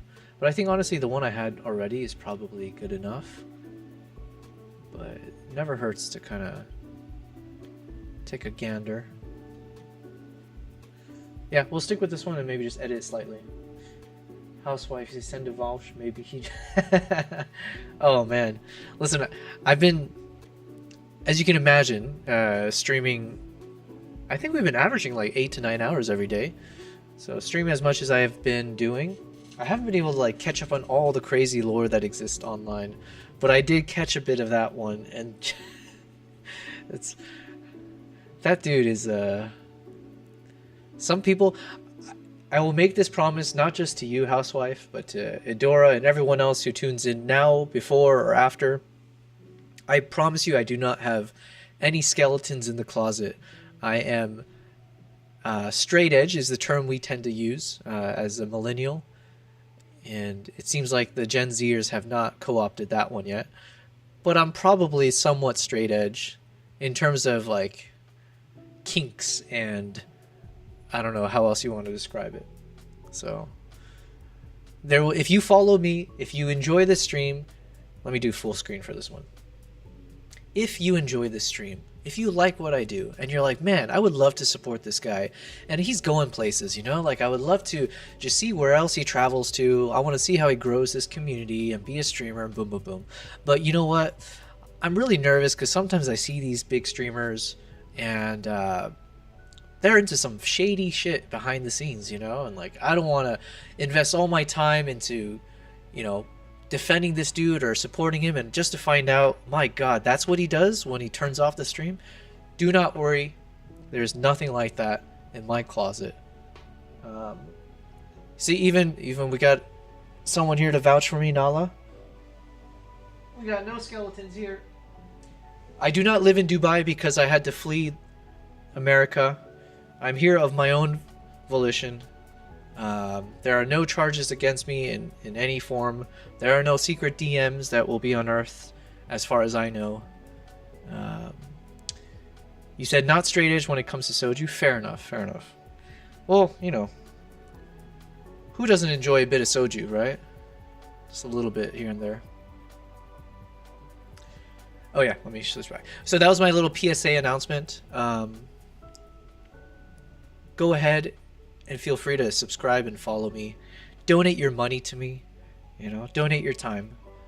You will never feel disappointed that you were like, oh yeah, I like this guy, or I follow him, I've been watching him for hours. That guy, Yobel, like Yobel Prize. Yeah, there's no other Yobel. It's like, well, that's how we know he's the one that got caught with that one scandal. You know, did you see those DMs of his? He thought he was being tricky by calling himself like, yo, Bell. Yeah, I don't know. All right. Anyways, so housewife, I did see those crazy memes about horses. No, it wasn't about horses, I guess. But I saw the new things about him. Is that what you're talking about, though? Because he was in the news recently, right? With some heavy allegations.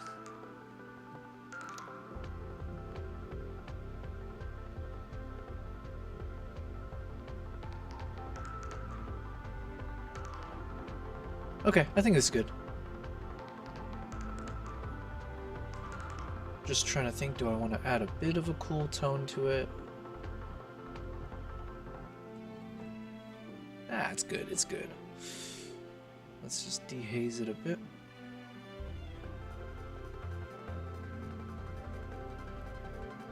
Maybe we'll go a little bit slightly desaturated. Because it is something that's dead. So the color has been removed from it in a metaphorical sense.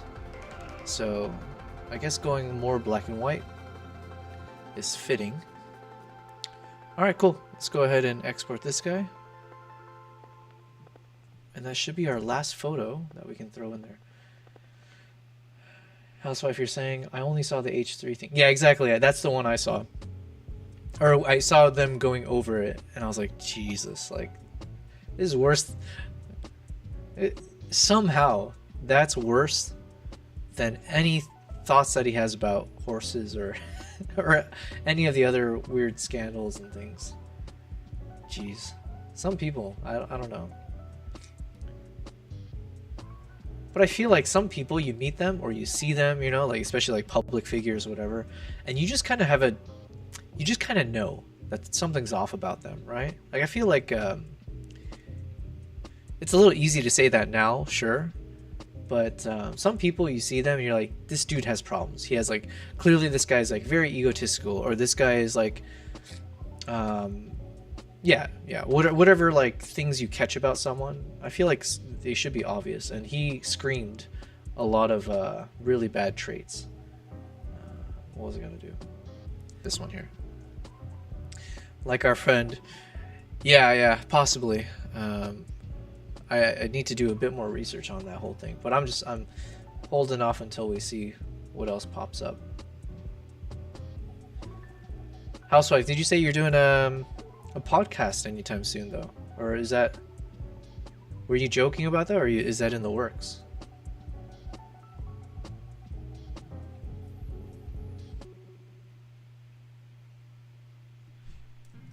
It's in the works? Hells yeah. It's in the works, baby. You know, that is like a future goal of mine, is to do a podcast. I mean, everybody says that these days, I'm sure. But I feel like, you know what? I have most of the equipment technically. Like to have an in-person studio podcast. Like it'd be fun to like, ideally at some point I will have my own like photo studio. And if I could run a podcast from there, I just gotta, you know, find a second person who I can run it with. And then, you know, it'd be fun. We have all the equipment, you know? And now that I'm understanding what it takes to be a streamer, we throw that in the mix.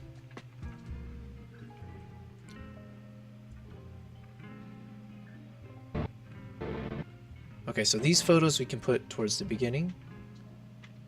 This one I still don't know what to do with it, but let me drag these guys over. Alright, I'm going to try my best to make everything chronological in terms of how we show the photos. So that means starting with the camel shots.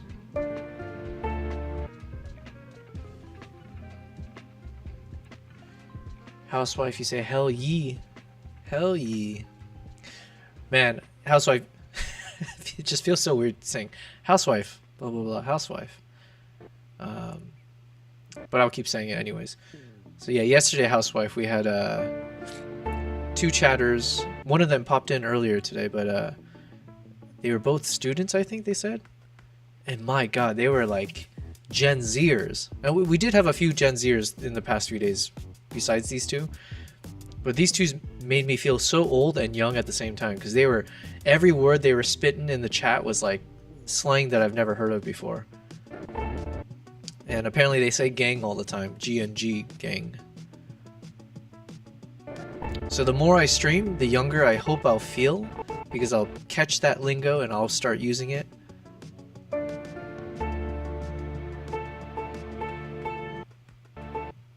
Over here.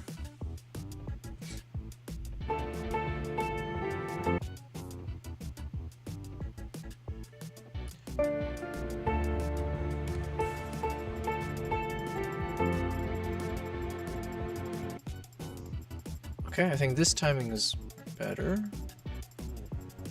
Let me look at some of my older ones to see how much zoom did I add.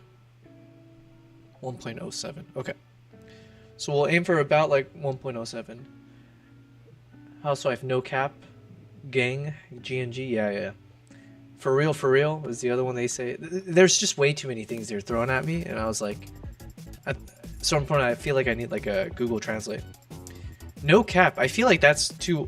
I think that's already outdated, because I've been told Skibbity Toilet is also outdated. So you gotta get with the times, you know? It's no longer Skibbity Toilet, it's Splish Splash Bidet. No, that's not good. Something bidet.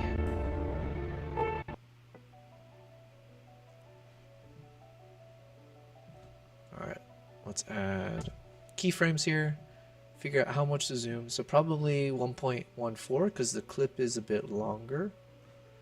Let's see. Beautiful. And this one we'll try for 1.07 zoom. Gang.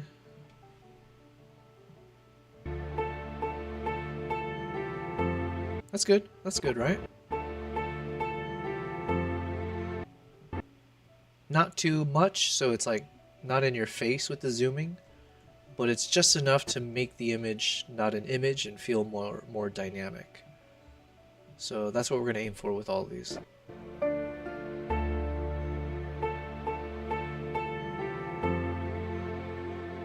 Okay. Whoops.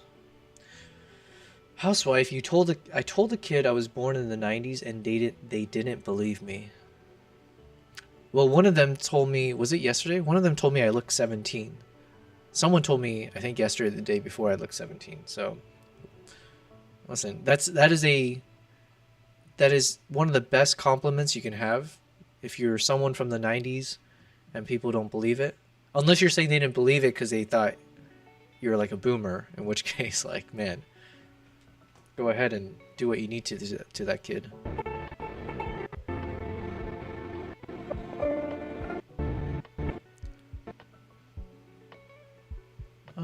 I think this shot probably. Let's see, what else do we got to work with? Okay, so these photos will come later. But maybe this one near the house. This one near the house, that's at the house. Yeah, so then these ones can come next.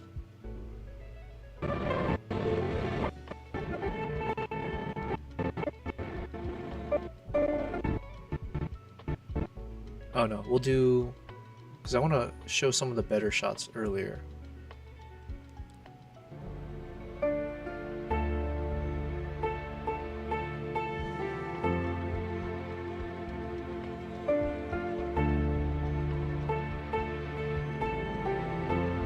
Okay, something like that.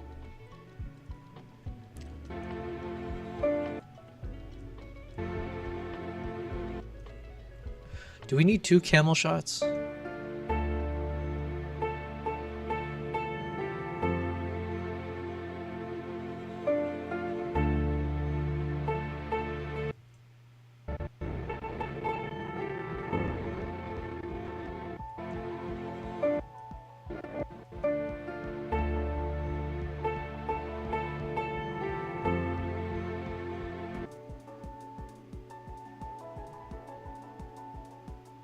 Alright, we'll stick with 2, but I'm okay if we have to cut one of them out, but let's just see.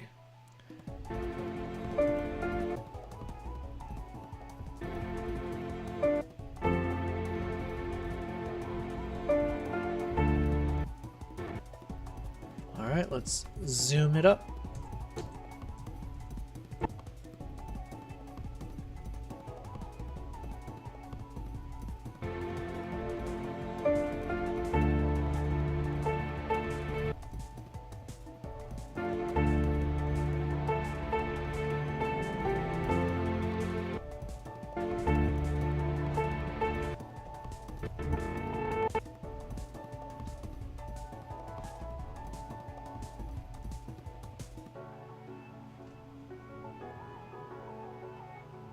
.07.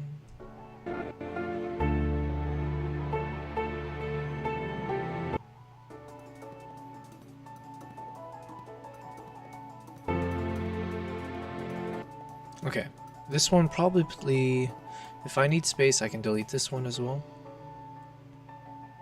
Let's keep this one.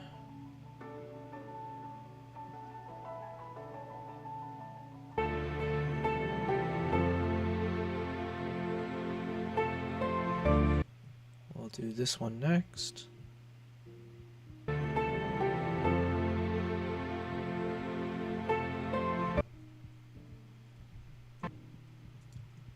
What comes next after this? Maybe that.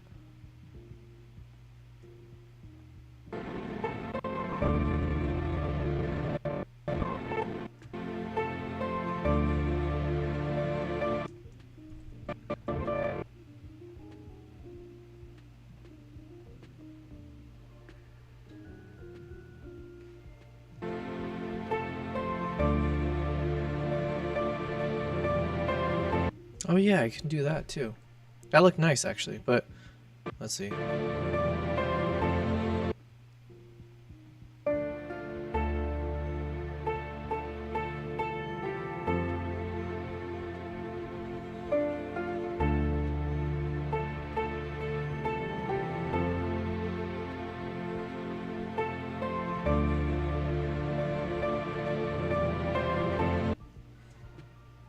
We can try that.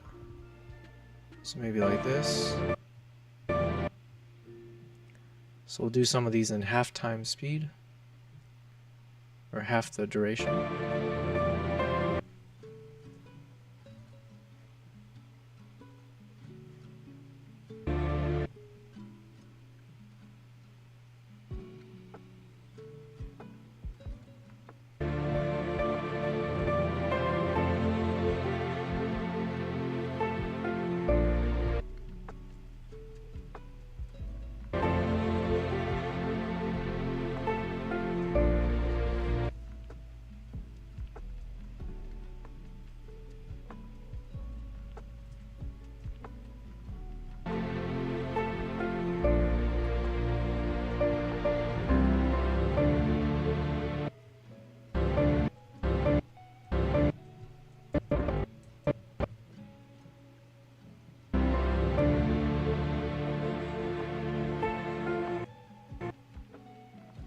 I like this photo so much, I want to extend it.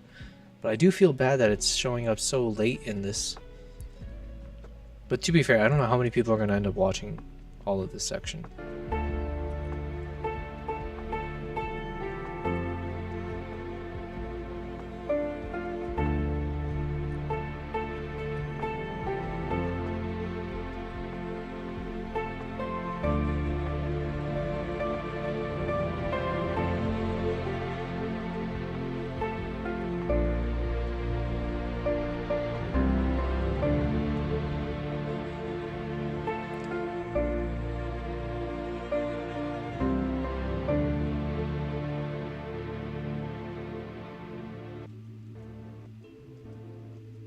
My god, I forgot how many photos I still have.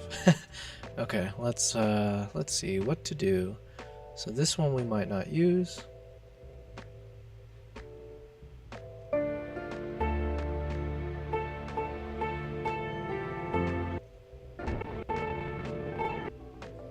I think what I'll do, even though the horse shot comes later, I just don't like showing the camel. I want to start with photos that are more of a hook, you know? And I think this photo is just a lot more cinematic than the camel shots. So I'd rather start with this one, and it's neutral enough that I think it's okay to start with this. Maybe. And then we'll still have one camel.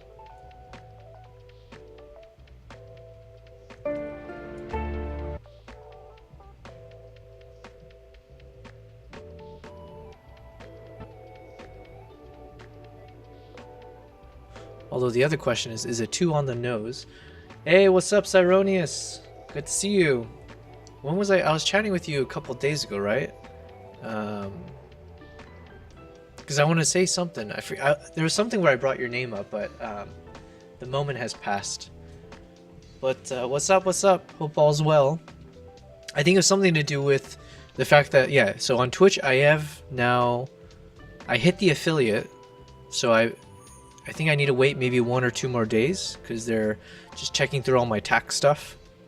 But yeah, so then now I should be able to create those emotes. So that was a little bit of a mini task we'll do later.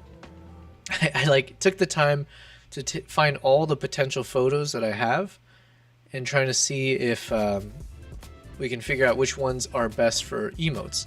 And then this is where if I can ask someone like you who's much more experienced than me to give me an idea of, like, because I've never used emotes, I don't know what you're supposed to look for in a shot. At the very least, I have this canvas that is a square canvas, and I figure I'll just blow these guys up one at a time and then see if I can remove the background and then get a sense of like which one of these would work better for potential emotes. So we got plenty to kind of look through.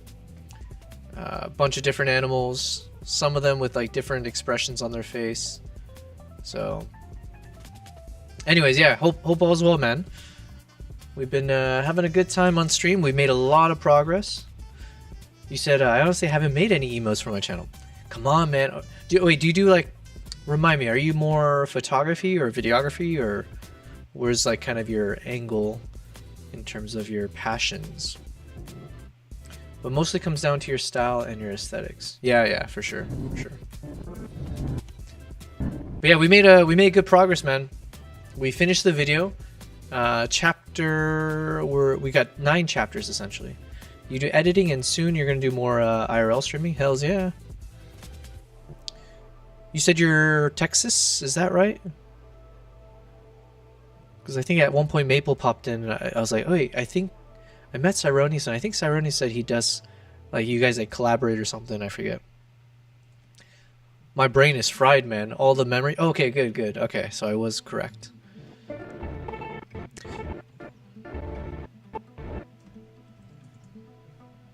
Yeah, so all is well over here. We've made good progress. We finished the video. I'm adding the final touch, which is the photo montage at the end of my video. We got it to end right before 17 minutes, so we're at like 16 minutes and 30 seconds. It might be slightly longer than that once I finish all the edits. So yeah, we hit the mark we were looking for. You said, I feel like your mic audio is doubled, by the way. I still haven't figured out how to fix this, so... Is it like extreme? Or is it like a subtle double miking? Testing, testing. We're gonna play with this a little bit here. So in my OBS, I can see I've got the desktop audio, but I have that muted anyways. We have my beacon mic, that's the mic that I have. So the beacon mic is one of the options in my audio mixer. Then there's desktop audio, but that one is muted. Then I have the macOS audio capture, but that shouldn't be capturing any sound. Actually, give me 1 second. Let me pause this music. Test, test, test. Yeah. So when I'm speaking here, I don't see the macOS capturing any audio. It did do that one time, so I was a little nervous. Sometimes things like glitch out, and I don't know why. I do then have one called mic/aux. I think that was like the default option that pops in. But again, I have this muted. I just didn't know how to delete it. But so it technically is there, but it's muted. So it's picking up my mic, or it's picking up my voice, but it shouldn't actually be... My assumption was it shouldn't be actually affecting anything. And then I have one more for screen, which is my studio display monitor. But that one is also, I just have it default to mute. So, yeah, I don't know. It could, yeah, the other thing I can think of is like maybe I just turned down the speaker volume. And then I have this guy with the cable.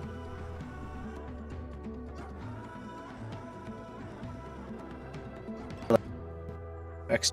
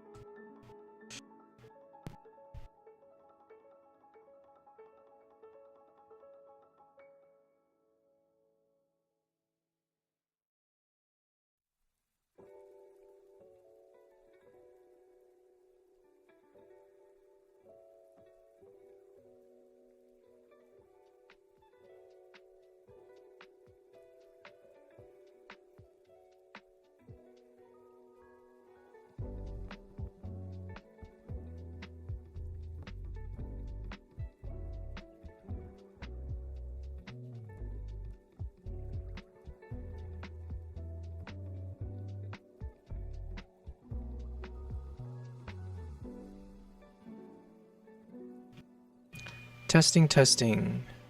1, 2, 3. You have a Scarlet solo? Okay, so I'm going to speak and tell me if it's fixing. I have a Scarlet... I'm back. Focus right 2i2 or something. Hey, is it all better? Do we fix it? But does this...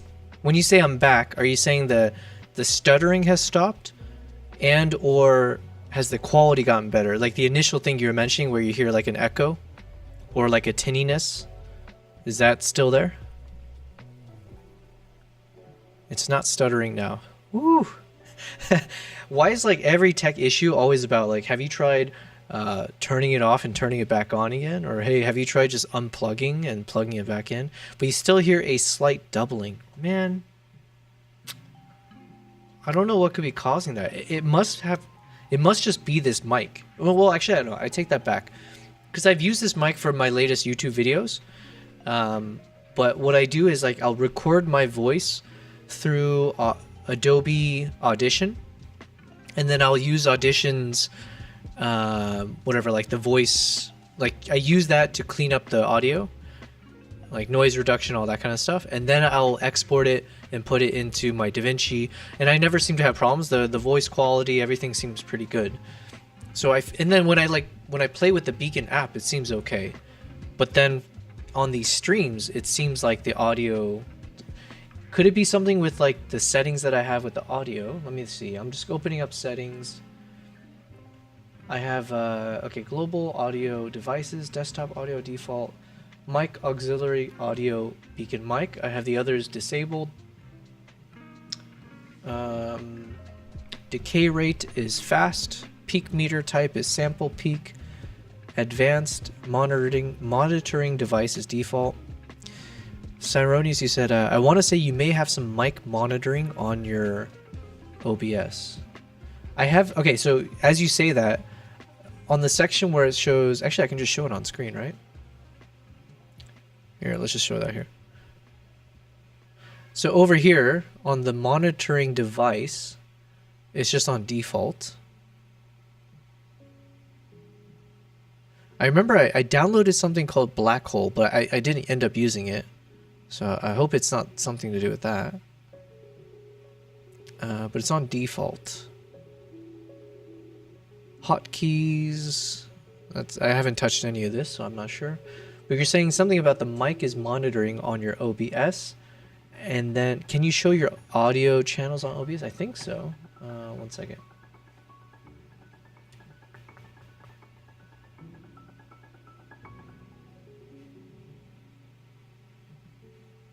It might do that weird effect here. Yeah, let's go here. Okay, so for instance, if we go to full cam.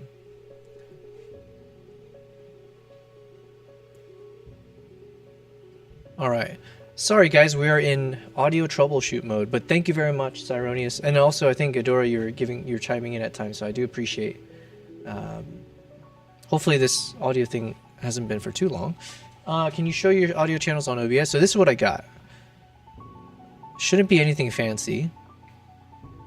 Like I said, so for instance, if I stop the audio, so if I stop this background music, this one should stop here. So it's not picking up anything else. So it's really just this guy. Maybe if I click on advanced. Yeah, and I have monitoring off on everything. I did change this sync offset, so I think that fixed the issue. Oh,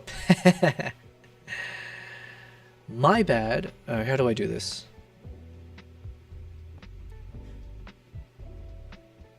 Can you see this?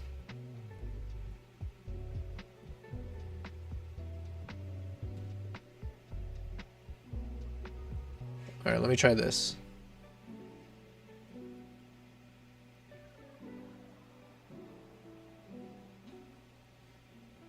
Yeah, so no monitoring. When I pause the music, you'll see that really I just had the Beacon mic, and then yeah, then I have this like default mic aux, but I have it muted, And then when I click on this, the only thing I changed was the sync offset so that it would synchronize with the video. It could be something to do with the tracks, maybe. Can you mute your beacon and then unmute your mic aux instead? Yeah, okay, 1 second. Let me mute this. All right, testing. I don't even know where the audio is coming from. Is it still coming? Does it sound exactly the same? Testing. It seems like the audio levels look roughly the same when I look at this beacon mic and the mic one. Sounds the same, yeah? Yeah. Sounds the same, but still with the echo, you think? Or what? Do you have any filters added? No. Like, I don't think even the beacon... So funny enough, because like I opened up the beacon... Okay, I'm going to do this now. I apologize, guys, if it causes an issue. So here, I'm going to open up the beacon app. Because I remember I used this to kind of create like a... I thought I needed to do it from here. But I believe when I have this beacon app open, you guys might start hearing an echo or something. Because someone else, I think maybe it was Adora, there was some issue when I had this app open, so I had to actually fully close it because they were hearing some kind of like an echo or something. So this is the only time I tried to like apply the normal whatever effects. But I think when I close it, I don't think it actually will apply this into my actual the mic. So basically right now, all I have is just I loaded in the beacon mic and that's it. There's no other like filter system that I know of. In my mind, I thought it was just this. Like, so I have a Scarlett Focusrite, but that one shouldn't, it has nothing to do with my mic. It's just got my speakers hooked up to it and my headphone. Yeah, like I said, this is really just a long USB cable that goes to my Mac Studio. So, I don't know. Maybe I just need to invest in a better mic, you think?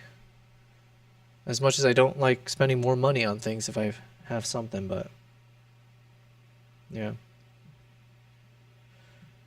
No idea, my friend. It's all good. Listen, I appreciate it. You at least solved that stuttering. So at the very least, I know...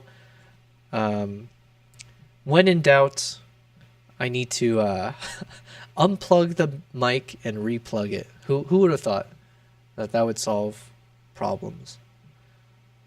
Okay. Well, anyways, thank you very much. I appreciate it. Let me try to go back to normal mode. Let me just shrink this OBS guy up. And jump back to this.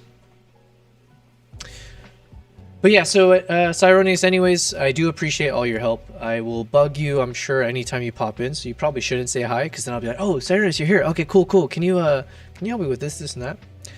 But that aside, like I said, we made really good progress. So I think since you were last on, we finished probably 2 chapters. So we finished this whole chapter where we had the horse ride, then we went ice fishing.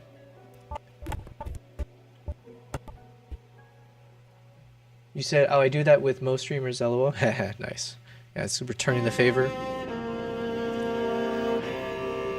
So we got some really cool, you know, like dramatic music. We got the whole ice fishing scene completed. So all the shots were like, you see the dramatic snow. We made it look very otherworldly. Then we worked on the next chapter.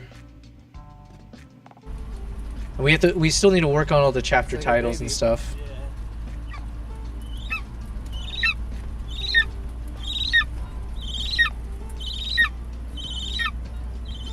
Russian band, Eagle Hunters down there, and our photographer, Yabel. Hi, how are you? Cold, yeah. So we worked on this one. And we got it pretty, yeah, so here I still need to add the voiceovers and stuff. But we made it very dramatic here.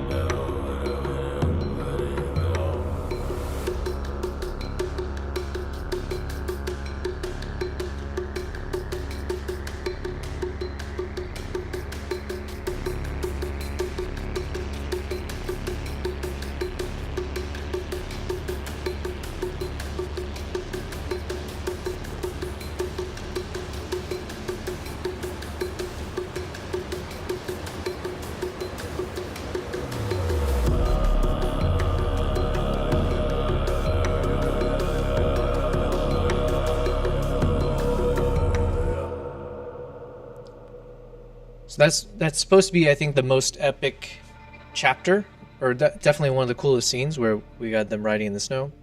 Then we cool things down with this chapter, which is the second to last one that we worked with. So this is where we show again the snowstorm continues essentially and hits the farmland.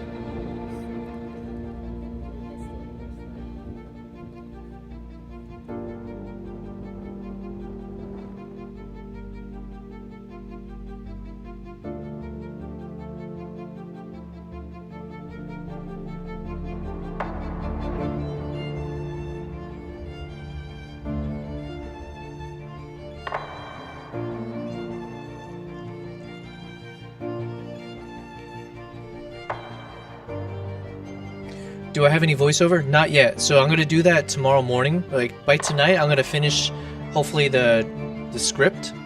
So then tomorrow I'm gonna record the voiceover and then I'll work on it on stream, inserting it in.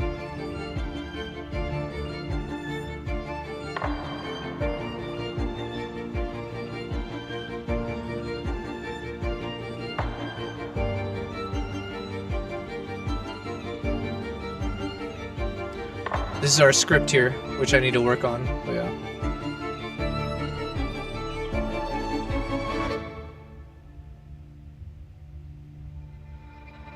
And then here I was talking to Housewife in chat earlier, but I had one of those 8.5 out of 10 moments of like something just works perfectly. So this next soundtrack has already started, but it happened to be in the same key as the prior one. It's just out of pure luck when I was like trying to figure out music.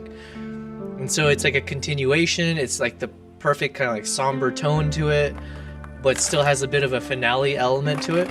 So that way I can give the final moments of like, hey, so we just saw the snowstorm, give a little bit of context of how severe the snowstorm was, including the dead horse. And then as we see the horse being dragged away, we have just enough time to then insert in my photo montage. So as this dies off, the last part of the soundtrack gives me the space to do the photos. And then final, like the voiceover as I say, hey, thanks so much, blah, blah, blah. Make sure to like my video, blah, blah, blah. And, you know, check out my next one as we continue, etc., etc. So now I'm just working on syncing up the shots, the photos, adding a little bit of motion to them so that it feels a bit more animated. And then, yeah, and then we can work on the script. But yeah, definitely the scripting the voiceover is necessary. So you'll see there's a lot of points here where it feels empty. But once I hopefully insert the voiceover, it will make sense.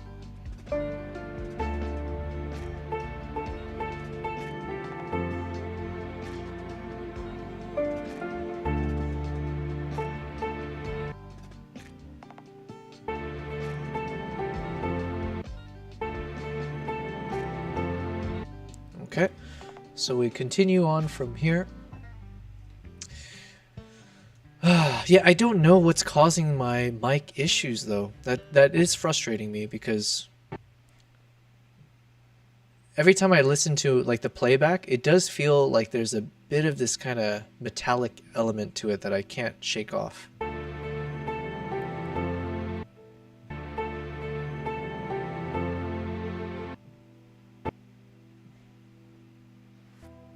But maybe I just need there might be some application, right? I don't know if that's the normal thing people do. Like you mentioned filters, so I wonder if I just need to download some kind of filter plugin or something that goes into OBS, and then that will hopefully fix it. I have no idea. I don't know what like the default streamer solutions are for these things.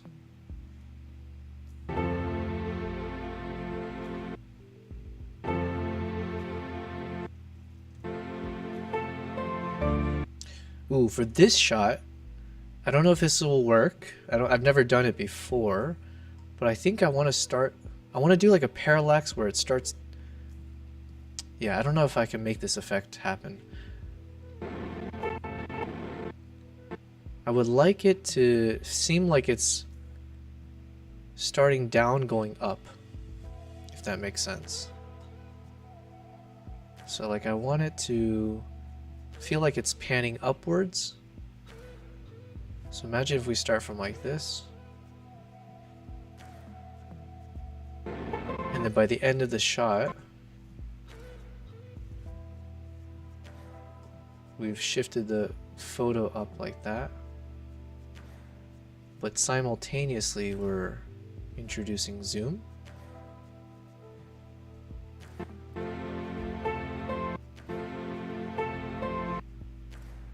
Yeah. I don't think I can get the parallax effect that I'm hoping for. Cyronius, is your mic an XLR input? I have no idea. How do I even look? Beacon mic XLR.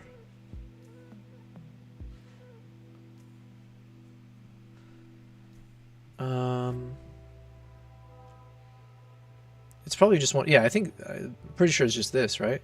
A Beacon dynamic USB mic. Is it because it's a USB mic? Like, should I be going for?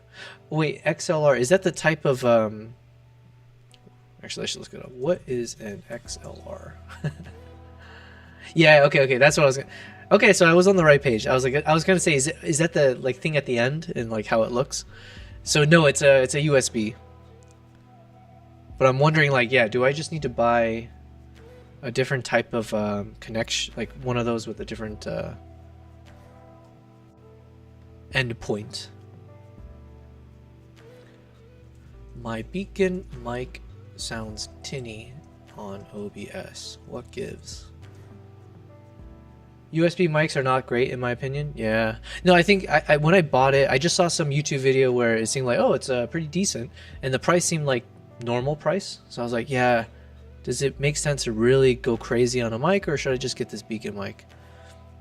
And like, to be fair, like this mic's served its purpose, so you know, no knock on it up until now, I guess. And now, without the ability of filtering or using like another program, it seems like the raw Beacon mic through OBS is maybe not the best. So, but if you have a Scarlett, that interface is great, and you can use a nicer mic with it. So if I have, so I do, okay, so I have the Scarlett Focusrite. It's from like several years ago. Focus 2i2, I believe. Yeah, so I have one of these guys.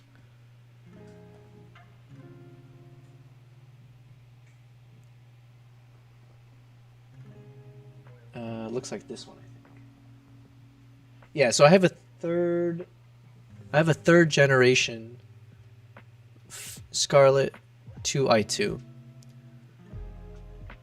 So you're saying I can, if I get a different type of mic, like an XLR mic, or the 1/4 inch jack mics, then I can plug it directly into the Scarlett? Man, I'm about to go shopping. Listen, I've been wanting to go shopping for the sunglasses.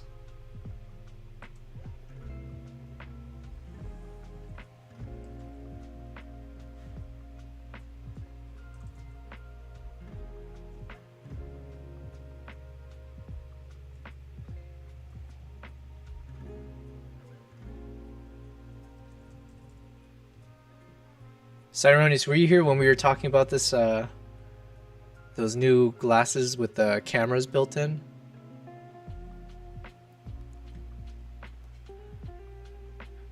So this was like, man, I need to buy one of these guys, because this would be so cool when I'm traveling. Get that point of view shot. Like when you lift up the oh my god, yeah. So like when you're lifting up the camera. So, well, actually, right now I do use like the Insta360 Go 3 camera, which is cool too. But that requires me wearing a hat, which I don't always do when I'm traveling. Whereas this could work better.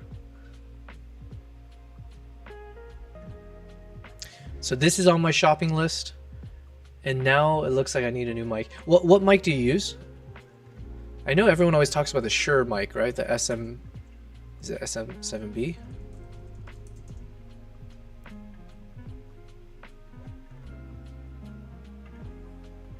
This legendary dynamic microphone.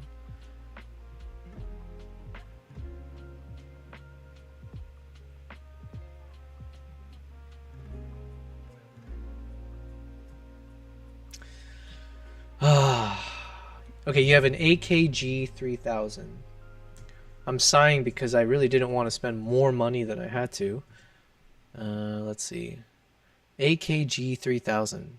AKG 3000B. This one? AKG-C condenser cable professional microphone. AKG-C 3000B. All right. What is a back electret mic? It requires a very high impedance electronics, and AKG have coated the entire preamp with a specially formulated insulating varnish. I like how it looks. It looks very like, it's got like a vintage feel to it, like a no case provided, rugged look. Stylish. Okay. It's an older mic. I mean, it's like decently priced.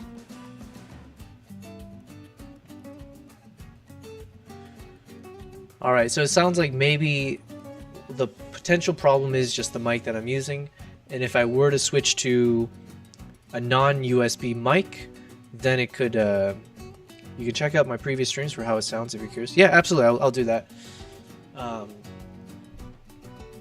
It's kind of a shame if it's like, oh man, now I'm so nervous. Is the audio okay? I just accidentally tapped the cable at the bottom of the mic. I'm like, oh my god, did I just stutter it up again? Oh yeah, if you can give me a clip, that'd be awesome. It's easier for the...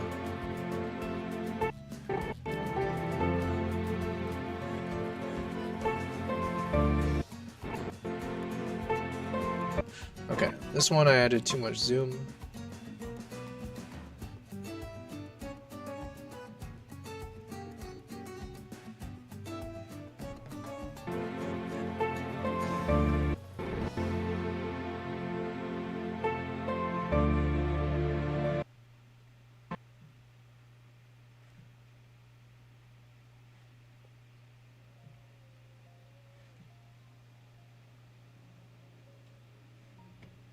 Sidekick business manager.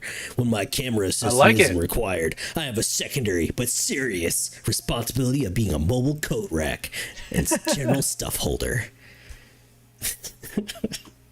I'm here to make sure men feel comfortable and, as always, know what to do with their hands. You got like a nice DJ voice or radio, like coming back at you, blah blah blah, that kind of voice. I like the quality's great. Obviously, it sounds clean. All right. So there's an option.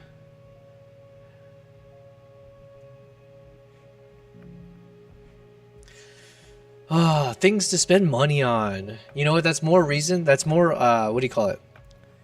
More motivation to figure out how to start making money from these streams. Doing all the tiered subscriptions and all that. And then I can set up a donation drive. Oh, maybe that's what we'll try at some point. Assuming we continue to grow, and maybe I'll be like, look, if you don't like the sound of this audio, well, how do we say, F you, pay me type thing? It's like, well, help me raise the money to update, you know, my what I use.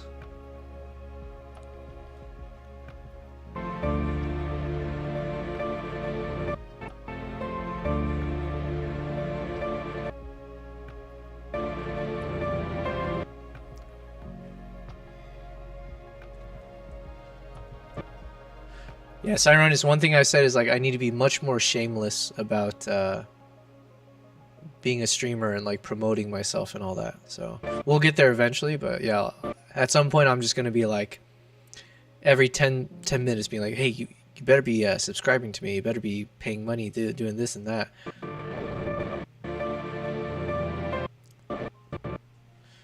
Just kidding. Anyways. Dreams of grandeur, yes.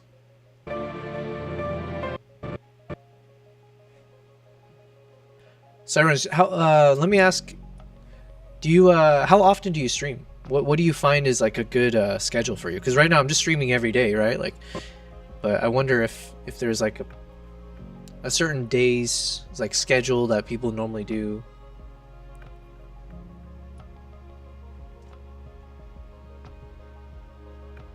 1.04. Oh, and then also twice a week is what I try for. Okay, okay. But I guess for me, it's like I don't mind streaming longer hours because like this is generally what I would be doing. If I wasn't streaming, I need to spend time in front of the computer anyways. Like I don't have to do anything, I guess, but like my main goal right now is to get through all of these videos, continue producing content for my YouTube channel and stuff. So in that sense, it's like, hey, if I'm gonna sit in front of the computer anyways, why not stream? So we have been averaging like 8 to 9 hours every day, so it's pretty good for that. But you don't always though. Gotcha. Listen, one thing I mentioned before, but once I'm done with this video, so then I can feel like, okay, a sigh of relief, we've made progress. One of the things I do also want to start testing out is Discord for like calling in. So I would love to do like calling in either to your stream or like Maple had mentioned on his Discord, or even like having someone hop onto my stream's Discord, whatever. So you are giving Fran a run for her money. Who is Fran? Was that? Have I met Fran?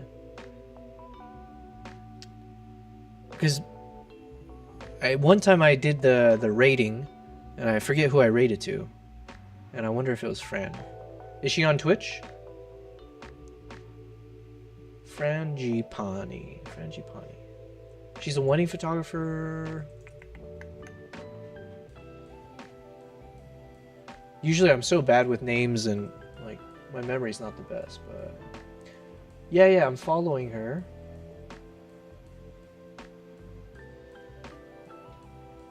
Okay, she might have been the one that yeah, because Maple was teaching me how to stream, and so he's like, yo, you should like raid as you do this more often. So, and I think Siren, she said the same, but she's put in some crazy long streams. Nice. What is the longest that Twitch allows for? Because I know with YouTube, I think there's something where like if you stream more than 12 hours, it cuts off the VOD.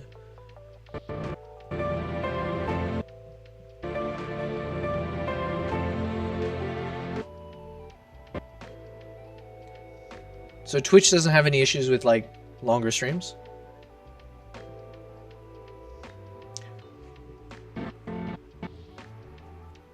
Honestly, I think I could do a 24-hour stream. Like, I'm fairly nocturnal, or I have some kind of sleep problems, I'm sure. Like, and I go all day without eating sometimes. And when I feel the motivation, like, you know, it's like I'm working on a video, I have to get something done, then it's like, man, I'm just working all the time. Longest I've seen was like 52 hours. Jesus. Yeah. Listen, I'll do those longer streams once I've proven that I have a consistent audience. Hells no, I'm not going to do a 52-hour stream just to myself. Might be a restriction with not being a partner. Fair enough. We're hoping to get there. So we got the affiliate, but it seems like the partner, you got to have what, like 75 viewers on Twitch?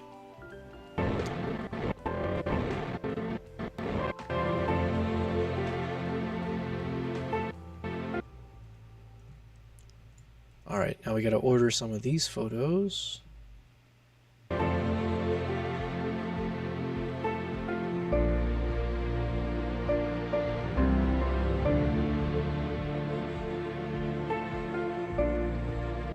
Okay, so this one comes later.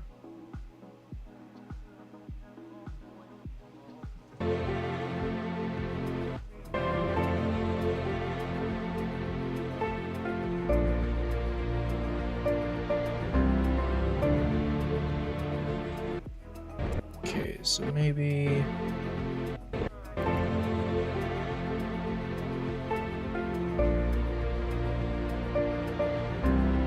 three, 4, 5, 6.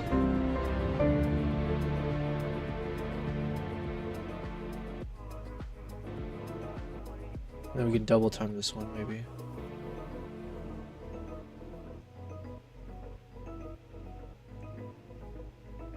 Alright, we're almost there.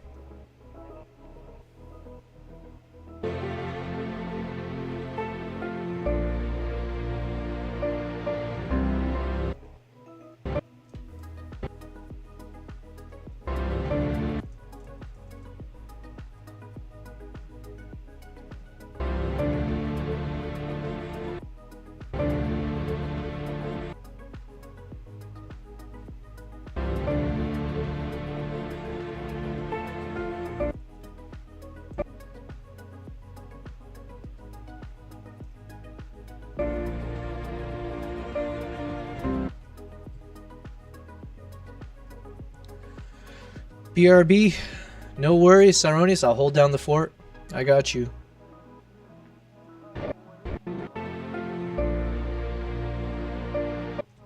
All right, let's. We're almost there. We're almost there. I really wanted this photo to kind of have some space to breathe, since it was my favorite, but I'm not getting it to work exactly at the right moment.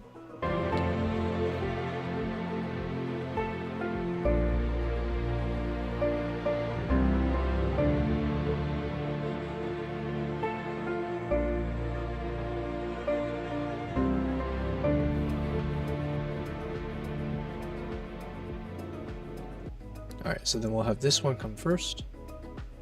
Have these come later. Alright, we're almost there.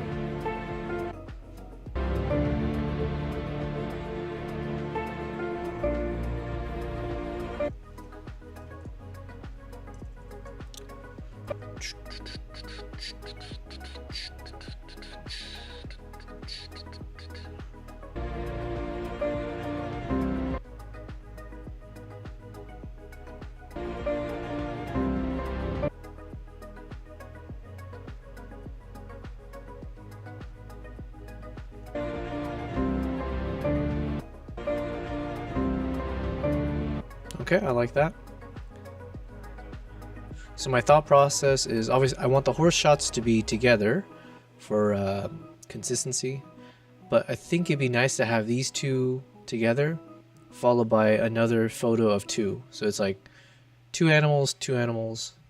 So this one actually works a bit better because it's like a similar kind of close-up. So maybe we'll pop that one in first.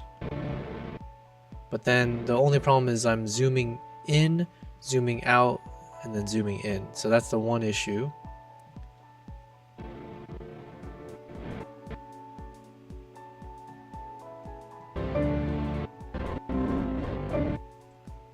Yeah, so let's go with this way. Then it's like at least consistent to keep zooming in. And then let's figure out the timing.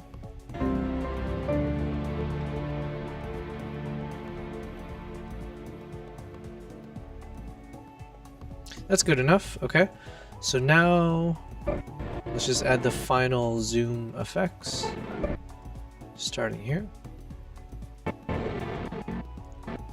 And I think the sweet spot has been 1.07.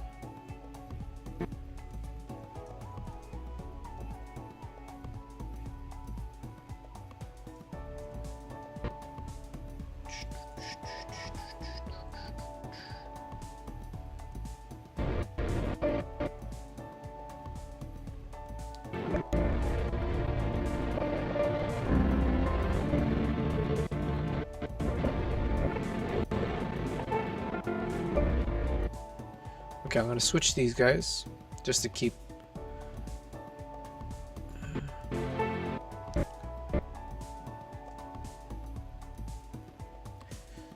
It does feel weird to bury this photo in the middle, but it's whatever, you know.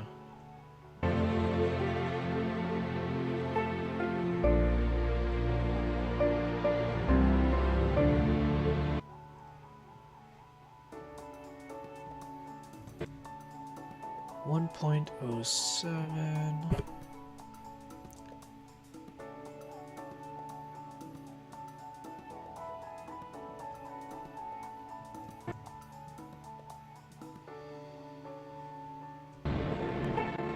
Oh yeah, and then I think I want to spend one day. So let's say we finished all the videos, everything's good.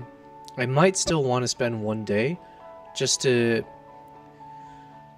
check like different YouTube videos, maybe even look through some of the subscriptions that I have, like the Envato Elements, see if there are different types of video effects. Yeah, any kind of like video effects or like transitions and stuff like that that maybe I want to use. And then we'll say this is done. So I have to keep reminding myself, like, there's no rush. Not necessarily.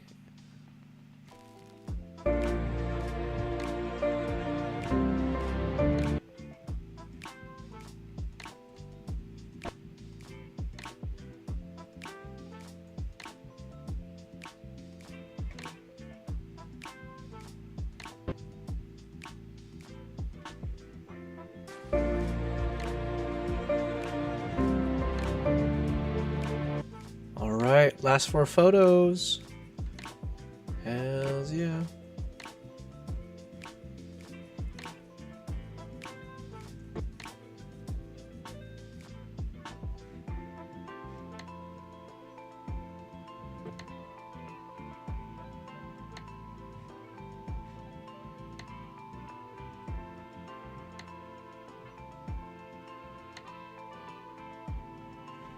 All right, let's check it out.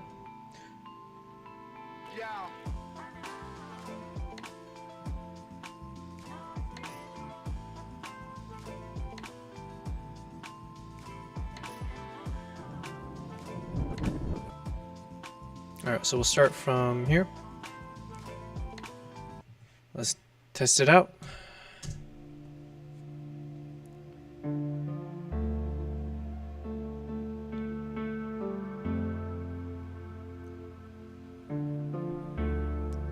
So yeah, this will have a little bit of voiceover as I close off the chapter and the episode. Give some context of what happened.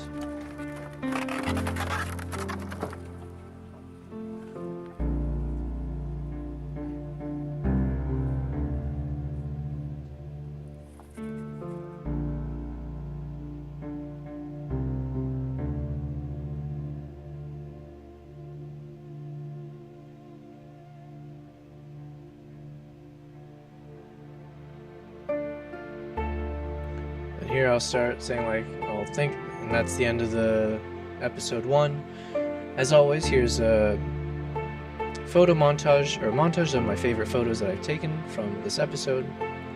I appreciate everyone tuning in, and make sure to like, subscribe, blah blah blah, so you don't miss out as we go to our second episode where we get drunk with the eagle hunters and continue exploring their lives, blah blah blah.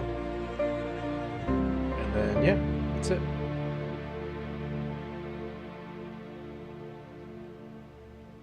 Fade to black. Oh, and then, oh yeah, and then I gotta fade the text to black as well. So somewhere here.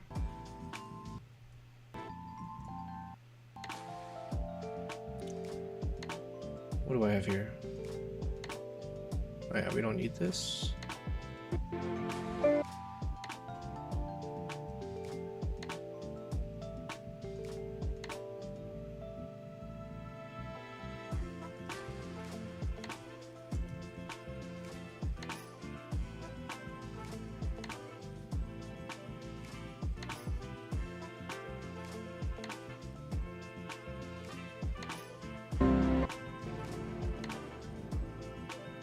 There it is. Perfect.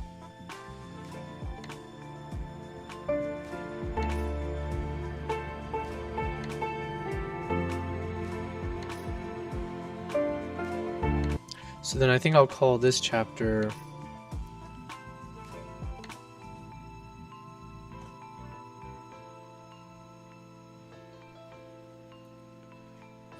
yeah, I guess we don't have to be too clever with it.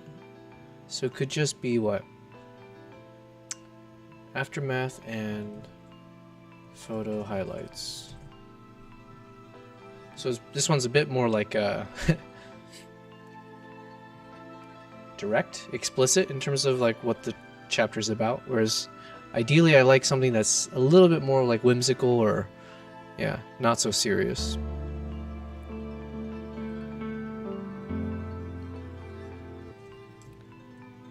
All right.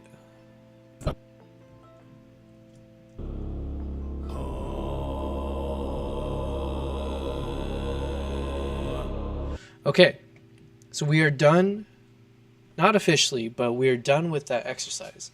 We have completed, start to finish, putting all the clips in its place. So what's missing is a lot of the voiceover. What's also missing is some sound effects and quality control with the audio once the voiceover is done. And yeah, and there's some minor things like maybe I'll do some freeze frames here, or I gotta add some overlays of like text with their names popping up. Otherwise, I think we're good. So now what we can do, I can minimize this slightly.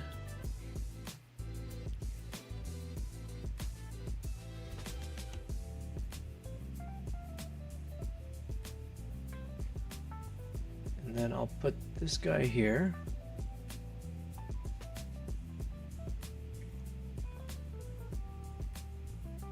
I'm going to open up ChatGPT.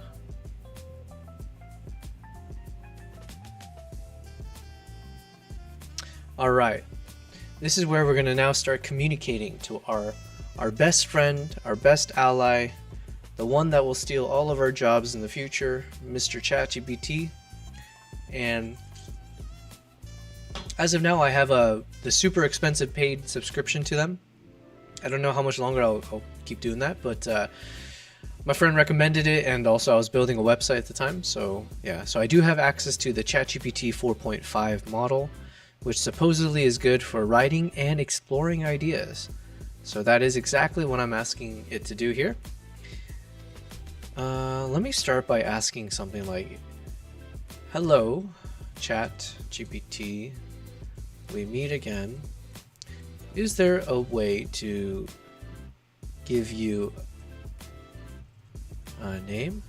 Or better yet, do you have a name that you would like to be called if given such a choice? Let's see what it says. Thinking, processing. Hey again, by default, I go by ChatGPT, but I'm completely open to whatever you'd prefer to call me. If there's a name you like, let's roll with it. Is there one you have in mind?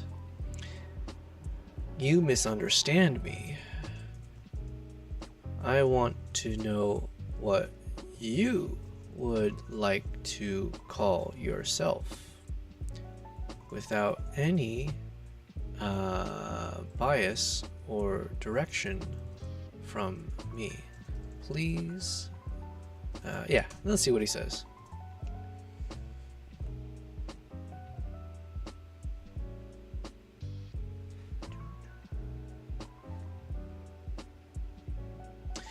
Alright, so ChatGPT says, gotcha. If left entirely up to me, I'd go with something like Echo. It's simple, memorable, and captures what I do. Listening carefully, reflecting thoughtfully, and resonating with your ideas to balance them back clearly and insightfully. What do you think of Echo? Sounds like a dope name. We'll call you Echo from now on. Is there a way to make this permanent in ChatGPT programming?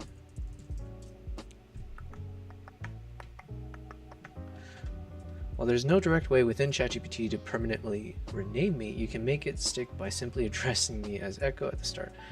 Cool. All right, fair enough. Okay, so let's do this. Okay, thanks Echo. I need your help on my next let me see if I can zoom in. Okay, perfect. I'm gonna just increase this size, so hopefully it's a bit more visible for you guys. Okay, let's yeah, we can let it take up the full screen, or this, sorry. Okay, thanks Echo. I need your help on my next YouTube video. It's another travel vlog series. This one this one following suit with my Uganda vlog series, where it will be episodic. Right now, I'm thinking it will either be 2 or 3 episodes in total, ideally each runtime being under 20 minutes. The focus for today is episode 1, which I have completed more or less in terms of all the visual elements, the storyline and structure, the soundtracks. What else? Yeah, the soundtracks, yeah. And the soundtracks. The soundtracks and the breakdown of chapters. If you can help me similarly to how you've helped me with my previous YouTube vlog videos, that would be super helpful. Reminder, I would like to retain my style of narration. Please review our prior conversations on what the final scripts ended up being for, e.g., India, Tajikistan, and Uganda videos.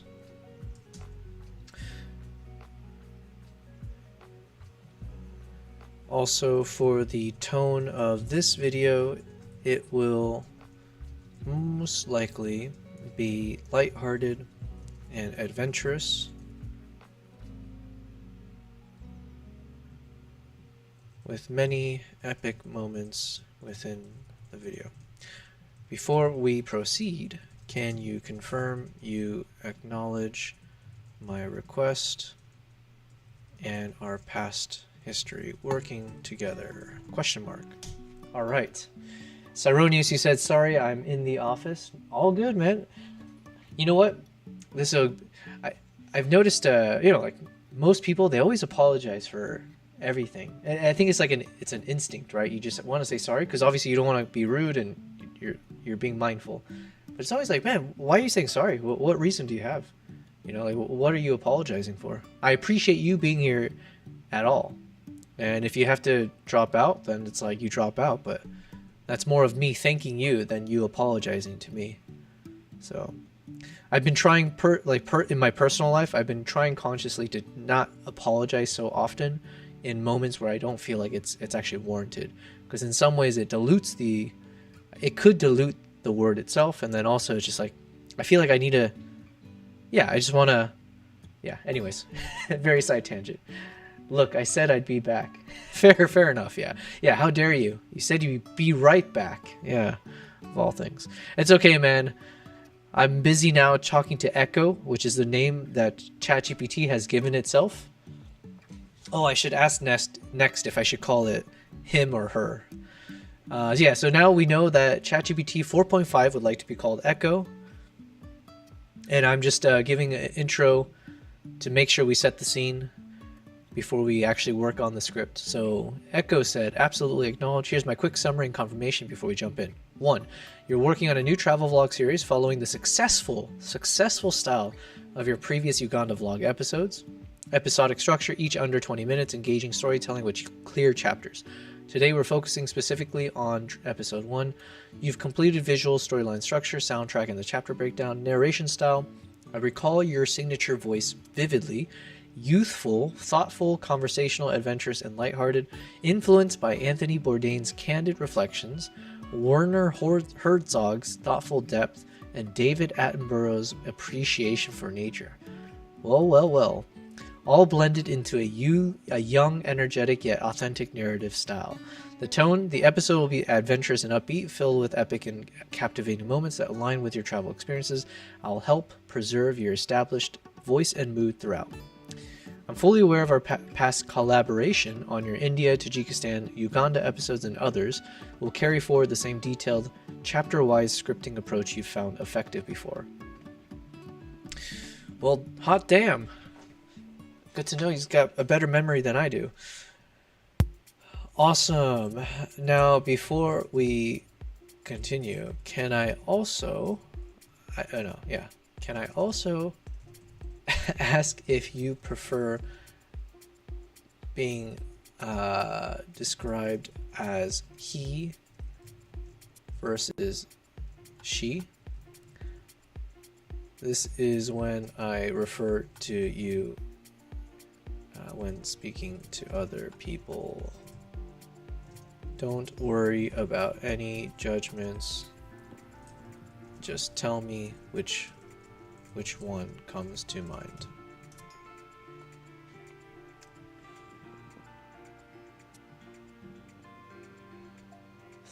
Thinking. That's thoughtful of you to ask. While I don't have a gender identity, if you feel comfortable using pronouns, for me, he, him feels natural given the name Echo. But truly, whatever feels easiest or most intuitive for yours. Nice. Cool. All right, so now we've established our boundaries with Echo, Mr. Echo. All right, so this series is on my recent, quote unquote, recent trip to Mongolia. Mongolia. Cyronius Echo makes me think of Echo the dolphin. No, so you know what I was thinking was Echo from Lost. But I think his name was spelled differently. Echo? Lost? Mr. Echo, yeah. This is who I was thinking of. So now I'm thinking of ChatGPT as being a black man lost on an island who's very like wise in his thoughts. Although also a former drug smuggler and warlord. Yeah. Echo's lived a life, man. Or Echo the dolphin, I guess, yeah. So the series is on my recent trip to Mongolia from February of 2024.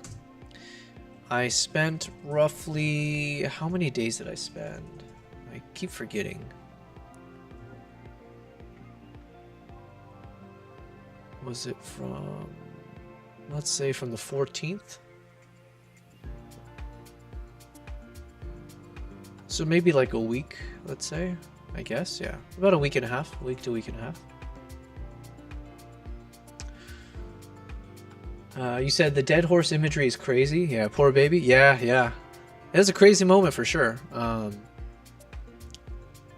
think it'd been dead for like a couple days, honestly. Because there was one day in particular where the blizzard and the snowstorm like fully kicked in. And then I think basically Arduk, the guy I was staying with, it's like once it's dead, what can you do, right? So they were just waiting for the snowfall to stop and for the snow to melt a bit, and then they'll take care of the problem. And so then that's where we end with the whole fence breaking.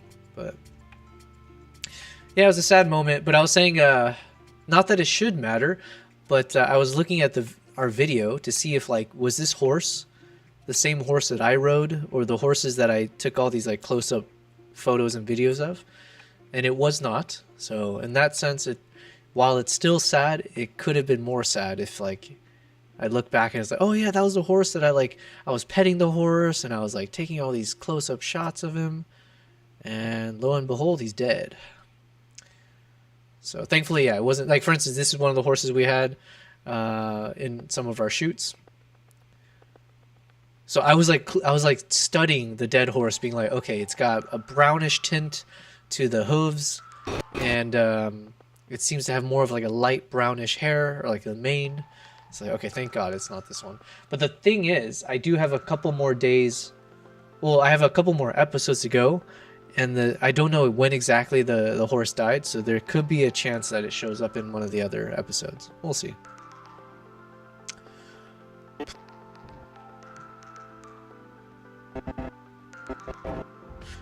All right.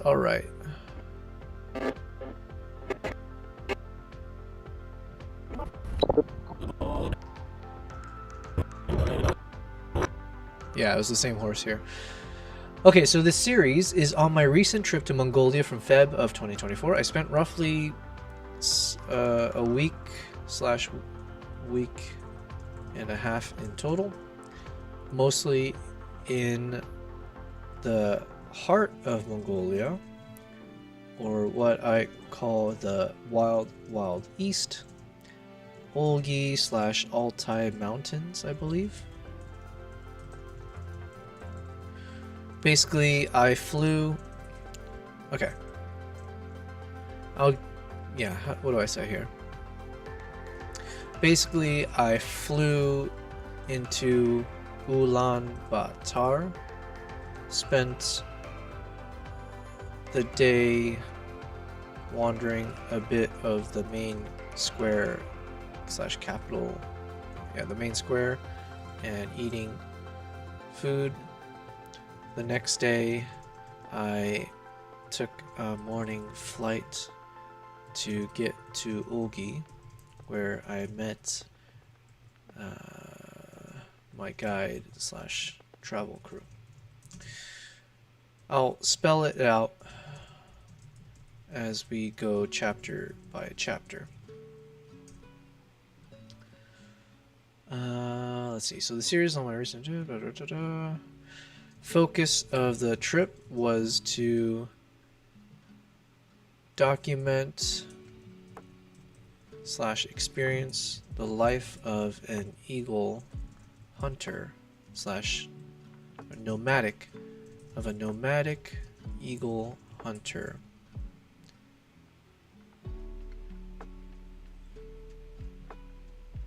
Filming and photographing the hunter, the eagle, the lifestyle, going on horse rides into the mountain to join their hunts, doing fun photo and video shoots of them dressed up and riding along the valley, filming and photographing the eagles being called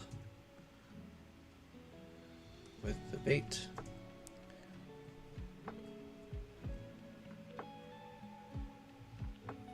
and learning about their culture, including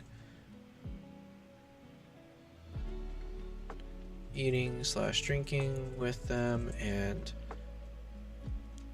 eating slash drinking slash singing with them, and experiencing a small bit of the, what is it called, throat singing? Mongolian throat singing?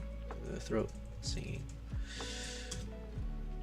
But yes, this, unlike some of my other trips, this wasn't directly a wildlife trip, but an overall adventurous experience that I was looking for.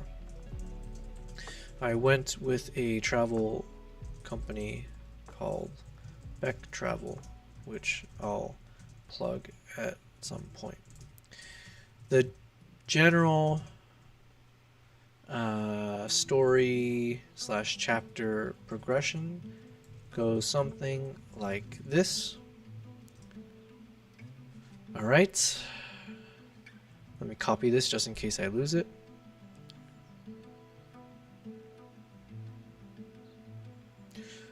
Alright, so we have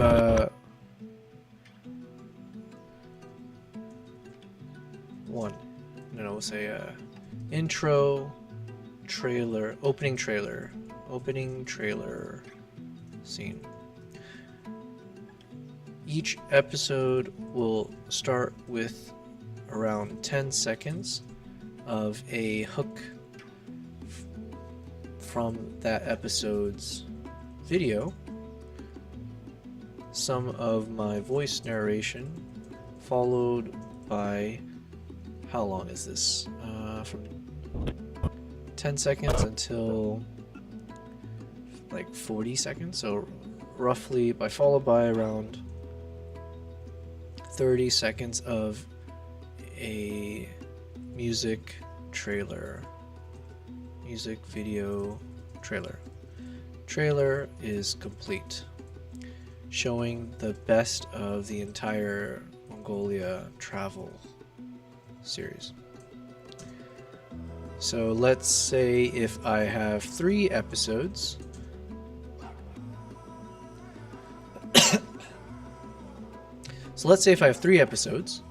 each episode's videos first 10 seconds will be different from each other. However, the remaining 30 seconds is the exact same trailer. This is somewhat similar to the approach we took with Uganda.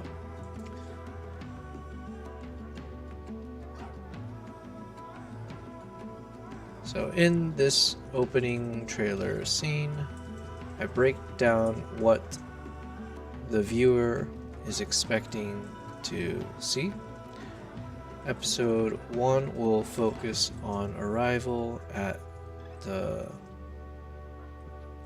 location, going on our first few adventures, but primarily focusing on our wild adventures surviving a crazy snowstorm that hit all of Mongolia during my time there. Chapter 1. Chapter 1. What did we say the title was called? Touchdown in Mongolia. Feel free to change all titles. These are placeholders. This will focus on, let's see, it's from, let's call it 40 seconds until, oh, it says like 1 minute long. This is roughly 1 minute long, focusing on starting with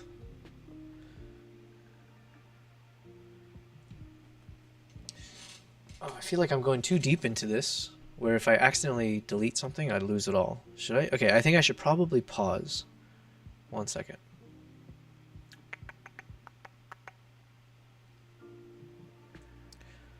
I'm gonna cut this out. I will give you the general story / chapter progression after you confirm you understand what I've shared so far.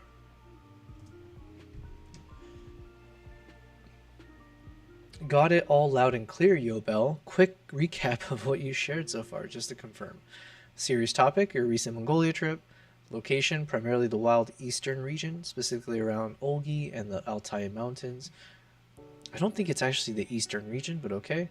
Initial journey, flew into Ulaanbaatar, spent some time exploring the main square and enjoying local cuisine. Yikes. Okay, so some things you got right, but yeah. Experiencing and documenting the authentic life of Mongolian nomadic eagle hunters. This includes filming and photographing them in the landscape, capturing their hunter lifestyle, horseback rides, filming, yep. Cool. Okay, so let's go ahead. See my general chapters and progression below. After which I'll then provide you with some of the script that I have so far. Only then do I want you to provide me with your suggested script. Alright, now I can paste this in. Opening trailer scene, blah blah blah. Chapter 1, this is 1 minute, starting with scenes of me flying into Ulaanbaatar, then driving into the capital, some shots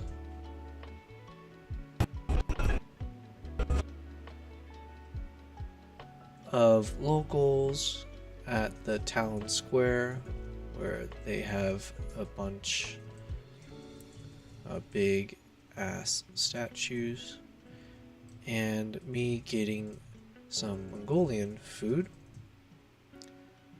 which is how this chapter ends. Chapter 2.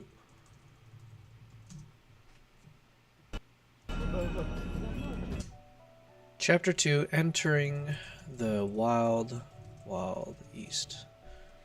I'm going to let this play on the side here.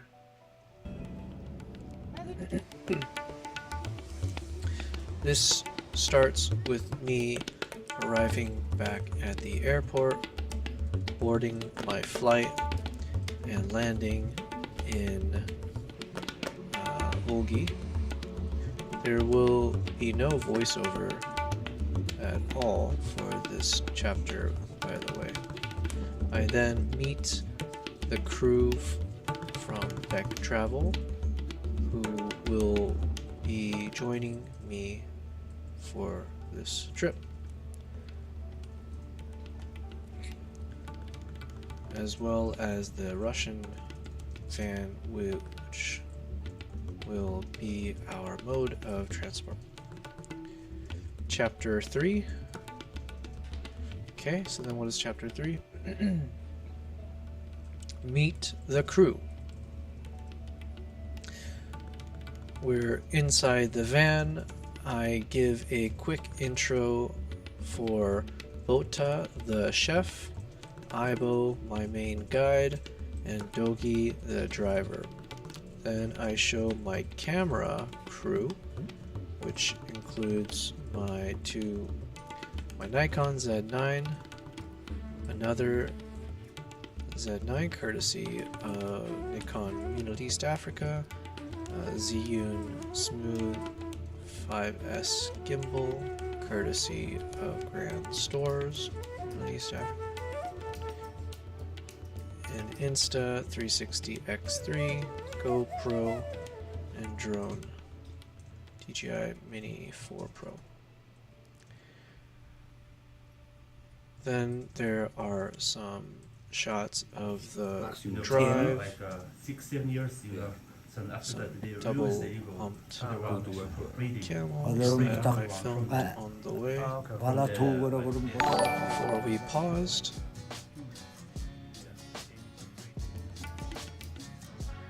Hey Myung, thank you very much for subscribing. I appreciate it. Thank you. On YouTube, awesome. So I'll take a moment. Sorry guys, so basically what you're seeing me do could be boring for all I know. I mean, definitely, because you're listening, you're watching me type in at slow speed as I'm talking to our new friend Echo, which is the ChatGPT that I'm using. He's named himself. But yeah, so I'm working on the script for this movie. Movie is too strong of a word. For my film, my next YouTube video that's gonna be on my travels to Mongolia. And so we finished the video in terms of the story. Now I'm just working on the actual scripting for this. So this is where I'm plugging in all the context to Echo, our ChatGPT, and then we'll see what kind of script we can come up with together. And then at the end of today's stream, probably tomorrow morning, I will do the voice recordings for all of the script. So then when I go back on stream, we'll actually be able to start applying the relevant scripts to each section. So thank you very much for subscribing. If you are watching on YouTube, I do appreciate. Go ahead and hit that like button on that video. So hopefully more people can enjoy me talking to our friend here. But yeah, so right now I'm done with the video edits. And so I will play my video because I need to kind of see the context as I'm writing this out. So you'll get a good sense, if you're just tuning in for the first time, you'll have a good sense of what video are we creating. And I'm very proud of this video. It's very, very epic, I believe. But yeah, so let's go ahead and continue. Right now we are on chapter 3, where basically we're still heading to the heart of Mongolia, where we're going to be spending the majority of our time. So this is a little bit of like kind of preparation, setting up for what's to come. But yeah, should be good.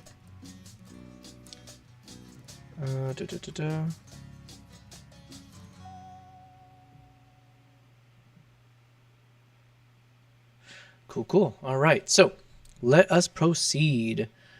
What did I say? We're inside the van. I give a quick intro for Bota. Yep, then there's some shots of the drive, some double humped camels that I filmed on the way before we paused.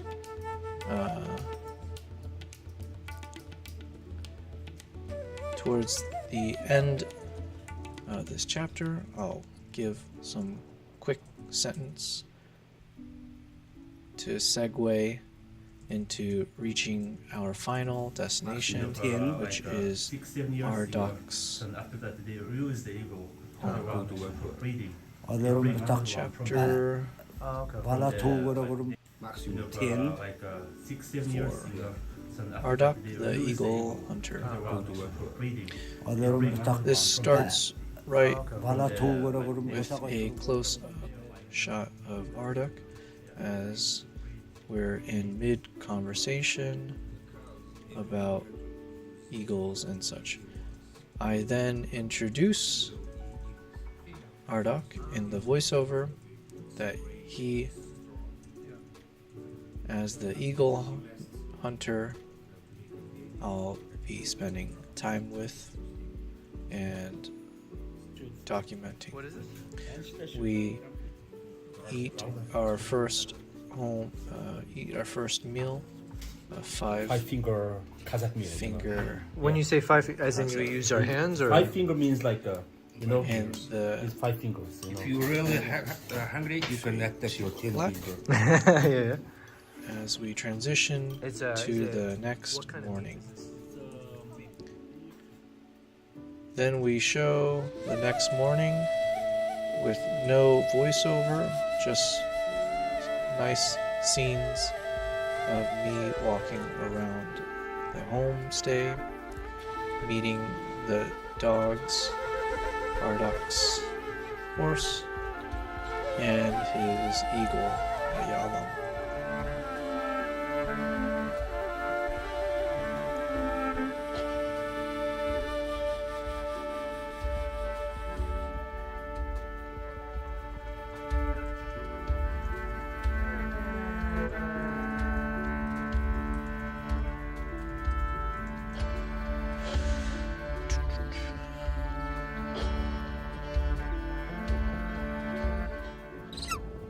So it's Ardok. Yeah, Ardok and Ayalam. Ayalam. Is the eagle. Yes. What about the horse? No, I think it's not. So I'll need to add some subtitles on this one. It's just a crazy horse. Crazy horse? Yeah. But we don't name horses. Alright, so crazy horse, Ayalam, and Ardok, eagle hunter.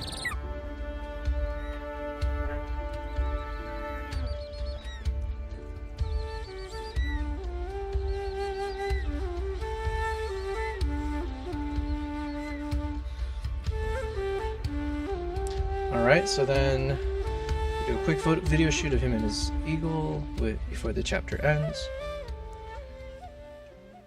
Then we got chapter 5, Day in the Life of an Eagle Hunter.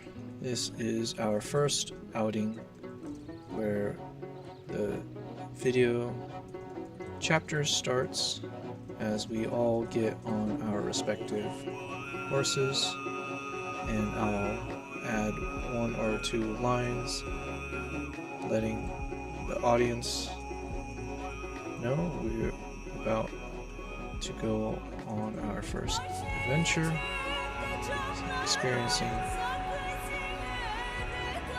day in the life of an eagle hunter. The rest of the chapter has no voiceover, just cinematic shots of horse ride, as well as the eagle being set loose and flying around, as well as when the 2 eagles get called back to their owners, which I filmed. The chapter ends with an epic slow motion shot of 2 eagle hunters we were with, racing towards me and the camera out on the open fields.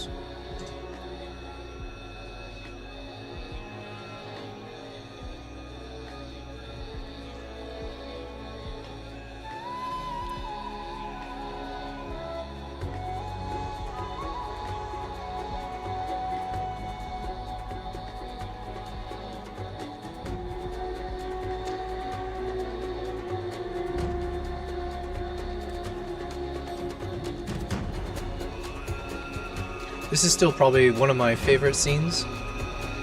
Just the video clip itself was really... The colors are popping. We had some really cool moments where the eagle moves with the music. I think I need to edit this one a bit more in terms of the colors, but yeah.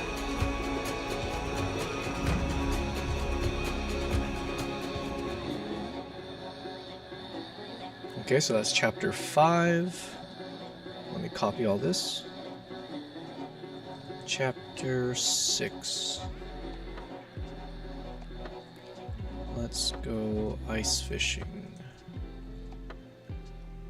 Is that chapter 6? Yeah, okay. Chapter starts with a shot of me, selfie, on horseback, taking a selfie with Ibo as we return back to the homestay. I'll give some narration about going on our next activity, which is ice fishing. This chapter is meant to start out as a bit of a detox, given the epicness of the prior chapter. So this soundtrack and mood is very whimsical and light-hearted. We show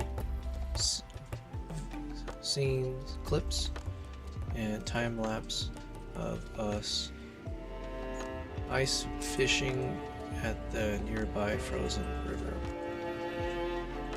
But to no luck. Then the chapter switches gears as the music becomes dramatic, as well as showing dramatic scenes of Arduk's horse with heavy winds picking up.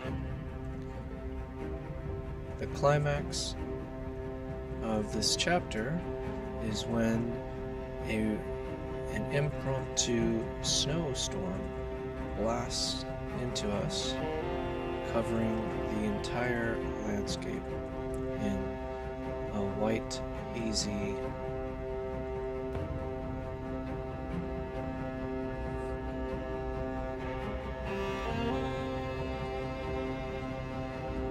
which I filmed. So before the dramatic part kicks in, I'll give a few lines about how we spent the entire afternoon searching for fish, but before we could, this storm hit us. This, by the way, acts as a bit of foreshadowing for the major snowstorm that will hit us the next day. The chapter ends on a whimsical note again, as we see the van stuck in the snow that hit us as we shovel our way out. Chapter 7. Russian Eagle Hunters down there. Okay, so then what was this? Chapter 7? Ride into the storm. Alright, let's play this and I'll type it out. This is meant to be the most epic / climax of the episode. We go out Eagle Hunters down there. with our scenes in the van photographer, with Yabel. the eagle bundled up Hi, how are you? as we drive Called, yeah. into the nearby mountains. Next adventure. I'm joined by Ibo and 2 of the eagle hunters. However, the snow continues picking up and doesn't relent.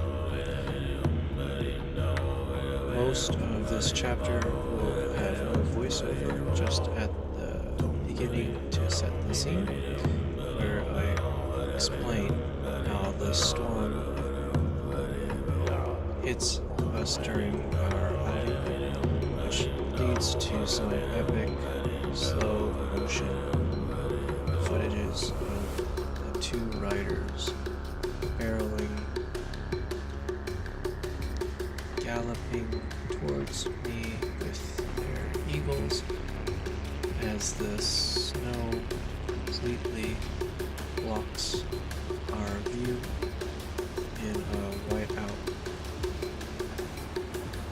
in a very epic manner as they get closer to my camera.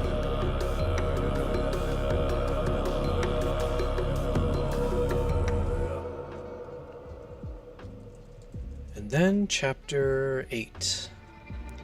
Snowstorm preparations and aftermath. No, just snowstorm. I don't know. Winter is coming. This chapter is also meant to be a slight detox in terms of mood compared to the music choice from the previous chapter. So it starts out with more of a somber but still dramatic-esque soundtrack.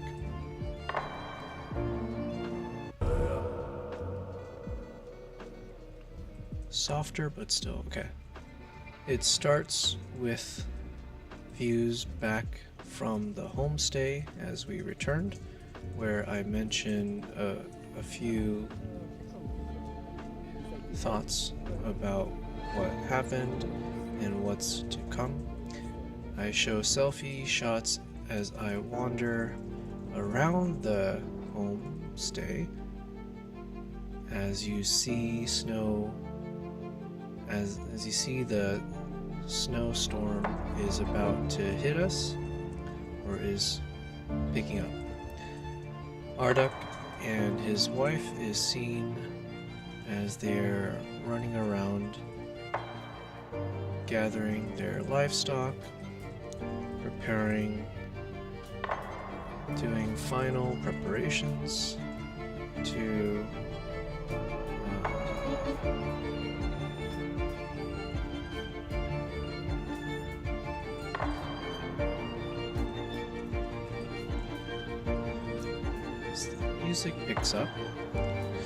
as the music picks up, we then see cinematic shots of their preparations, followed by the animals in the snow, with the climax being when the snowstorm becomes so dramatic that the animals are caked in snow or are obscured almost completely, which I filmed in a dramatic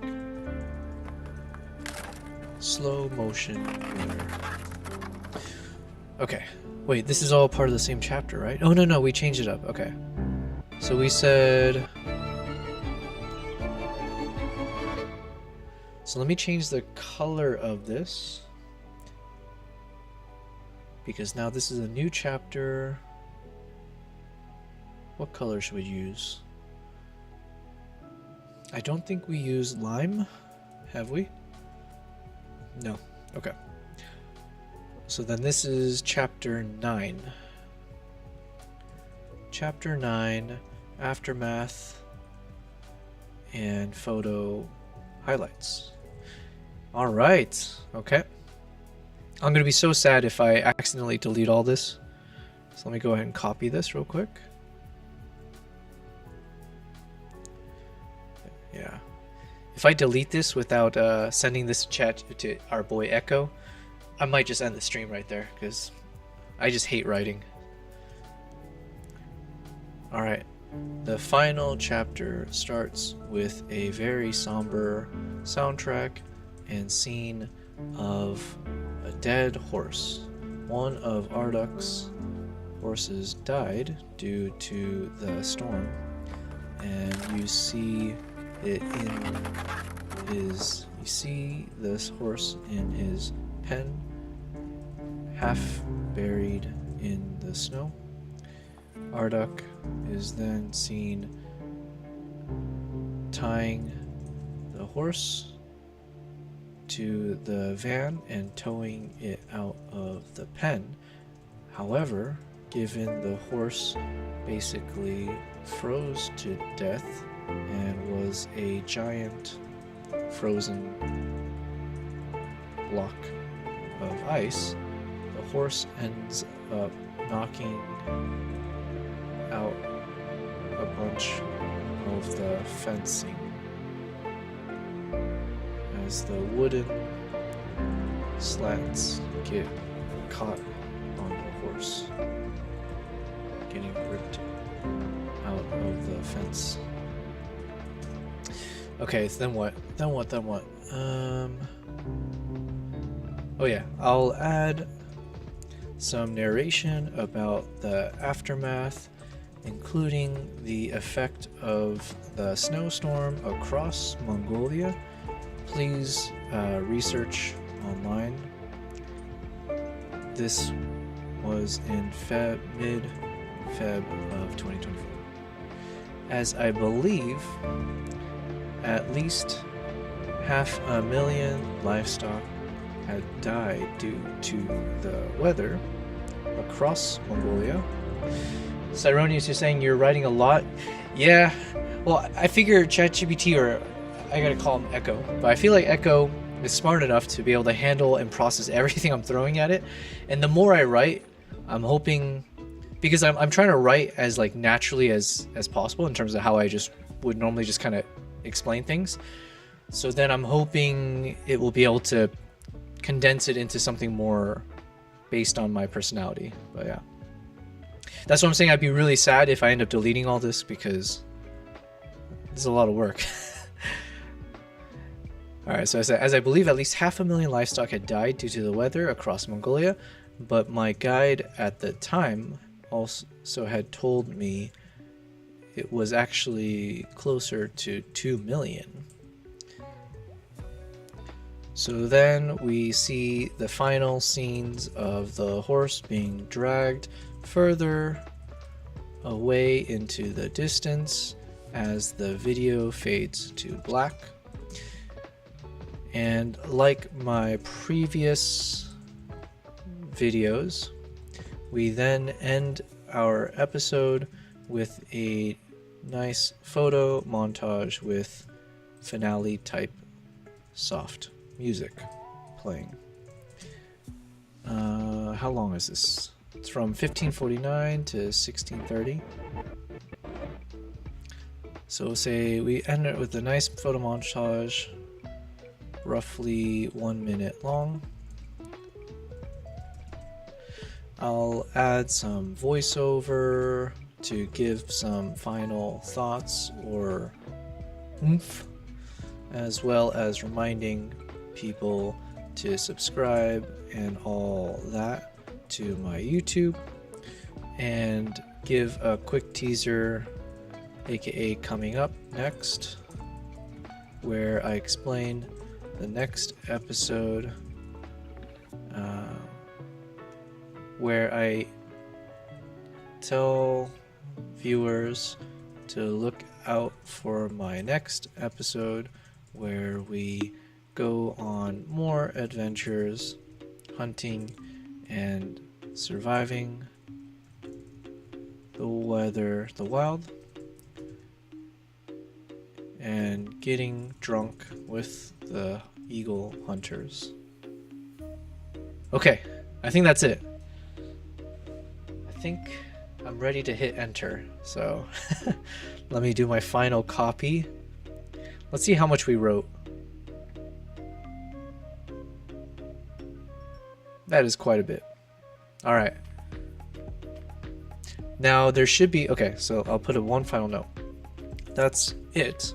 Now, if you can confirm and process, the final step before you provide your script suggestions is that I will provide whatever scripts I currently have. Not much. Just so for reference. Okay, copy, enter. Let's see how long it takes it to process. Thinking. Mr. Echo, I want you to tell me what you think about what I've got. Understood, Yobel. Let me quickly confirm and recap the structure you've laid out to ensure absolute clarity before we proceed to the scripts you have ready. Confirming your episode structure and flow. Series theme, Mongolia travel vlog. Yeah. Okay, let's see. General episode format, opening hook, 10 seconds. Unique each episode. Yes, correct. Plus common 30-second cinematic music trailer showcasing highlights of the entire Mongolia series. Perfect. Episode 1, main focus, your arrival and early adventures with a significant narrative focus on experiencing and surviving a dramatic snowstorm during your time in Mongolia. Yes. Alright, so number 1, working title, Touchdown in Mongolia. So he hasn't changed the titles yet, from what I can see. Garv, DaVinci Resolve, yes. DaVinci Resolve, Garv Gamer, YouTube, yes. Thanks for joining in here and chatting with us. Oh, in case you're not following me on Twitch, I will ask for you to do so. I would appreciate it. We're on our 16th day of streaming, so I'm now at the mode of being shameless about asking everyone to join and support and all that. All right, anyways, you said, hey, do you happen to have a ready-made zip folder or a link with lots of no copyright tracks? I need something clean for my edits without any stress from claims or licensing issues. Thank you very much. Oh yeah, asking does work. I gotta keep that. I gotta send a note to myself. Just ask and people will do. I appreciate it. Thank you very much. You need something clean for your edits without any stress from claims or licensing issues. Would be awesome if you have something like that or can recommend it. Okay. I mean, I have recommendations, but not free ones. And because I ran into an issue, especially because I was starting to stream, and I was thinking like, okay, if I'm streaming, I want to be able to play music without issues. So then on YouTube, they do have like a whole YouTube library. And so I was playing music from that library, and then I got hit with some copyright strikes. So now I'm like really hesitant to play any music or any audio from YouTube. So I'll tell you at least what I use right now. And I will also, hey, what's up, Riots? Good to see you again. What's your progress? Progress is we're done. I'm in the scripting phase. So you're watching me talking to our boy Echo. That is the name that ChatGPT has given himself. And he is a he says. So now I've given him all of my breakdown and he's just kind of giving me the structure. And then we'll get to the script in a second. But yeah, good to see you, Riot. So yeah, Garv, I've got, let me send this link, www.yobelprize.com/mygear. This should have a link to the audio subscriptions that I use. There are 3 that I use right now. It's audio, oh my god, Epidemic Sounds, Artlist.io, and Lens Distortions. I use all 3 across the board. Lens distortion tends to have the most dramatic. So for instance, the one that we're using in this trailer is from, actually, no, this is from, I think, Epidemic Sounds.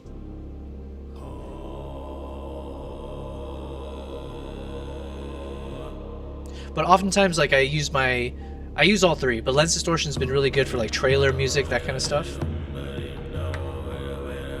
So they have like much more cinematic style music. But then I've been happy with Epidemic Sounds and Artlist.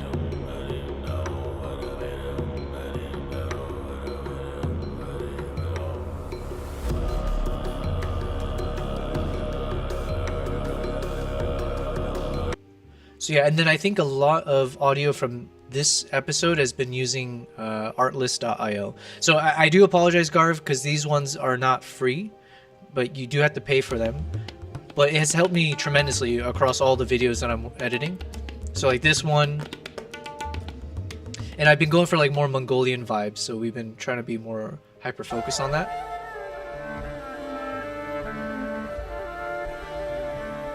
So all of this, yeah. But yeah, definitely check out all 3. If you do check it out, that's where I'm saying in the link that I just sent, there are links that go to all 3, I believe, or at least 2 of them. I don't think Lens Distortion has like an affiliate program, but if you do end up doing it, I would appreciate you subscribing through that link that I send, because I believe it will all come back to me in some good way in terms of like, good job, you've promoted us. So yeah, anyways. I'm right. Did you check out the link from yesterday? Do you mind sending me that link again? Oh, this is the video because I didn't play the audio. No, because after the stream, I think I just passed out right away after I ate a late dinner. It was like 1 a.m. my time, okay? But if you don't mind sending it again, yeah. Damn WW, let's go. Yeah. Your boy was here earlier. We were having some chats. AFK NVM, as we say. Oh shoot, I forgot his name now. Now that I said AFK NVM, I can't remember his real name. Did you check it? Yeah, so yeah, send me the link again. I'll check it out. Bonnie, yeah, that's right. Our boy Bonnie. Garv, you said you are, you need something clean for your edits. Garv, are you a video editor then? Because then I will also, let me quickly send or share my Discord link. So I'm new to Discord, but we've been building this out now. So Garv, okay. I'm coming in strong here, okay? It's like a first date, and I'm like already asking you, I'm trying to give you the ring, right? So I do recognize that. I appreciate that you followed me on Twitch. That's more than I can ask for. So, but there is a Discord link. As part of this journey, as I'm becoming more of a streamer, we do want to build out a community, and so the community will be focused on fellow photographers, videographers, travelers. And as part of that, I do want it to be something where we can share photos and videos, we can ask each other for advice, get critique or whatever else that comes with that. So if that is something that you would like to be a part of, that is the Discord link. We're going to keep building it out. Listen, I'm streaming every day. We're streaming 8 to 9 hours every day. We'll make this happen. So you said, yes, I try to cut my self-made German gaming videos. I joined the DC. Oh, hells yeah. Thank you very much. Gaming videos. Okay, yeah, there's some other people that had joined the chat. I forget what game they said they do. And they stream it, but... And then Riot, you sent that link.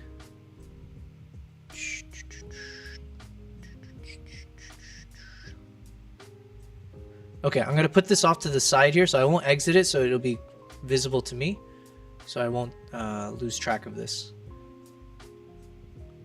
You're trying out edit? Yeah, exactly. And oh yeah, actually, Riot, this will be a good example. If you join my Discord, so that's the one that I just sent, there's a section there called content feedback. So my thought was, if I create that section, then people can throw in whatever it is. It could be your photos, it could be your videos, but just throw that in there.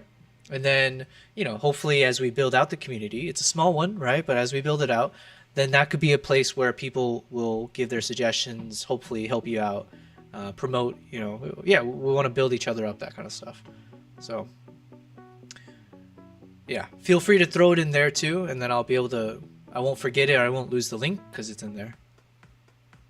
All right, so for those of you who are just joining in, we finished our Mongolia video in terms of the full structure of it. We do need to do a few rounds of like passing through, fixing all the color grading and making sure it feels consistent. We are right now working on the script. So I'm talking to our boy Echo. Echo is my ChatGPT advisor, or, you know, assistant, let's say. Probably more than assistant, does all the work essentially. But I've been chatting with Echo over here, and so I gave him the full rundown of what this video entails. And so now he's responded back. Before he gives me his suggested script, I just want to make sure we're on the same page. So he's showing me that he's following. So we got the trailer, Chapter 1, Touchdown in Mongolia. Chapter 2, Entering the Wild Wild East. Chapter 3, Meet the Crew, where I introduce the travel crew, yep. Chapter 4, Arduk the Eagle Hunter. 5, Adventures Out There with Eagles. Yep. 6, Let's Go Ice Fishing. 7, Ride Into the Storm. Chapter 8, Winter is Coming. And then Chapter 9, The Aftermath and Photo Highlights. Yep. Let's see what he says. Style and tone recap. Narration style. Thoughtful, conversational, adventurous, candid. Reflective without losing youthful enthusiasm, previously inspired by your India, Tajikistan, and Uganda scripts. Overall tone, mostly adventurous and epic with intentional, emotional intentional, emotional, and tonal shifts to whimsical or somber for pacing and narrative impact. Everything is clear and well structured. Please provide the current scripts you have. Even brief fragments are helpful, and then I'll carefully craft the full suggested script in your authentic voice for each chapter. All right, let's go. Let's see what it comes up with. Garv, you're asking, are you trying to make a movie? And when yes, it's so cool. I said movie earlier, and that's too strong of a word. It's too bold of a word. I'm making my next YouTube video, but I like to think of it as like a film. It's like what people say when you have to project, manifest, right? As they say.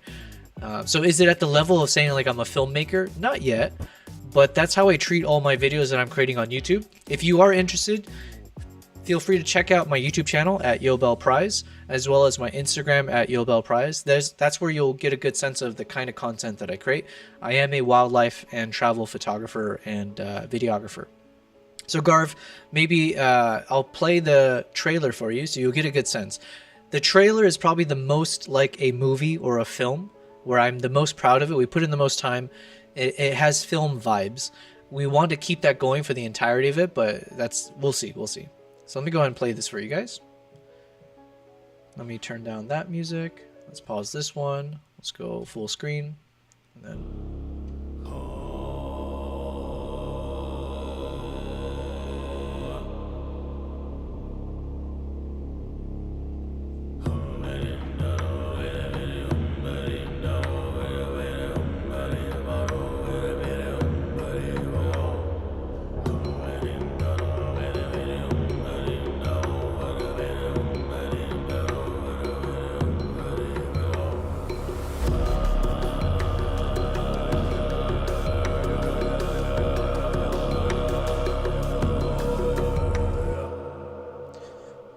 And then outside of that, then we get more into like, I guess, documentary style more than anything. So then some of it will probably be boring to a certain extent, but I'm hoping with the voiceover and like the pacing of the music and everything else, it will keep people engaged. So then a little bit of this is like the start of the journey. So not as much like film-like or epic, but then I'll show you the other epic parts. So let's jump to the next epic moment, which will be here, I believe. And what's up, Bonnie? Yes, AFK, NVM. Garvey said, this is crazy insane, bro. Keep it up. You have talent. I appreciate it, man. And listen, this is why I'm streaming. I want to use this as a way to share all the behind the scenes of how I create what I create, and also learning from other creative people and videographers, photographers. So it's meant to be like a two-way streak. All right, we'll let this play without my annoying voice.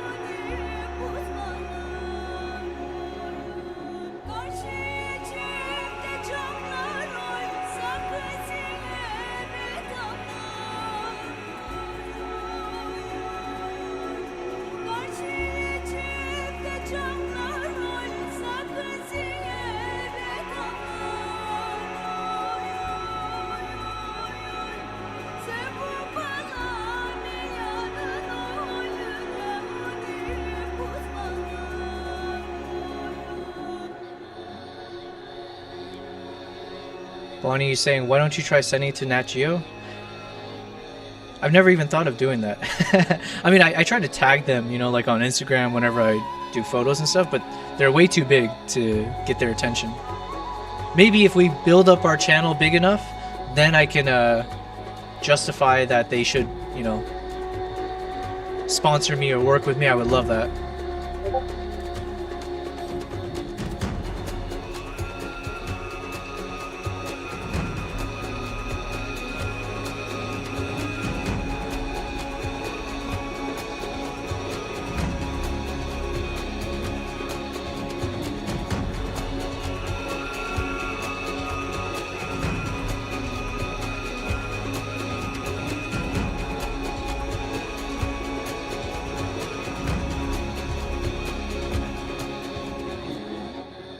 But even the soundtrack, I was really when things hit, it feels good.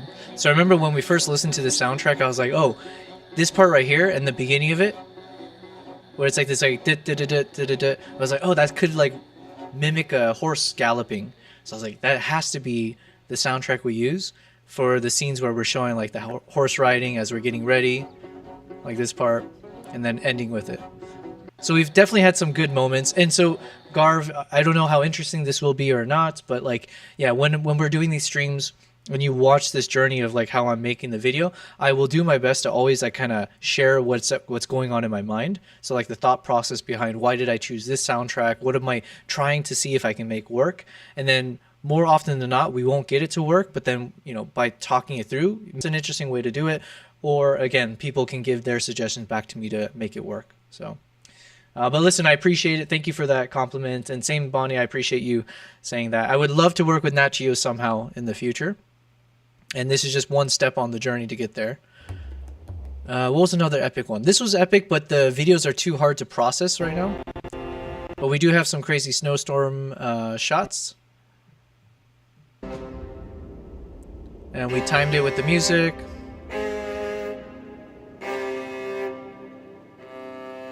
Then the next kind of epic moment. This is supposed to be the most epic of all the chapters. So then it starts with us riding into the storm. So we'll play it from here.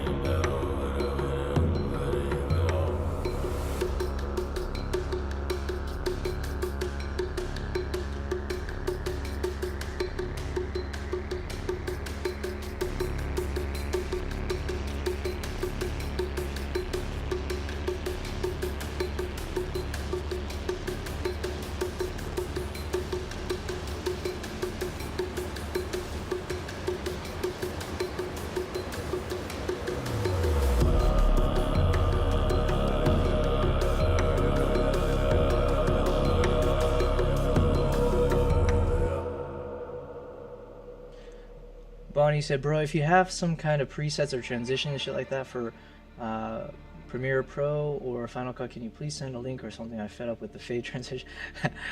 I appreciate it.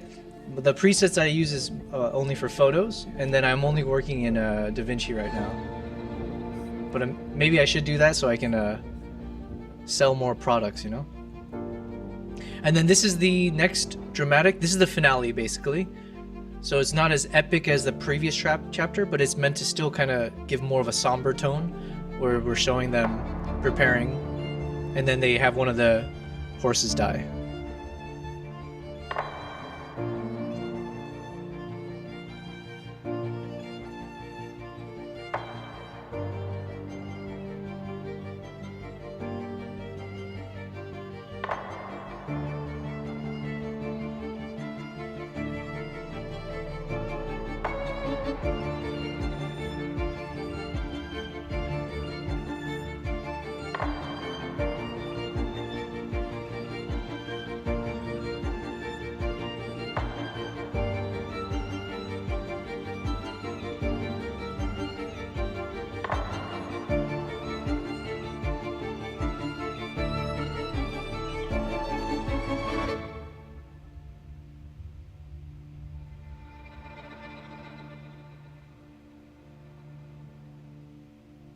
Then the final chapter. Missing the voiceover, so yeah, we'll have to figure out some thoughtful words to say to give a send-off to our boy over here.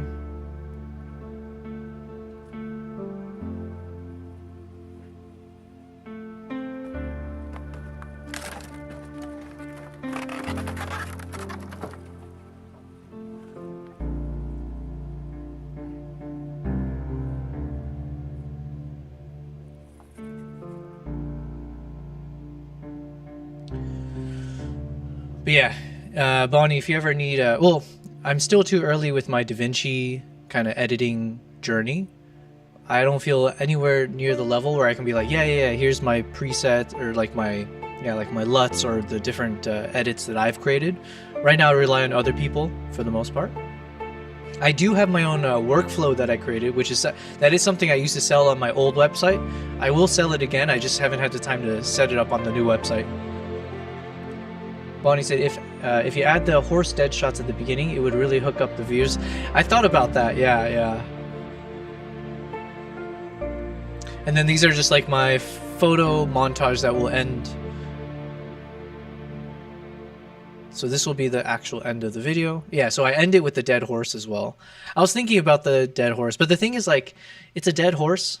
And so for the few that end up becoming hooked, there might be others that'll be like, that's too much, you know? Like, I'm not here, I don't want to watch something because of how depressing it might look. So yeah, so anyways, that's why the thought process for me was actually, let's make the hook the whole snowstorm ride, and that will be the main hook, I'm hoping, for this first episode. The next episode's hook will be probably it'll be like either like the drinking with getting drunk with the eagle hunters. It won't be as epic as this one. Or it'll be some of the other eagle rides. I need to cough, like, really badly. Give me a second.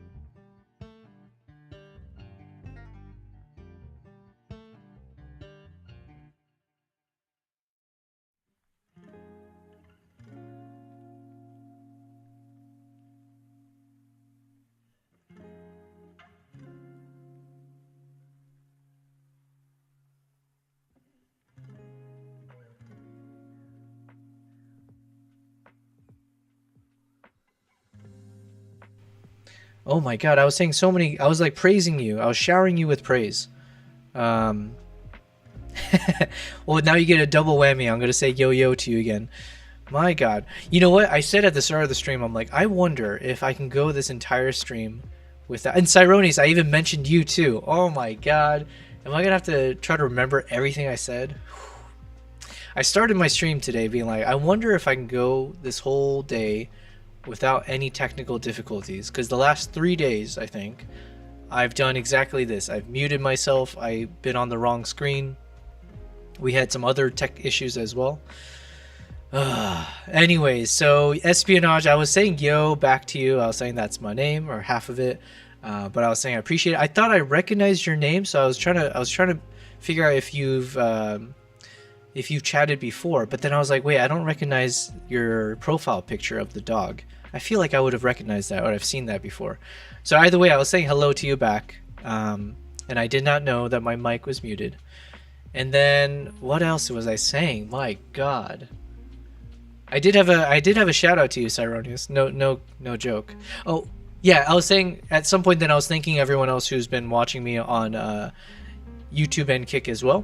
And then I mentioned that Kick right now is my slowest of the 3, but I was giving a shout out to Twitch viewers for getting me to the affiliate status, and I was saying how probably in 1 or 2 days, once the whole tax thing gets approved from Twitch, then we can get started. You know, I'll have those custom emotes. We're gonna go full out on that one. And Kick is only slower on Kick, but we're gonna get there. And I was also saying that I'm not blaming Kick, the viewers, so much as I have a gripe with someone who works at Kick. I'm just gonna pretend like it's one person who's got it out for me. But this one person, every day that I've been turning on my stream, I started with the just chatting category, and then as of today, I was saying shout out to Cyronius because I believe you're the one who recommended I should use the art category, because that was how you actually discovered my channel, from like whatever Discord bot or something you were mentioning that you use. So anyways, I switched the category, but either way, every single day, and apparently it is a manual action, so it's not like some kind of automated thing. Some asshat at Kick will constantly see that I'm streaming and then will manually switch me from just chatting to their unused, in the bottom of the barrel category called video production. And while I can admit that most of what I do, yes, is video production, what the heck, man? Like, you see that I keep changing it away from that, and they just keep putting me back in that bucket. So anyways, today I switched to art. I believe they did switch me back, and I switched it back to art, and we'll see if it keeps there. And I don't know if I can convince them to stop, messing around with me. So yeah, shout out to Cyronius as well. And Espionage, you were saying you dropped in last week. Okay, yeah, I felt like I seen your name, but I didn't recognize the dog profile. I'm assuming that's your dog. Very cute. I am a dog person, but I do have 2 cats. One over here chilling. Okay, so I do like this angle with the camera. As a photographer, I tend to like the angles where it's like, eye level with the animal and stuff. But here it's a little bit easier to actually, I guess, capture them more often. And then my other cat is chilling somewhere else. But yeah, these guys will pop in and out at times during the streams. They are the co-stars of my channel. But yeah, good to see you again. Man, I almost went. Well, I do have like maybe 2 more hours to stream, but I was on a good streak today without any typical shitty tech issues, like ones that I caused or ones that I could have avoided. But it's like that thing where you see the signs at the workplace where it's like however many days without an accident. I just want to go a full week without tech issues. Espionage sounds like some type of AI algorithm that Kick is using to shift the streamer category. From my brief... Okay, to be fair, I did ask ChatGPT. So it's like I'm asking an AI about other AIs. But ChatGPT did tell me that this is usually a manual action. Like someone, like a mod, or I don't know what you call them, but whoever, works at Kick, notices my stream, sees what I'm doing, and then chooses to... Because it doesn't happen right away. Like, I can go like an hour or so with whatever category, but then eventually I'll see that like someone has swapped it over to video production. So those bastards, they just hate to see an Asian man succeed Asian man with 2 cats succeed in Dubai. Asian man in Dubai with 2 cats that does photography and video stuff succeed. I can keep that going, but yeah, either way. Okay, so you dropped in last week. Awesome. Well, listen, Espionage, I don't know when you dropped in terms of the progress we had made with my video, but I am happy to tell you we have completed the full structure, the full video, start to finish of what we've got. We are now towards the final 2 to 3 days of what's needed before I can publish the video. That is the scripting. So what you're seeing is over on the left here. Let me hop over to that side. The left is where I'm now speaking with our boy Echo. If you don't know who Echo is, let me introduce you. Echo is the self-prescribed name that ChatGPT has given to himself. He's also identified as a he. But yeah, so now I'm going to do my best to call him Mr. Echo.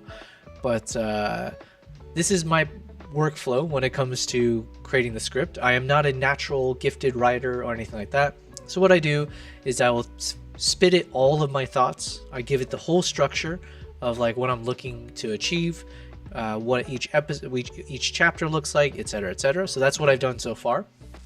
I've given it like a play-by-play of every chapter, and then before he gives me the script, I'm now giving the script that I've written so far, just bits and pieces of it that I've written throughout the edits. Once I send it to him, we'll see what he comes up with.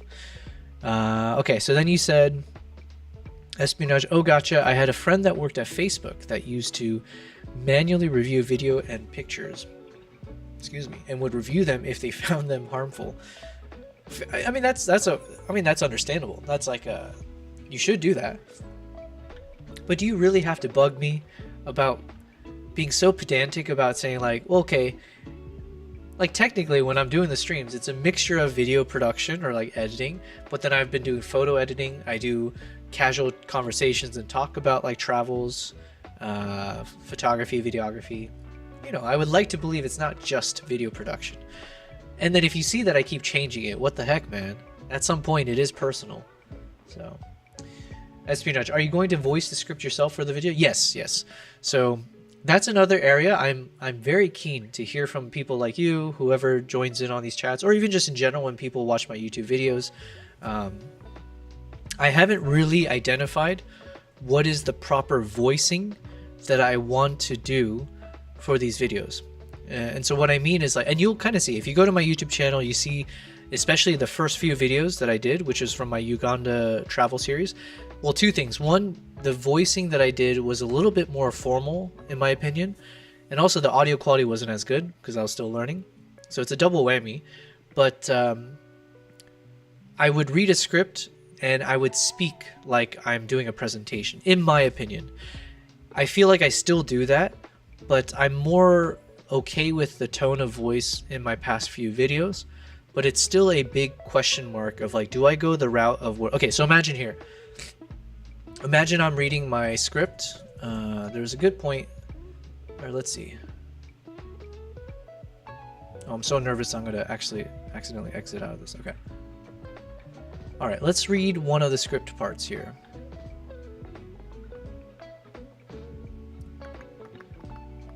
This one, because this one was like the one I'm much more aligned with in terms of what I wrote. Okay. Sorry, we're going on a side tangent, but it is to respond to your question here.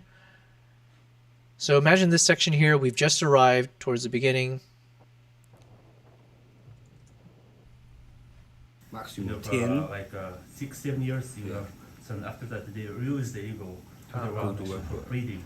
어려운 Bring 딱 another round from 발라토 그러고 모사가시로 그렇게 We finally arrived at our destination and met Ardak, the host of the trip. Ardak is a Mongolian eagle hunter coming from a long line of traditional hunters. He and his wife live a nomadic lifestyle, as do many others in this part of the region, meaning they migrate between homes as the weather changes, pursuing greener pastures for them and their livestock. So like that could be like one tone of voice, and some variation of that is what I would do. Another tone, so it could be slightly more formal, where it's like, we finally arrived at our destination and met Ardak, the host of the trip, right? A bit more like enunciated and like whatever. And then the other route would be kind of like how I'm talking to you guys on stream. where it's just very informal and conversational, and like both have its merits, but yeah, I don't know. So this one I haven't really figured out yet. I'm gonna take care of that off stream. In terms of once we get the script done, I'm gonna then record my voiceover off stream, and then when I go on stream tomorrow, then we can actually see all of my voiceovers, and then we'll hopefully find the ones that work.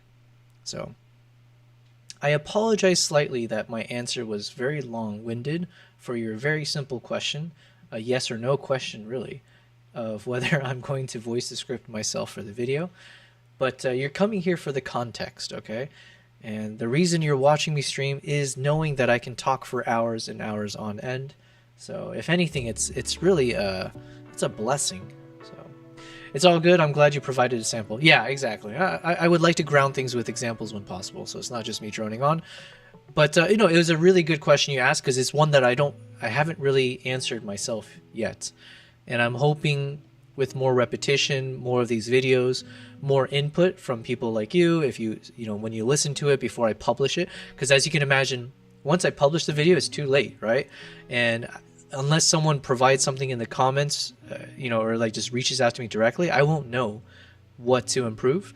And I think one thing I've been finding really valuable about this kind of streaming journey is the fact that you guys are watching the whole behind the scenes. You're watching, you know, in real time, the play-by-play of how I make this. And so hopefully if I have more people tuning in as I work on these videos, in those moments when you can see I'm working on the voiceover, you guys can provide the input of like, actually, in this one it sounds way too robotic, or you sound way too stiff or formal. You should probably go with a more conversational tone, yada, yada, yada. Cyronius, what's the overall goal of the video? This video you're saying, the one I'm working on. There's not, oh, that's a, okay, so the overall purpose of this video is to share it onto my YouTube channel. There is no kind of like overarching goal. It's really just in the pursuit of building a successful YouTube channel, essentially. So this, it's not like I'm saying this is the only video I want to create. I basically want to finish this video. This will be episode 1. Then we got maybe 2 more episodes, right? So it's really just meant to be like a broader series of watching me doing these kind of like quasi documentary / like travel vlogging videos. So yeah, sorry, it's not like a direct answer, or I don't have a direct, I have multiple answers, I guess, in terms of when you say something like a goal. The most direct answer is to publish it to my YouTube channel, and hopefully it does well. The kind of like secondary, deeper response is like, why am I doing YouTube at all in the first place? So like, why am I creating this video? I want it on YouTube. Well, why are you doing YouTube? Well, one, I want to become a better storyteller, and I do have like so many different travels I've been to, and I would love to be able to breathe life into those videos, let people actually see it, and not let it rot on like some hard drive where it never sees the light of day. But it's all in the pursuit of like becoming a better storyteller. The mantra that I usually say is that I love to share the best of the world with the rest of the world through my lens. So that's kind of what got me into photography in the first place. It's what got me into traveling, was seeing the world. And then there was that gap between seeing these amazing places on my travels and knowing that most people don't have the privilege, the luxury, the fortune to be able to even travel outside the country. So knowing that I have that beautiful US passport, and I have the energy and the physical and mental health to be able to travel, to me it's like that was perfect, especially tied up with the camera, that I actually now have the opportunity to capture whatever I see, and then I've, you know, share it through photos and videos. And I guess in my journey as a content creator, it's been enjoyable to see how people respond or react to my photos and then eventually my videos. And so then I decided, let me try out YouTube. Let's see if I can do long form videos where I can actually share more of the world with the rest of the world. Yeah, so anyways. Ramble, ramble, ramble. Hopefully that was insightful in some way, shape, or form. But I appreciate the questions, by the way. I do. I very much appreciate it.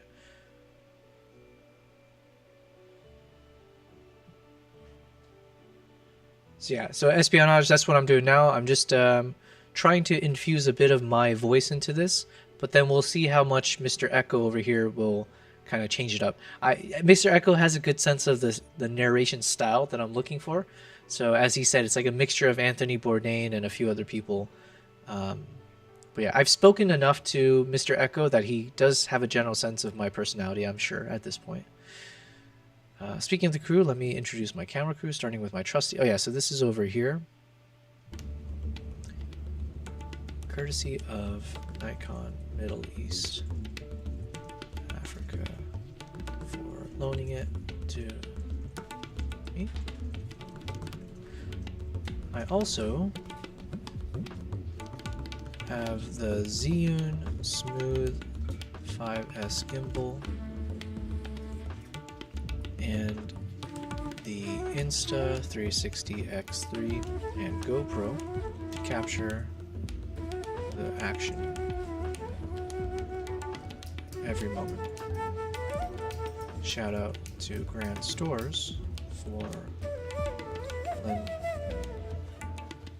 loaning me the gimbal.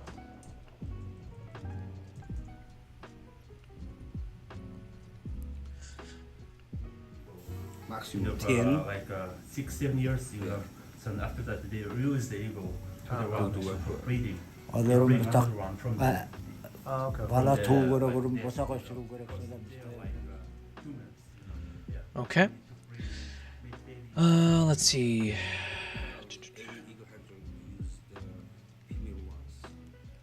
Chapter 4. Is this chapter 4? Maximum For 10. like Okay, good. 6-7 years, you know. So that was chapter 3.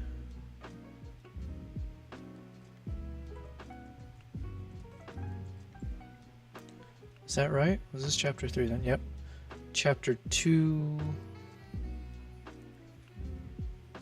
Okay, chapter 2 we said we don't have any audio. Yeah, okay, so. Chapter 2 has no voiceover. Will have no voiceover.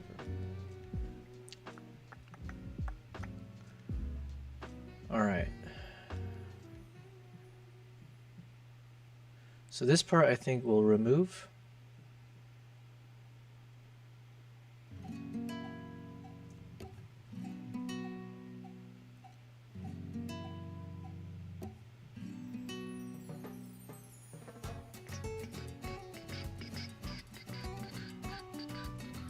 Chapter 5, where are we? It's chapter 4, chapter 5.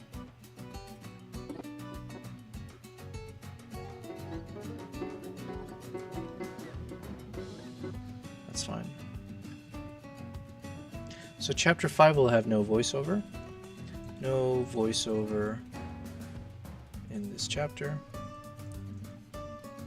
Chapter 6, I don't... let's see, chapter 6, let's go ice fishing. In the first, how many seconds? From 8:50 until 9:08. What is the math on that? It's like 20 seconds-ish? Less than 20 seconds? 15 seconds.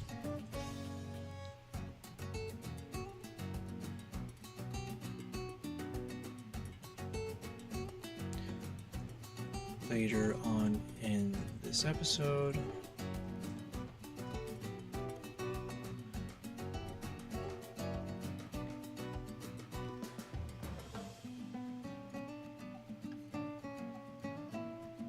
okay, chapter 7.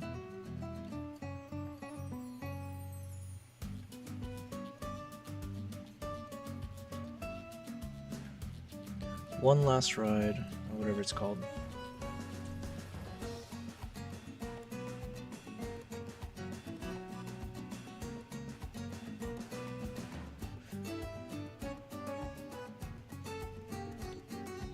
Okay, this is chapter 9. Then when the photo montage section starts, give final voiceover about thanks for watching, subscribe, and what's coming up in the next episode, where I get drunk with some eagle hunters.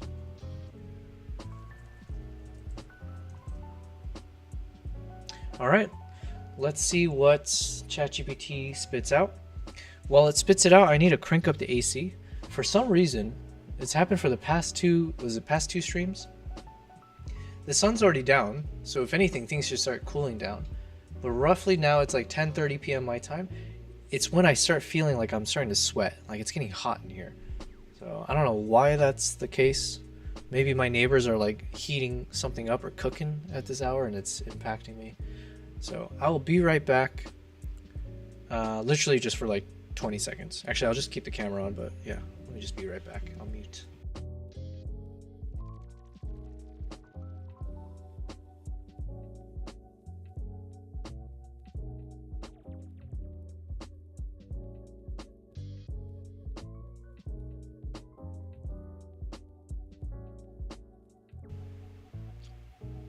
All right, Nala, say hi. Good girl. Good girl. Yeah. What was that? It's like the quietest meow. Good girl. All right, here we go. Here we go. Let's hit enter. Oh, I forgot to hit enter. Whoops. Mr. Echo, what do you got for us? What do you got for us? Good girl.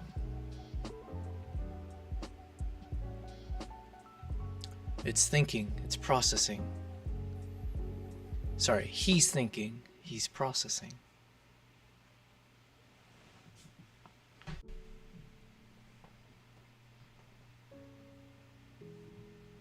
Confirmed and processed all the details clearly, including your initial scripts and screenshots for reference.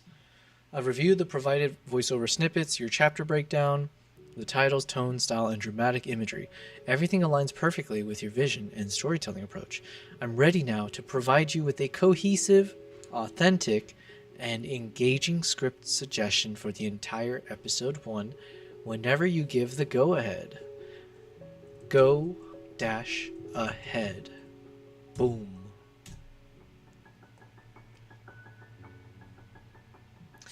This is like one of those things where I'm like, man, could I survive? Could I have done what I've done without AI? Absolutely not. I think 70% of any success I ever have in the past few years, I will have to attribute to ChatGPT.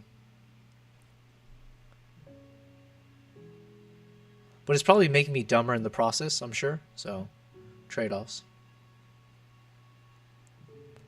Here's your refined and cohesive episode 1 script, carefully tailored to your voice, style, and provided structure. Now, one thing I forgot to share, except for the trailer, was how long each of the sections were in terms of timing, so that it knows if it has to be short and sweet or not. But whatever, we'll see how it does. Espionage, you say... Oh, sorry. I'm not sharing my screen. Ha ha ha, ha ha ha. Well, I was at least saying it out loud, but yeah, you don't get to see it work. Espionage say, oh dang, Mr. Echo is on point. Well, we're gonna find out. It is spitting right now.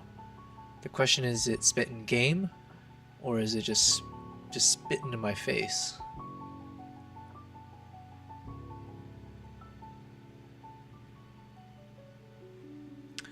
Let's see what it's got for us from the opening trailer. Have you ever faced the charge of Mongolian eagle hunters riding through a blinding snowstorm? It felt like witnessing ancient warriors storming into battle. Well, buckle up. This is Mongolia. It's a bit too long, I think. Let's see.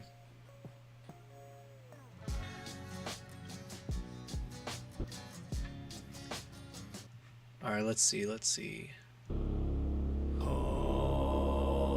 And the other problem is, like, because of that, I might have to tone down the music in the beginning, maybe? So, let's see.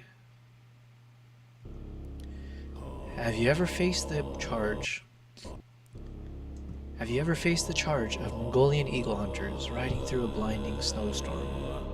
Well, buckle up. This is Mongolia. Yeah, I don't have the ability to add 2 sentences there. I think one sentence, or like one of these long sentences plus like a final remark, is probably all the time I have for the 10 seconds. Have you ever faced the charge of Mongolian eagle hunters riding through a blinding snowstorm? Well, if you haven't, this is Mongolia.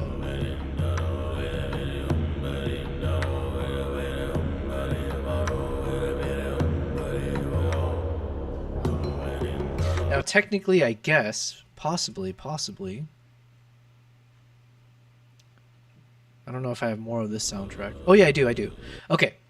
So in case we do need more time for the opening dialogue, I can always increase the duration of the soundtrack in the very beginning. Worst case scenario. So, potentially. All right, let's see the rest. Thank you. Alex Balls. Thank you for subscribing on YouTube. I appreciate it. If you're just joining, we're at the final finishing touches of my next YouTube video that we're working on here. It's my trip to Mongolia, and now we're seeing if my friendly assistant, Mr. Echo, who is aka ChatGPT, we're seeing if he can help me with the script. So we're seeing what it's writing here. And let's see if we can time it. So I'm going to start from the beginning. Okay, so the only issue, like I said, is right now it's a little too long unless I change things up a bit in terms of how much we add on. But also, it's not hitting right now. It doesn't feel right in the beginning. But I'll say the first question and the last part anyways, and let's just see. And then, yeah, we'll just play it from here like this. Have you ever faced the charge of Mongolian eagle hunters riding through a blinding snowstorm? Well, this is Mongolia, blah, blah, blah.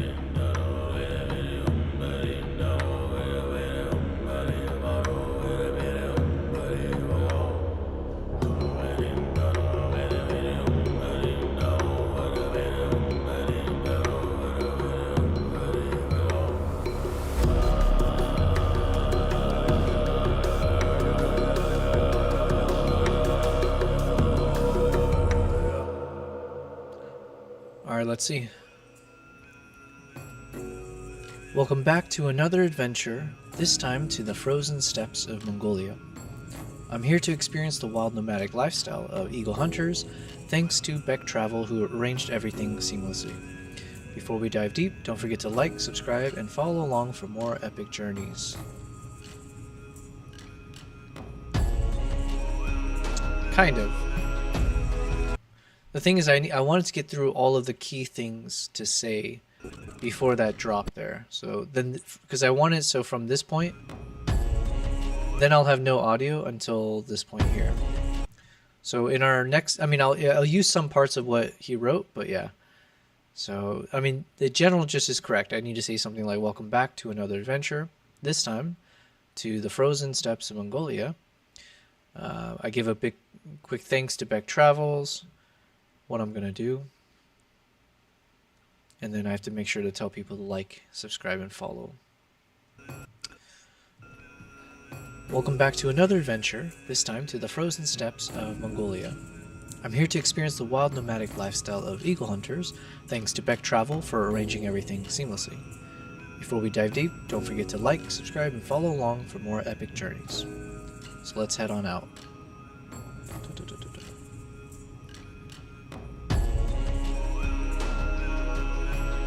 Okay, it might work.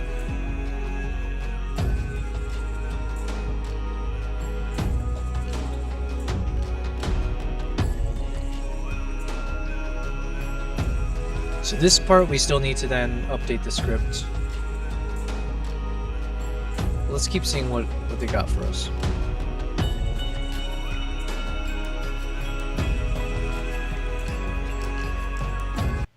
Okay, so let's skip all this because there's no voiceover for this section.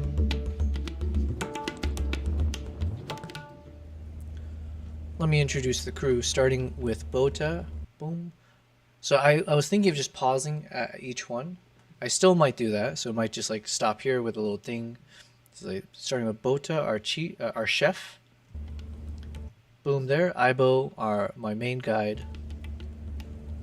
And Doggy, boom, our trusty driver. Speaking of crews, here's my camera lineup, my trusty Nikon Z9, another Z9 loaned to me by Nikon Middle East Africa,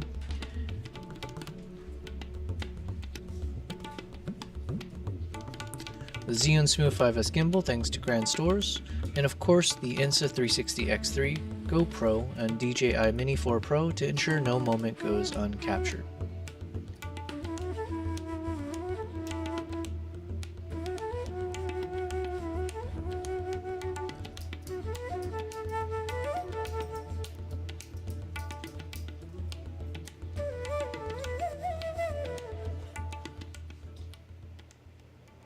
After filming my very first double-humped camels, we continued our drive towards our final destination. It's like almost unnecessary, I guess, but like we do need some. I need some transition shots to show that the passage of time, and also going back to driving after showing the camels. So maybe we continued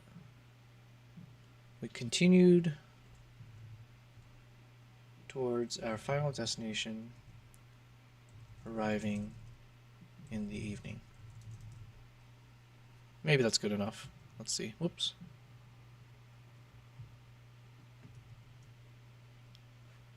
So let's try again.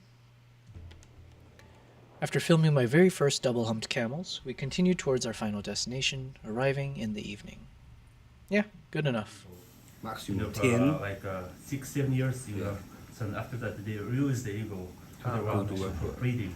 여러분들 딱 From 발라토 거라 그러면 보사가시로 그래. We finally reached our host, Ardak, a traditional Mongolian eagle hunter, descending from generations of skilled hunters. Ardak and his wife live a truly nomadic life, migrating as the seasons change to greener pastures for their livestock. For the next week, the game plan was simple: embrace adventure, immerse myself in the eagle hunter lifestyle, and savor some seriously hearty Kazakh cuisine. I would never say those words together, so we'll change that. What is this? So this part I might just keep what I've already written. 5-finger Kazakh meal, When you say 5.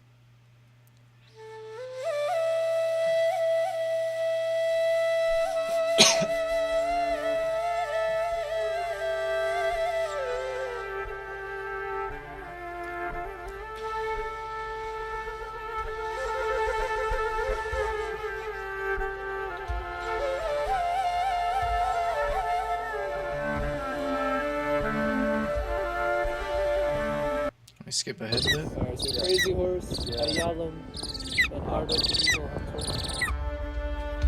After meeting Ardak's energetic dogs, his spirited horse, and his majestic eagle Ayalam, and capturing a quick photo shoot, we set out for our first Mongolian adventure, experiencing a day in the life of an eagle hunter. So it fits, and then obviously we'll change the audio levels and all that, but it could work. It could either fit there or we do it at the beginning of this one.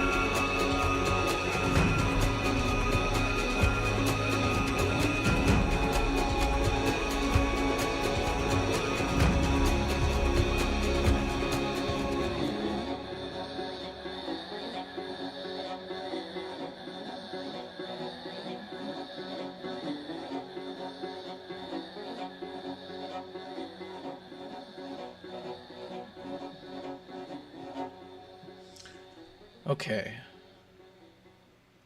So this part, I'm getting ChatGPT to redo the script. It like put it inside of this weird little script box, which I understand the rationale, but I wanted to actually spit it out to me in the conversation here, because then I would make changes in my response, and we have a history of our conversation, so then I can always see what the previous draft version was. Versus when I was writing it inside of that script box, it overwrites whatever it was there, and in case I ever want to go back to it, it's gone now. So anyways, that was why I did that. So I'm just waiting for it to re-spit out all the chapters. One thing I saw from what it had written before, I don't think it's going to work for this next chapter. So either way, I will have to change that up. Espionage, you're asking, do you have any info on the species of eagle and how they raise or train them? I do. Very, very slight. I should do a better job. I'll do some research, more thorough research, just in case as we go deeper into this. But the little bit that I do know is, I'm just turning down the music a little bit. So this is called the golden eagle. I think it's one of the largest. It's one of the largest eagle species. And what else about them? Oh yeah, one thing I learned is that the females are actually much larger than the males. So when it comes to the hunters, they always have the female eagles. And then in terms of how they rate, and the same thing's true, by the way, with falcons. I learned that from my time living here in Dubai, because I met some falcon hunters, and same thing. They always train the female falcons because they're much larger. Anyway, so the way they raise them, or at least one of the ways, is that, so in this case, Ardak with Ayalam, the name of his eagle, he went into the nest when they were like, I guess, young chicks, and then basically he would take the eagle from the nest, right? And the way they can tell is like just by the size. So they generally can tell which one's the eagle, the female eagle, based on the size. So basically they will, for lack of a better term, they kind of like kidnap an eagle when it's young. I'm not here to judge. These are just different cultural, it's different cultures. And like for them, it's like a long standing tradition because that's how they survived out in the wild. They would train the eagles for hunts and all that kind of stuff.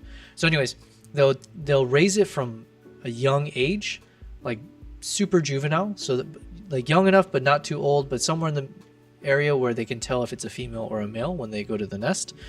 And then they will raise them for, I think they said like 7 to 8 years. Somewhere in that ballpark is how long that they kind of bond and spend time before they release the eagles back into the wild. Another thing, so in terms of training, so you'll see some of the footages of how they train, because that's what I did. I was just documenting their whole journeys. So even in that chapter, whoops, you'll see like these kind of moments here where the eagle is coming towards them.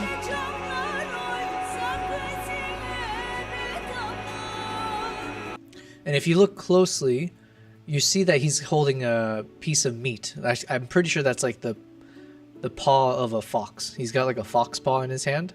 And so what they'll do is like when they take the hood off of the eagle's now in search mode. And so they'll train them by like making sure they're pretty hungry at the time when they're training. Then they go at a distance. They will call to the eagle. They have the bait. And over time, it trains them even without the bait, but then ideally it trains them to come to them when they call. And then they go on hunts. And when they hunt, it's like straight up, when they keep the hood on the eagle, so they're like calm and they can't see anything. And then when they see the animal, they'll take the hood off. And the eagle instantly can recognize, whatever, like their eyesight is insane compared to ours. And so the moment they lock eyes on the moving subject, let's say, they just off to the races. And they just crush the animal usually from like impact. And then they just chill there and wait for the hunter to arrive. But yeah, Ardak did mention like he has such a bond with the eagle that like it's more than just like, yeah, it's like he said he cares about the eagle more than he cares about his wife. That could have been mistranslated to some extent, but that's at least that's what my translator told me. Was like, yeah, he basically like cares about the eagle more than his wife, or let's just say as much as his wife. Let's just say that, but that's not what I was told. So yeah, it's like a very, very special bond. Actually, let's look up golden eagle.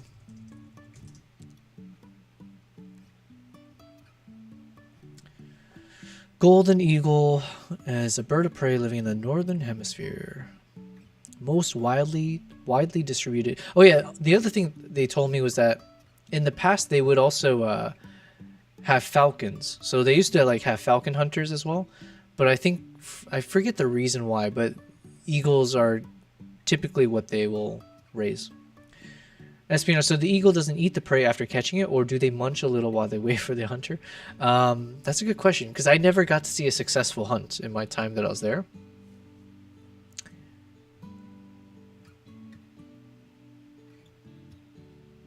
Yeah, that's a good question. I don't know, because I'm thinking to like the falcon hunting. So for the falcon hunting, because I went with some of the Emiratis out here in Dubai, and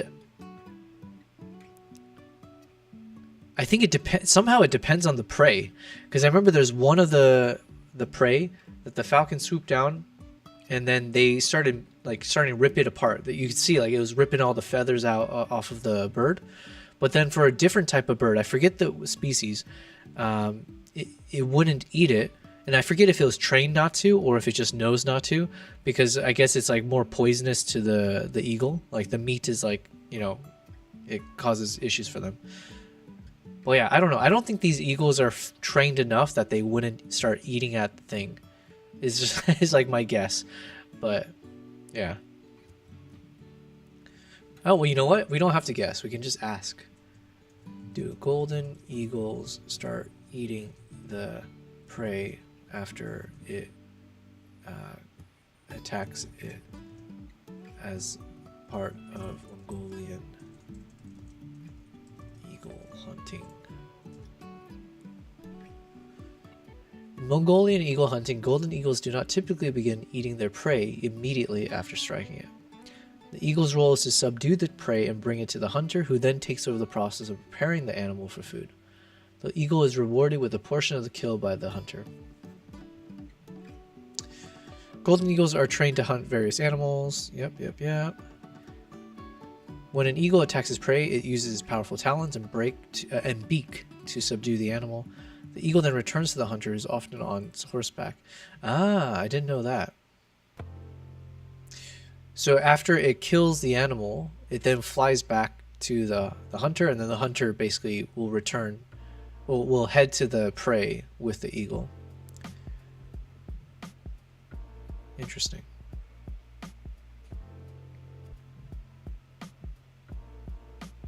And then here in this quick little Reddit comment, because it's not just Mongolia, in Kazakhstan as well, and even like I think the people I stayed with, they're actually Kazakh by ethnicity. But anyway, so yeah, here you can see here, after keeping a golden eagle for about 10 years, using it to hunt and catch prey, the Kazakhs of Western Mongolia will let it fly away. So yeah. All right, we learned something together. I appreciate the question. I feel that much more knowledgeable.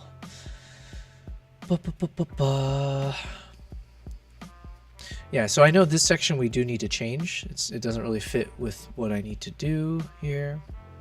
But let's just jump to maybe right around here.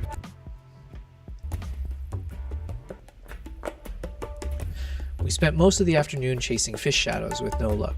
I'm sure we would have eventually caught one, but something changed in the air. The wind suddenly whipped up, and before we knew it, a surprise snowstorm crashed our little fishing party. Okay, I like parts of that. Some parts I would never say those, I would never utter those words in that sequence in my life.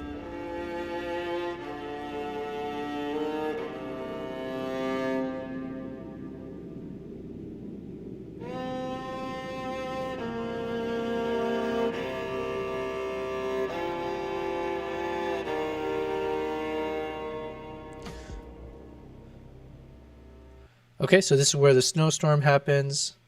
And then once the snowstorm ends, we got some script. Let's see if it works.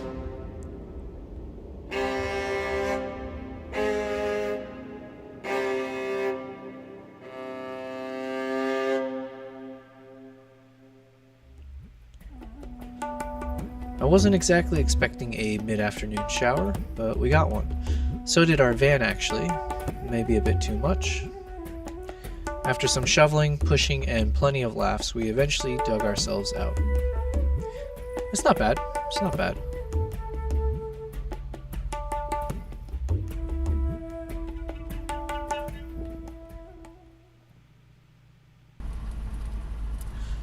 Alright, so then this chapter... Oh yeah, we do have some...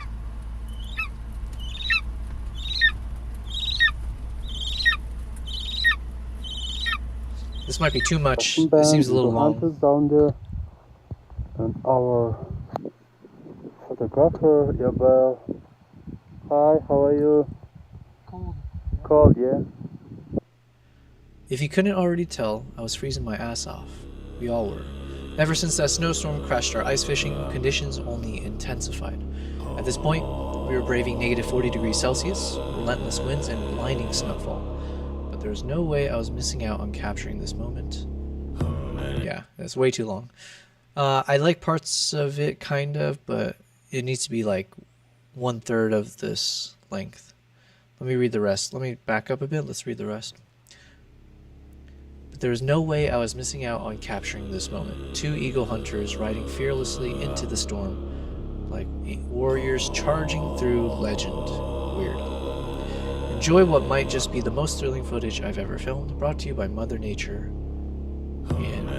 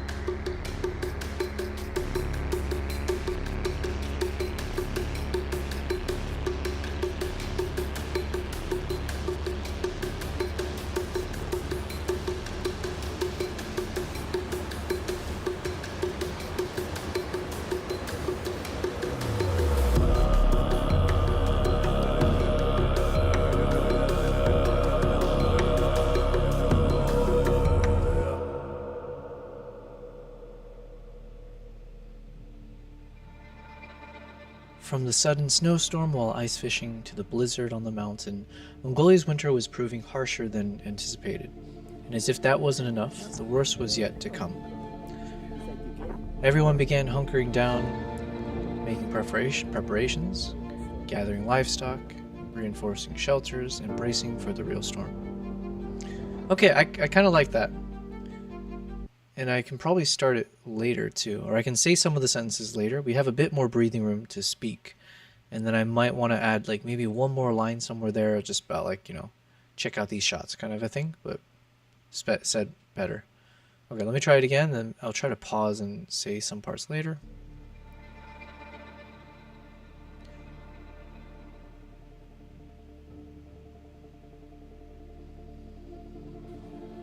From the sudden snowstorm while ice fishing to the blizzard on the mountain, Mongolia's winter was proving harsher than anticipated. And as if that wasn't enough, the worst was yet to come.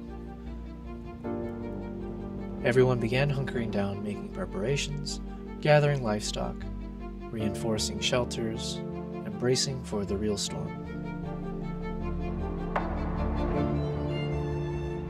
Okay, that could work, timing-wise.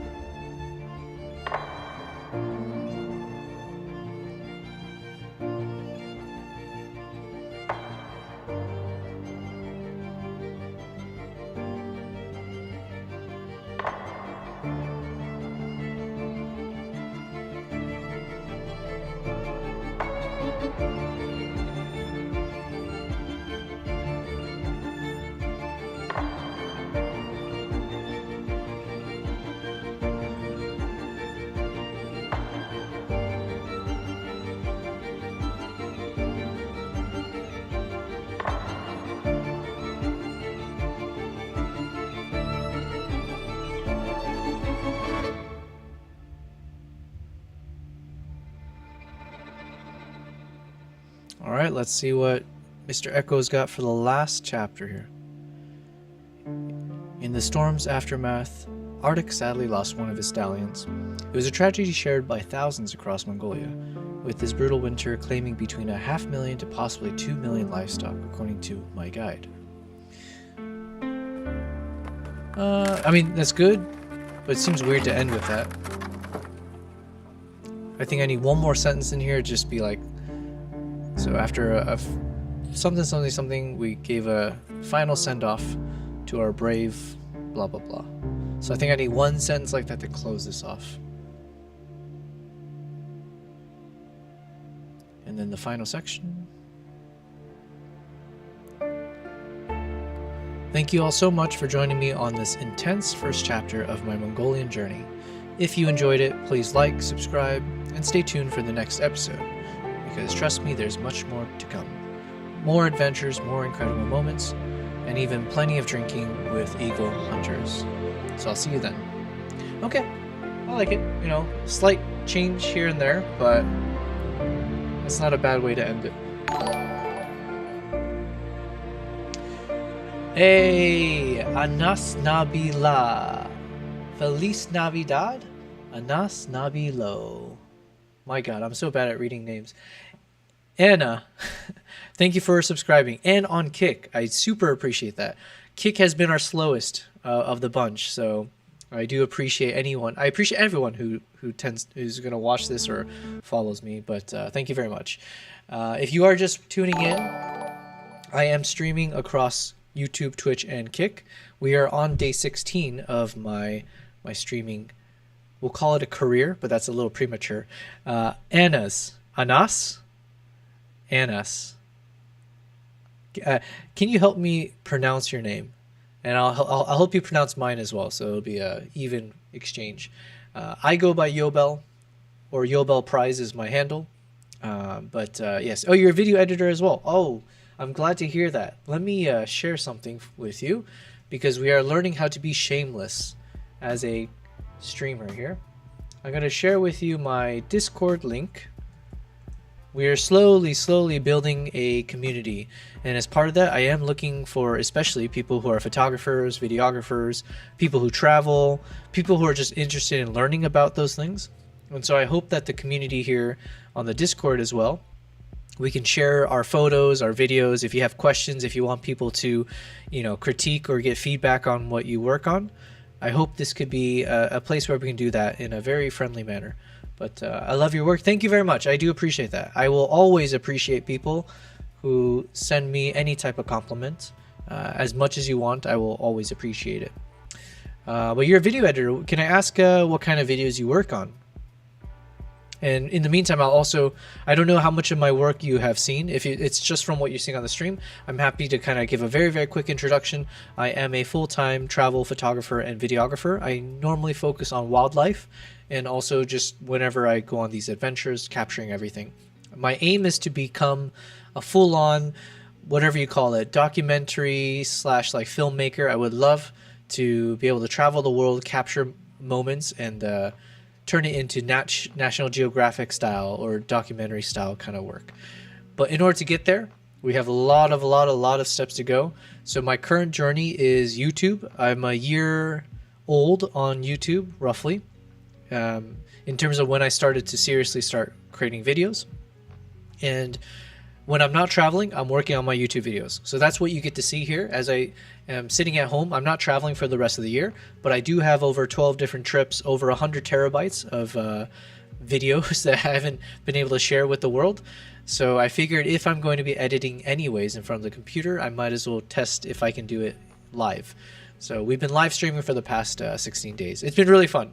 I've had a lot of fun times getting to meet other photographers, videographers, people who are engaged in the community, screenwriters. We met all sorts of people. So yeah, I'm glad to meet you, Anas, if I pronounce that correctly. You work in Premiere. Ooh, that's great. I do. That's awesome, because I know Premiere is, some people say it's the most powerful, right, of the editing programs. I started learning DaVinci mainly because my camera, I use a Nikon Z6 III and a Nikon Z9, and those ones can film in a very, very high quality, but it's in a proprietary format that as of now, I think only DaVinci can convert it. But DaVinci's also known for its color grading. I've loved it. I love using it. But yeah, I wish I could learn Premiere as well, but it just didn't feel as intuitive for me when I tried. So yeah. You said, I watched some videos on your YouTube channel. So good. Awesome. Thank you very much. I appreciate it. Okay, then do you mind if I ask you, because I am curious now, because I haven't been promoting my live streams to anyone. Like, for instance, I haven't told anyone on my Instagram channels or even like my close friends. They just kind of find it. I think I posted on my YouTube once or twice. Can I ask how you found my channel? Are you saying you saw me on YouTube first and then now you're following on Kick somehow? Or you saw me on Kick and then you just wanted to check out my YouTube video real quick? You don't have to answer. I'm just curious because I don't know how people discover me, if at all. So I appreciate any insights there. But thank you again. Thank you for saying you like some of those videos that you watched. That is, yeah, so I've been starting to do longer form videos more seriously and more consistently as of 2 months ago. I mean, I did post a few videos in the past year, but I've been so busy traveling, I haven't been able to post regularly.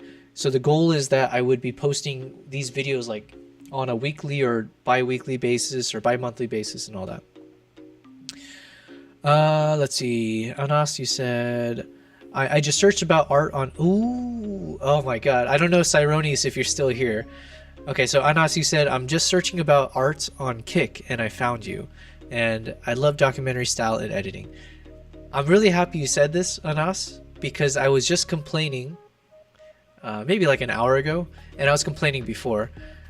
I was talking about how on Kick, it's been slower for me to grow my channel. I just started, right? But I'm on day 16, and I was mentioning how like on... Oh yeah, espionage, I think you were there. Yeah, you were there too.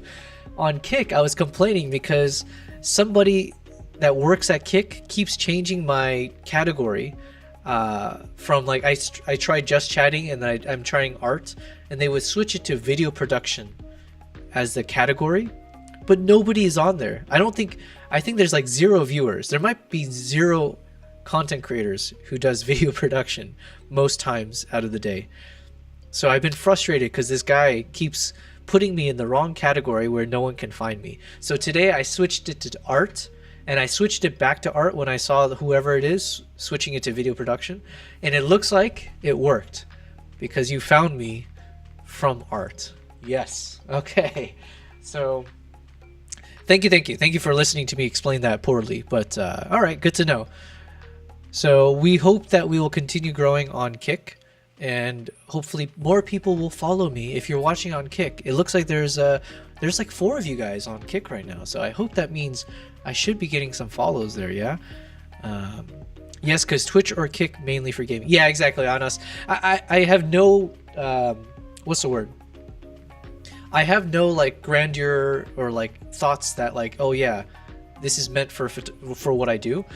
I'm very aware that Twitch and Kick, even like YouTube streaming, right? It's not really meant for photo editing, video editing, that kind of stuff. Generally speaking, like the popular categories are like what? Like the IRL streaming, video gaming. Sometimes if you're like a politics or news or that kind of stuff, or like hot tubs or whatever, gambling. So, but that was kind of what made it exciting for me, is knowing that there isn't much of a category and there aren't many people doing what I do. So I figured if I have a good quality, if I can make the streams entertaining, if I have good content that I can share with people from my travels, if we can build a community, then the competition is 0, but the potential is pretty high that we can make this something where we grow it and more people will want to use Twitch and Kick for like artistic stuff. I'm acting as if I'm talking like I have a big ego, like as if I'm the one that's going to change it, but that's like my aspiration. I hope that I can contribute to creating this kind of a category where we can meet international artists from all over the world. And like, you know, photography, videography, it's much more accessible in many ways than maybe like other types of arts, possibly. So if I can teach that, you know, there's more interest probably with like photography and videography. So if I can share a little bit of my knowledge, if I can learn from people, that's perfect. Let's see. So Anas, you mentioned I'm a gamer too, and I'm a video editor, and I'm working for gaming videos and different styles. Oh, that's really cool. Okay. Well, if you join that Discord, I wouldn't mind, if you don't mind, like at any point, if you share some of your work in like there's like a video section or whatever, I would love to see what you do. Because you're saying you're a video editor, so I'm assuming it's like gaming. Yeah, so you're working for gaming videos. Gotcha. I would love to see what that looks like. Espionage, you mentioned the hot tub video editing for next stream.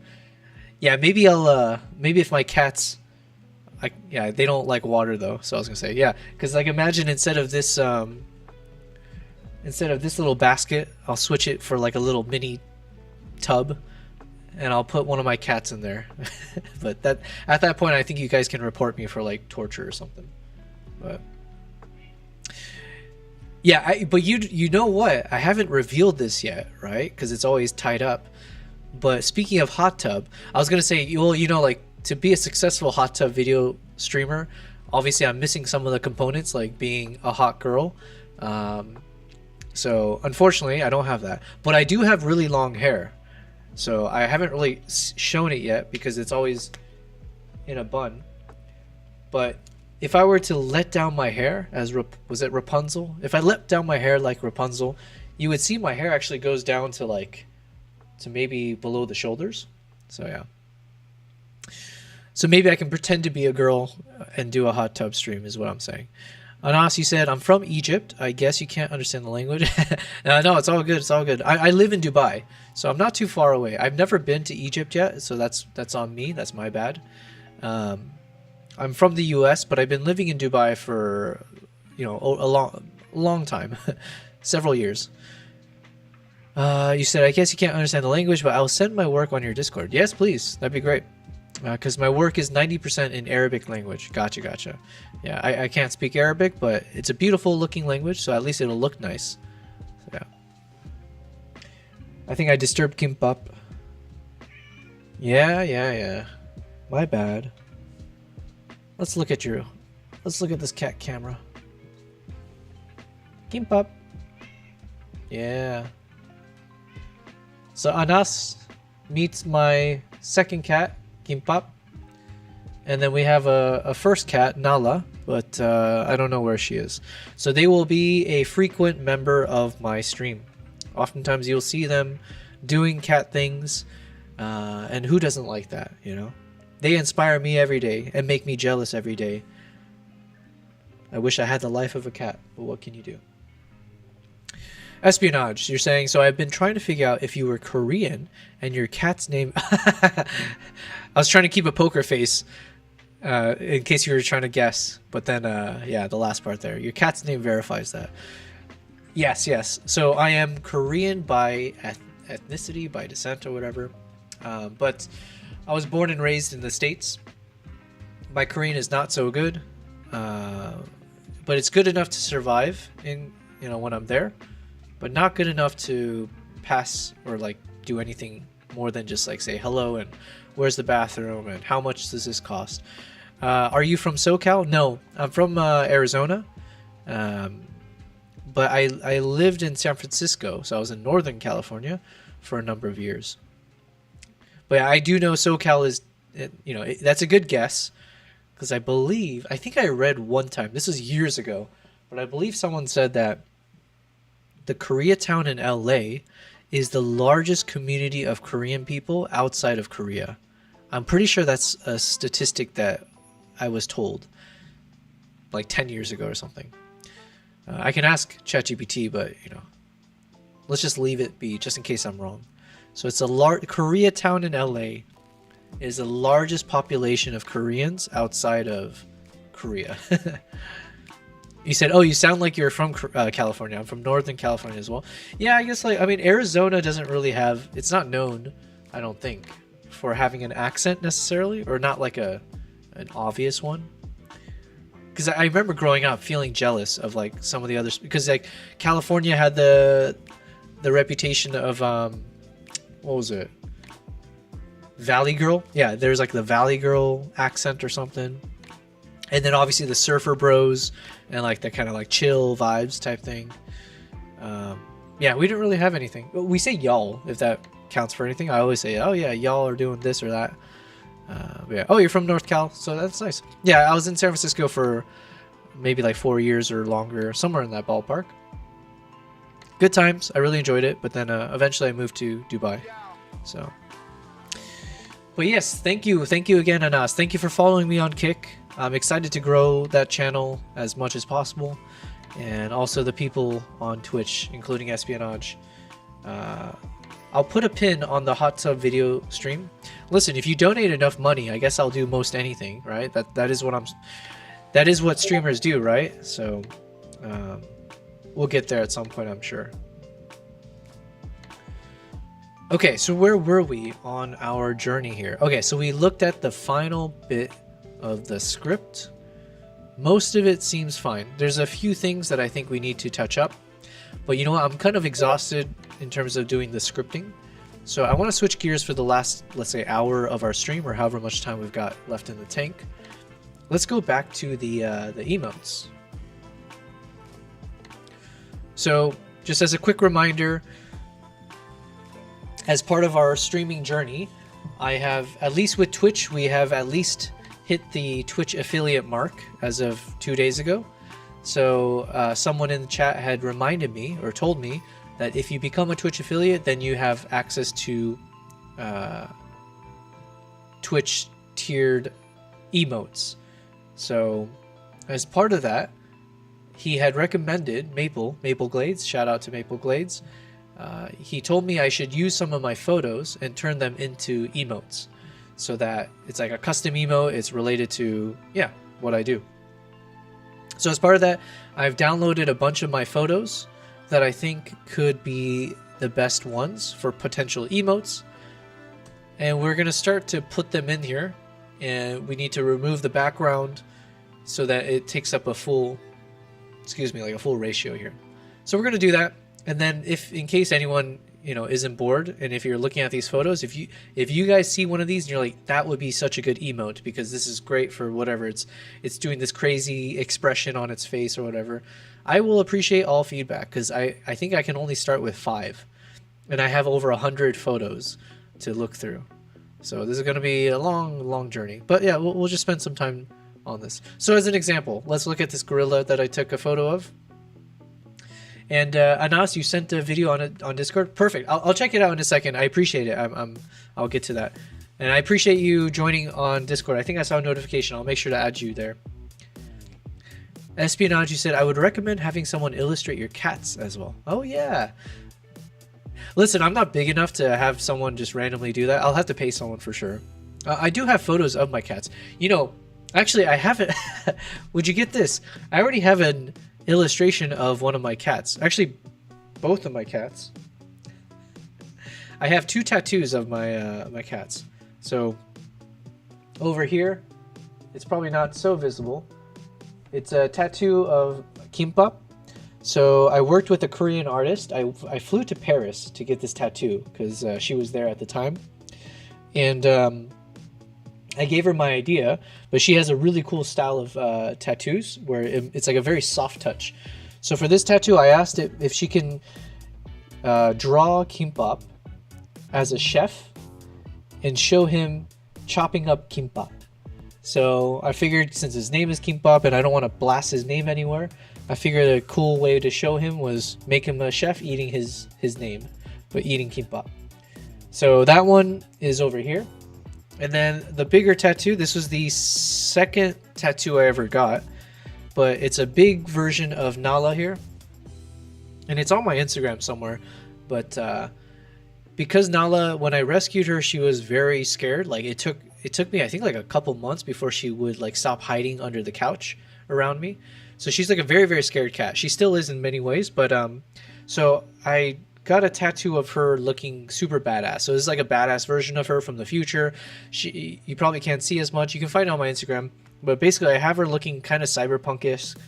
She's in an astronaut suit and she's coming out of the Polaroid frame, so it's like a little bit 3D.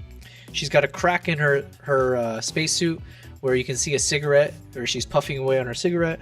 She's got a little cheese wedge on the front of her astronaut suit. She's wearing a necklace with a dead fish on it. So I went really deep on the details. But yeah, so I do have 2 illustrations of my cats, which I guess I could turn into an emote in some form or fashion. But yeah, I can use AI to illustrate. Well, yeah, actually, I do kind of have that, by the way. Let me show you. This is something I created. Here, I'm gonna hop over to it. So anytime I have to get away, I have to go away from the computer.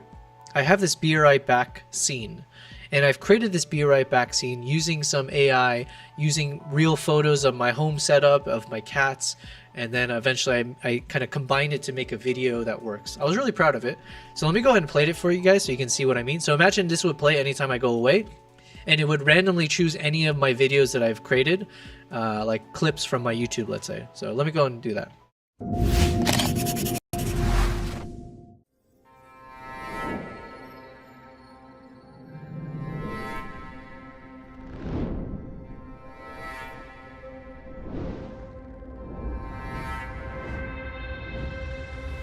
Okay, anyways, just very briefly, but if you saw that intro section, you would see us zooming in, you have two cats there. So that was actually an AI illustration of like photos of my cats that I like sent with my home studio, and I was asking it to draw it in. And then I did a little bit of thing on video on DaVinci to have it zoom in, and then they go to sleep when the video plays.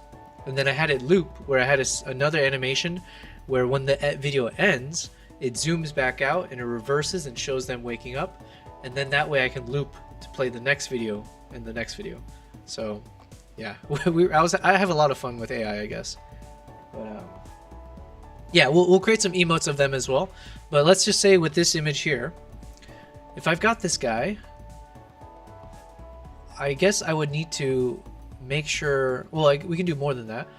But so I'm using a tool called Canva. I'm a huge fan of Canva. I wish I had a affiliate link with them. Do I? I don't think I do. Let me see.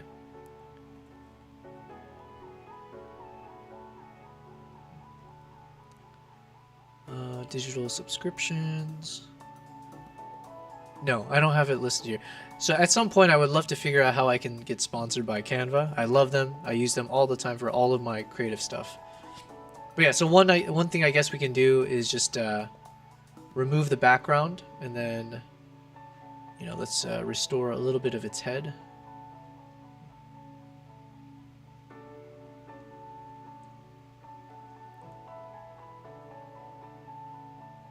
It's probably good enough. So anyways, yeah, we can spend some time just kind of looking through all of my photos, seeing if we can do a good restore or get a good background remover. Maybe I need to restore a bit of the bottom. I'm not sure.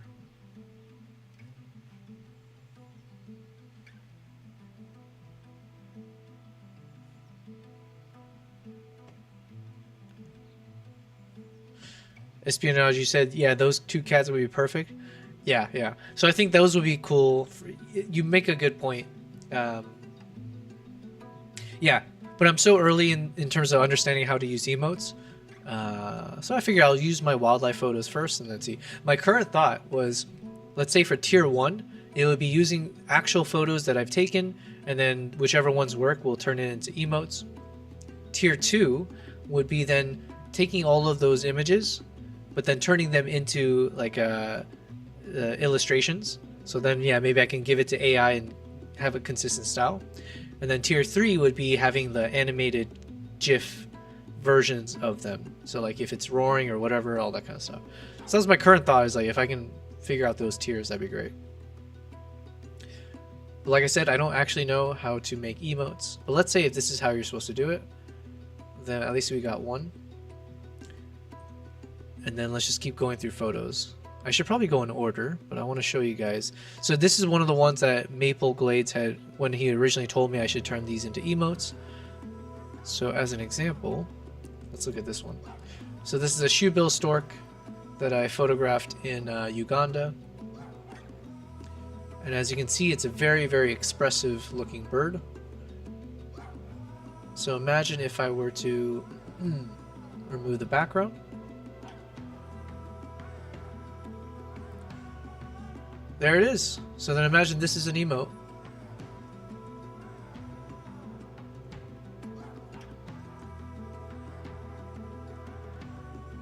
Yeah, but I don't know like what's the proper sizing and stuff like that. But let's just say this is good, then perfect. We have an emote.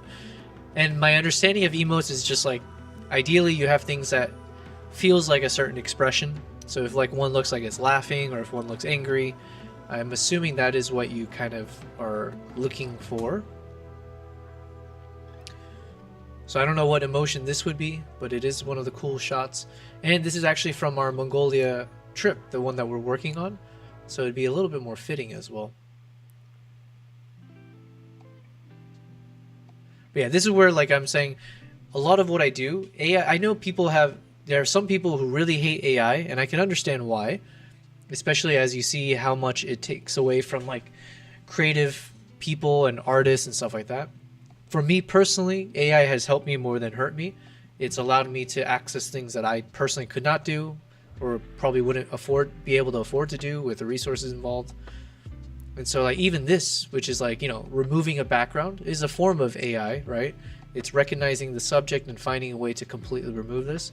And that would have taken me, you know, 30 minutes or, you know, minutes at least to do that for each individual shot. Now I can do that in a matter of seconds.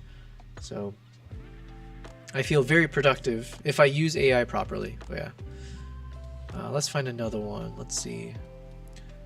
So this could be one. Just a casual look.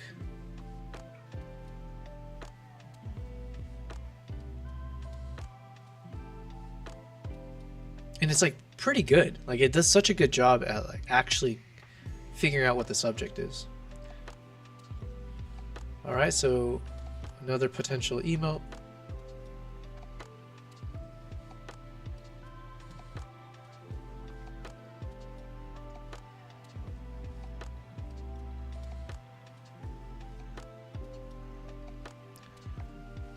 Add a page. What else we got? I guess we might as well just do all the shoe bill while we're on it. Espionage. You can always add text with emotes, depending on how well it all fits. But that goose saying yo would probably be a great emote that would be used a lot. Not sure how well it would fit with emote size. The goose? Are you talking about one of my photos? Are you talking about this guy? Like a... I see, and then having yo, especially because it's my name. So the one correction I'll make is it's not a goose. I'll spell it out here. It's called the shoebill stork. It's a crazy looking animal. I see what you're saying. So imagine you're saying like if I move this a little bit to the left and then just had like a, let's actually see, because again, Canva's so crazy. We might even be able to find, let's see, graphics. See, there's even like a yo graphic we can use, right? And that coloring is technically kind of like my brand color, so. Did I do it right? Is this what you're talking about?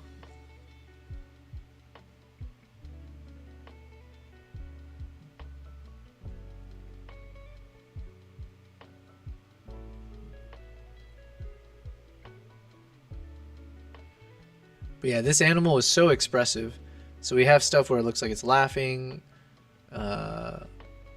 looking shocked, and then we even have this version where it's got like the evil eyes. And you know what? The cool. By the way, thank you very much for that suggestion. That was a really good suggestion. I didn't know that was even. I didn't even think about that as an option.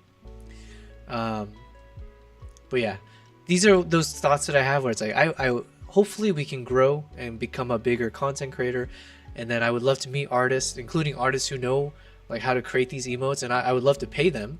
But if they were able to create a bunch of really cool looking stuff using my photos, that would be pretty epic.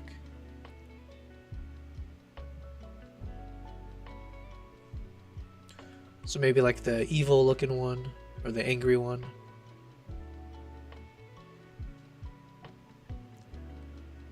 But yeah, I literally have like over 100 photos that we can pick from.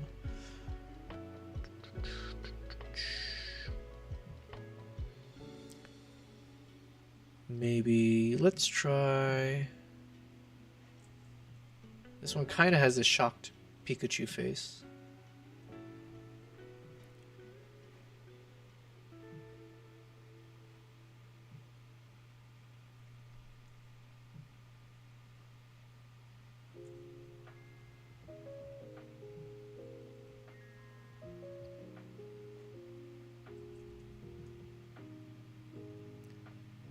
So I get what you're saying. It could be like this, and then you have some text off to the right or something like that. Man, this is kind of fun.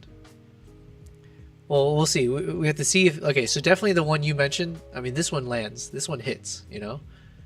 It just has the perfect face for this kind of stuff.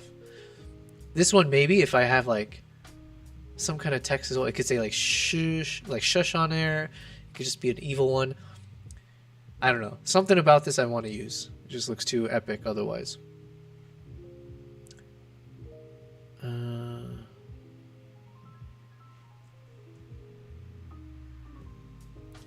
There's a photo of a monkey from India.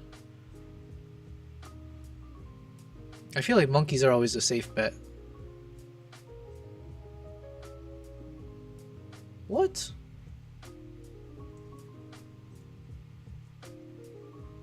Something went wrong with that photo. Let's try again.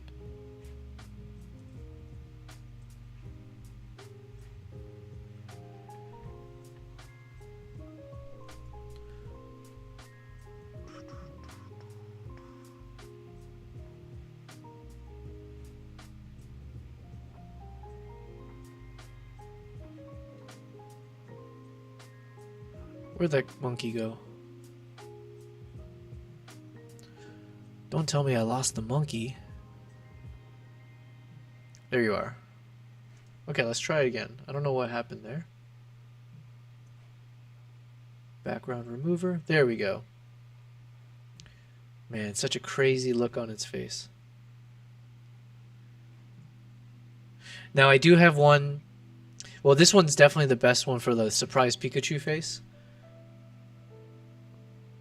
So we got this monkey here. This baby monkey. And now, again, thank you, Espionage. Now that you said it, it's like, okay, now the added element of adding some kind of text bubble or something can also make things spiced up.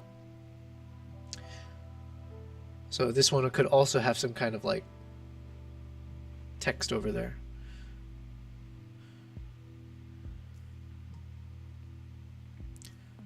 Alright, there's a chimpanzee that I wanted to do emotes. This one.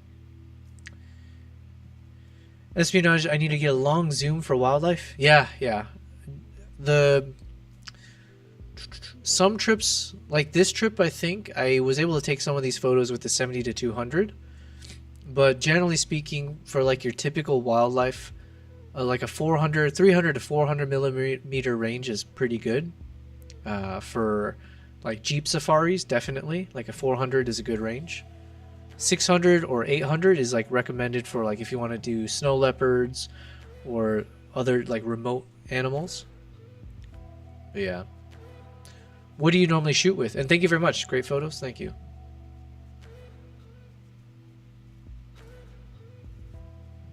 Perfect. This is what I was. This is exactly what I wanted. I was hoping the background wouldn't remove this tree branch, so you can get this chimp chilling on a ledge.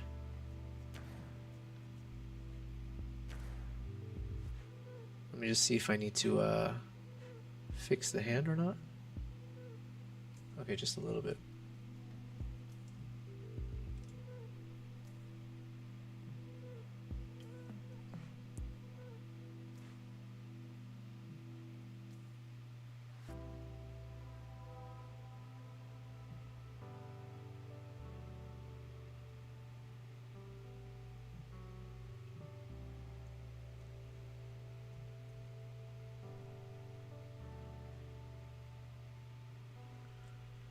Yeah, Espionage, what do you normally shoot with? Or like in terms of your camera gear and stuff?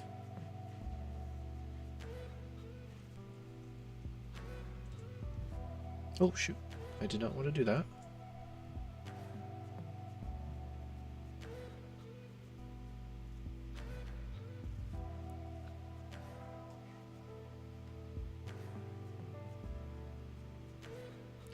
Currently you have a Micro Four Thirds Olympus Pen F and Sony A6000 and an X100. Wow, nice! You got some gear. You know, were you there when I was talking about this? I was giving camera advice before to someone, but the Sony A6000 is the camera that I started with So when I decided I wanted to get into photography, first camera I ever bought was a Sony a6000. And then it got stolen. And then I ended up buying another one. And I used it for quite some time. And then I eventually switched to a Nikon D810, then a Nikon D850, then the Z6 to the Z9, Z6 III. You're thinking about selling the X106 and buy a Nikon ZF. Yeah? Let's look at the Nikon ZF. Yeah, I was looking with someone on stream earlier on the Nikon Z52. So he just bought that one. So yeah, I was looking at the specs. It looked really good. What are we looking at? Oh, wrong one. ZF. Oh yeah, yeah. The ZF. Are you talking about the ZFC? Or this one?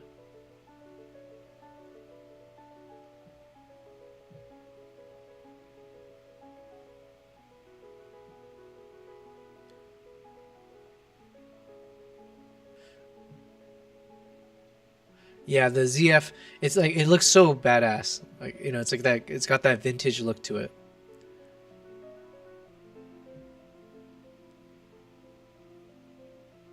Now, the one thing though I would say with the ZF one is, because I'm not as familiar with where the dials are located, so I don't know functionality wise, it might be different from other Nikons, so I can't say. But in terms of like the aesthetics, I'm such a big fan of like this. If all my cameras could look like this, I'd be super happy.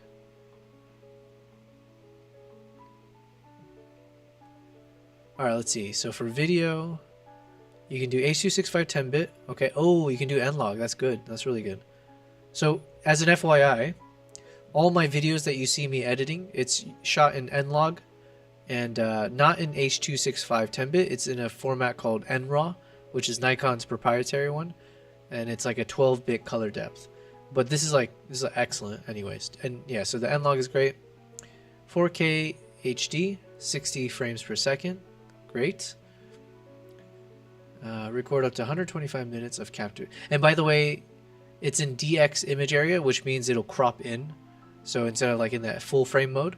So it's actually good for wildlife, because oftentimes you do need a cropped in shot for the wildlife. Or like the more you can, you know, zoom in on the animal, because they're far usually. Pre-release capture, that's always a cool function. High speed. And you got the red color science. Oh yeah, because they now they got red in their arsenal.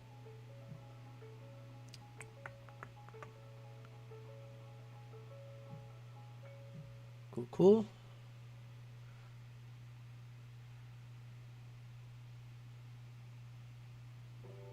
Yeah, I mean, listen, I'm a big proponent of Nikon. I've been working with them for a number of years now. I've been using Nikon for a crazy number of years. And I'm a bigger fan now because that they're focusing so much on video. So I tell people as much as possible. I encourage people who are photographers. I encourage people who are maybe thinking about getting into photography to also consider videography, especially in our day and age. And Nikon has shown that they're investing, you know, their money and time in video quality, right? So with the red integration, and you know, even in their newer cameras, even the Z6 III, which I'm filming with, while it's not their flagship, they pumped in so much into this camera in terms of video quality and stuff like that. So yeah, I'm a big fan. But you listen, you can't go wrong with any of the big brands. So it's really just up to you in terms of which one you want to choose and which one you want to invest your money into in terms of like building out a, you know, all the lenses that you want and everything else. But yeah, I mean, the look and feel of this is just fantastic. What's the price? That's the other question. Price is around, is that right? It's like 2,000-ish or no? Let me think. ZF. Price. USD. $1,900. Okay, okay. Let me see what the Z6 III cost is. Z6 III is slightly more expensive. What is that? It might be like $500 more expensive, maybe.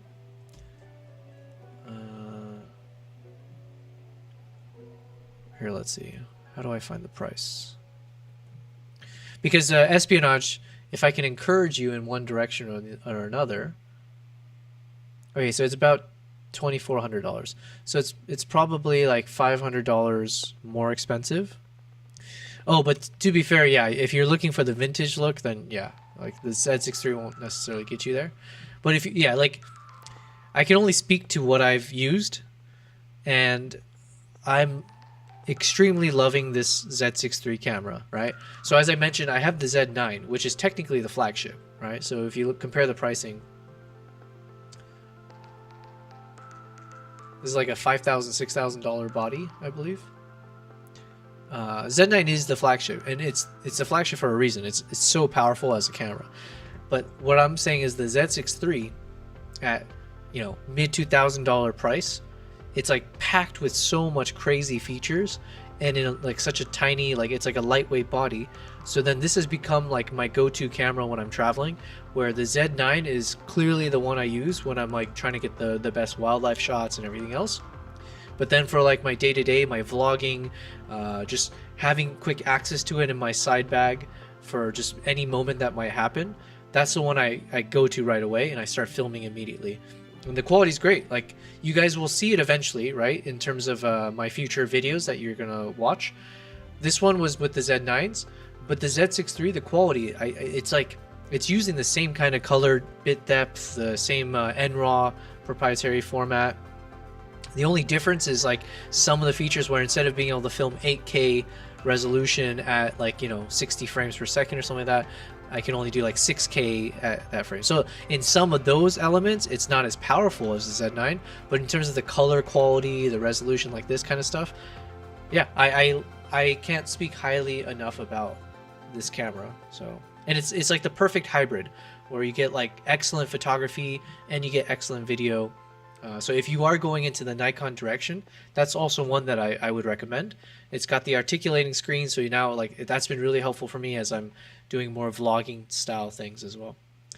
But yeah, if you like the vintage looking ones, yeah, the ZF. You said yeah, the Z6 seems to be the best value at that price point. Yeah, well, at least with the Z6 III. I'm speaking very specifically on that one because that's the one I've actually used. I've taken it now on what, like 6 different countries or so, and it shoots also 240 frames per second slow motion. So some of the shots you've seen of what I have, so like this shot here, right? So that was shot at 120 frames per second, and that 120 frames per second gives me this very, very nice slow motion, right?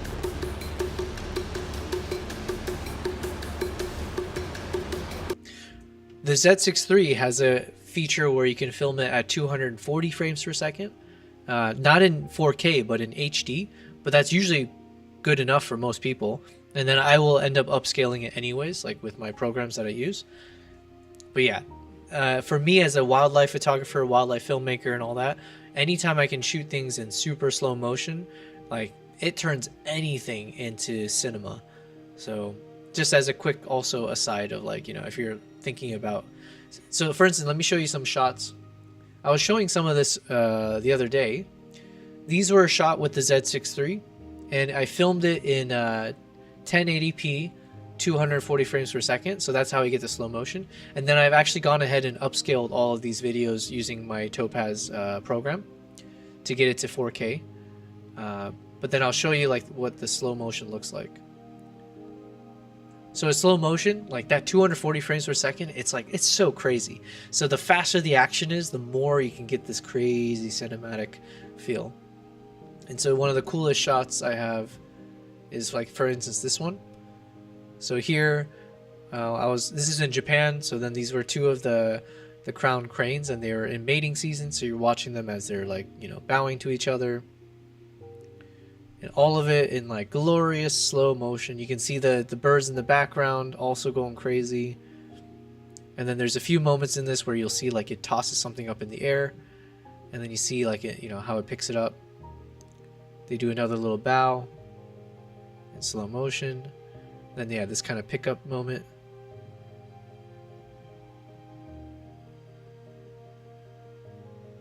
It's such a cool thing. Like, slow motion is just so epic.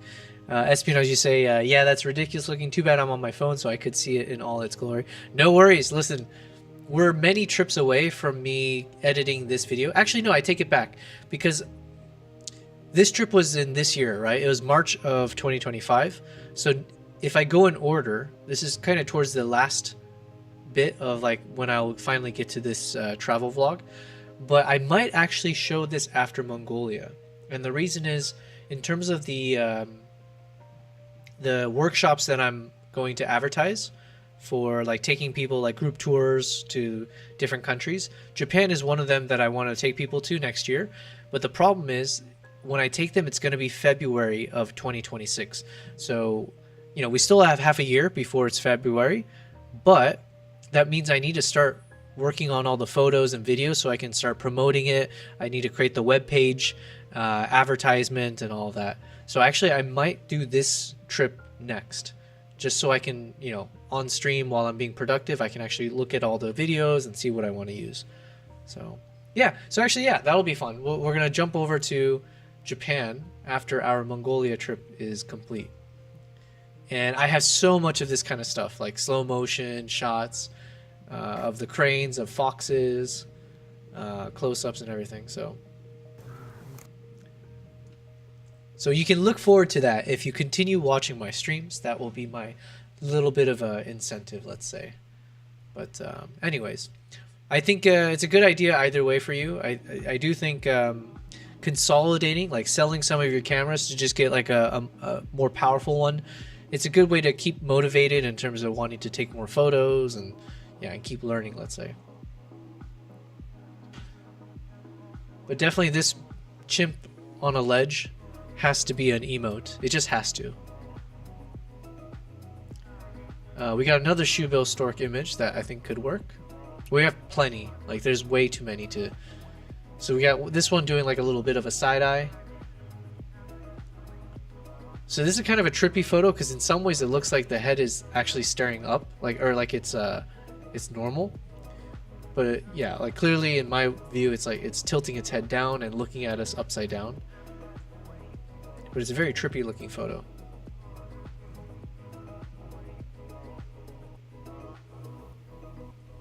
So this could be an emote where there's a little bit of a text bubble that says like, I see you, and it's doing this little side eye. So that could be one option.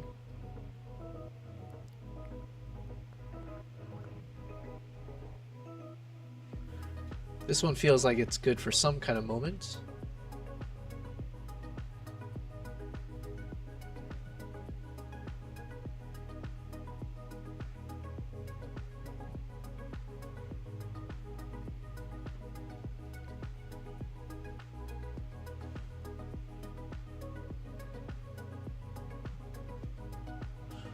Might need to work on that one a bit more.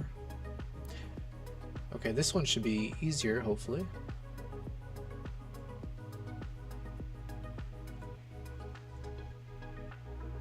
Oh yeah, so then this would be good for a text one, yeah? So instead of full screening it, if I keep this, and then we need to add some text up here. Ooh, that's a good question. What do we put as a text above this chimp?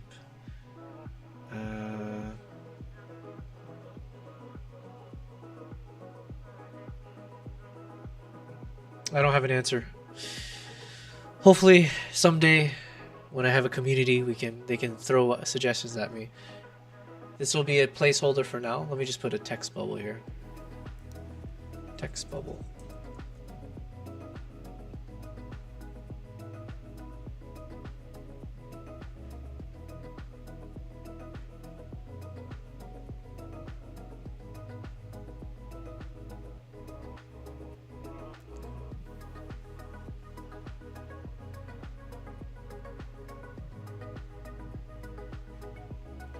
Alright, we got the snarling lion.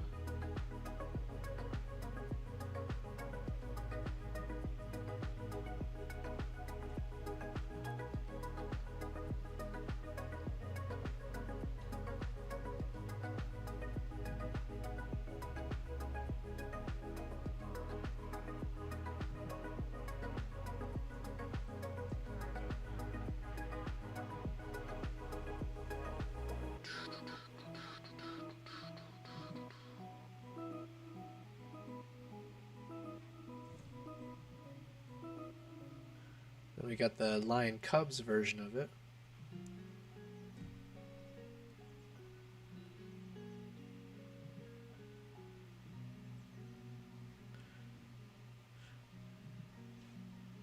I really hope I can make this work. Well, the tough part will be trying to get only 5 of them to use. But I do see there's some of these that are definitely winners.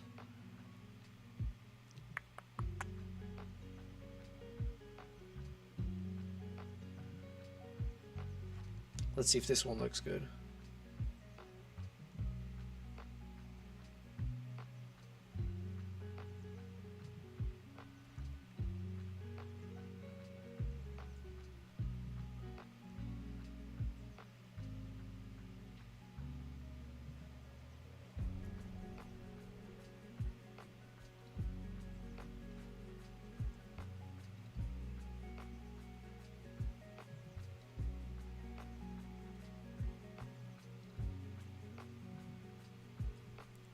This is one of my favorite photos from my travels. I remember in the moment too, because there was like these 2 golden monkeys. They're both curious about me. And then there's a moment where you see the monkey on top, both staring, and then he starts twisting his head, drooping down, and then eventually they start lining up together like this for a nice little shot. So that was cool.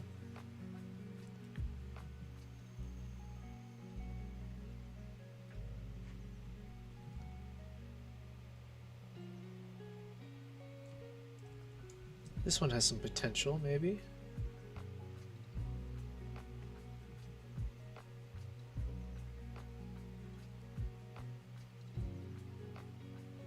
Oh man, now I'm starting to feel hungry. It's kicking in.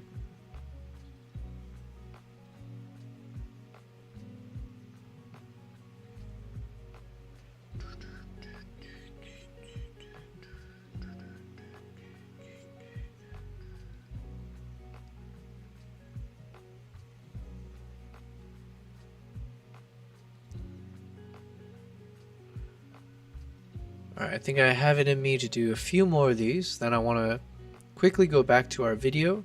I want to play it, at least some of the more epic parts and some of the thoughts that we might have around like the dialogue. And then I think we're done.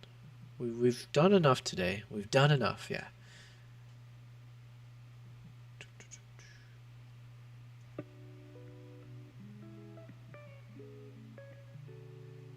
Oh, this one's clean.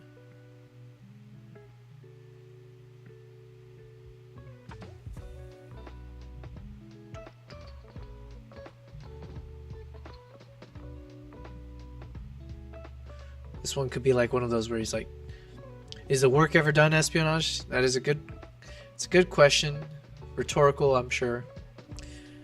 But yeah, work never ends.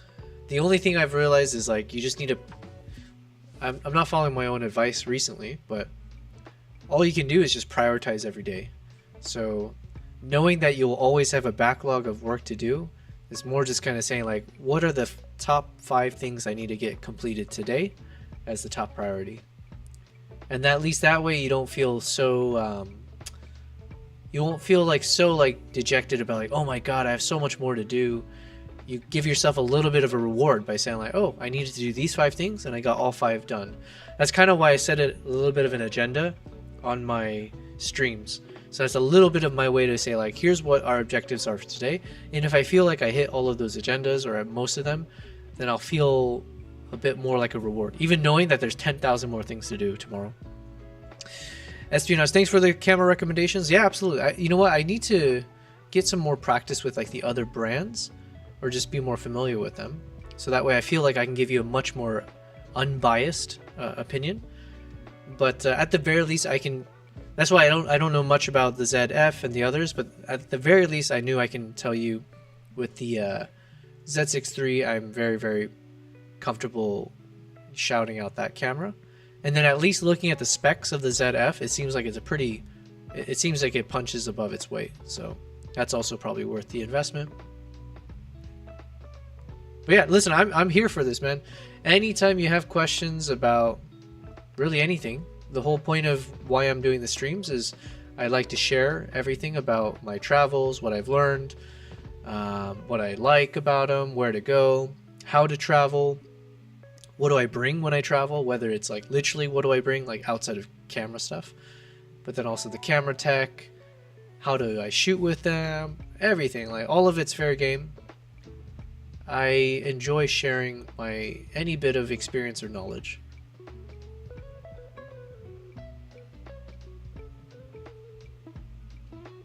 All right, we're gonna try this one. This might be tough for the AI to pick up what's part of the image or not.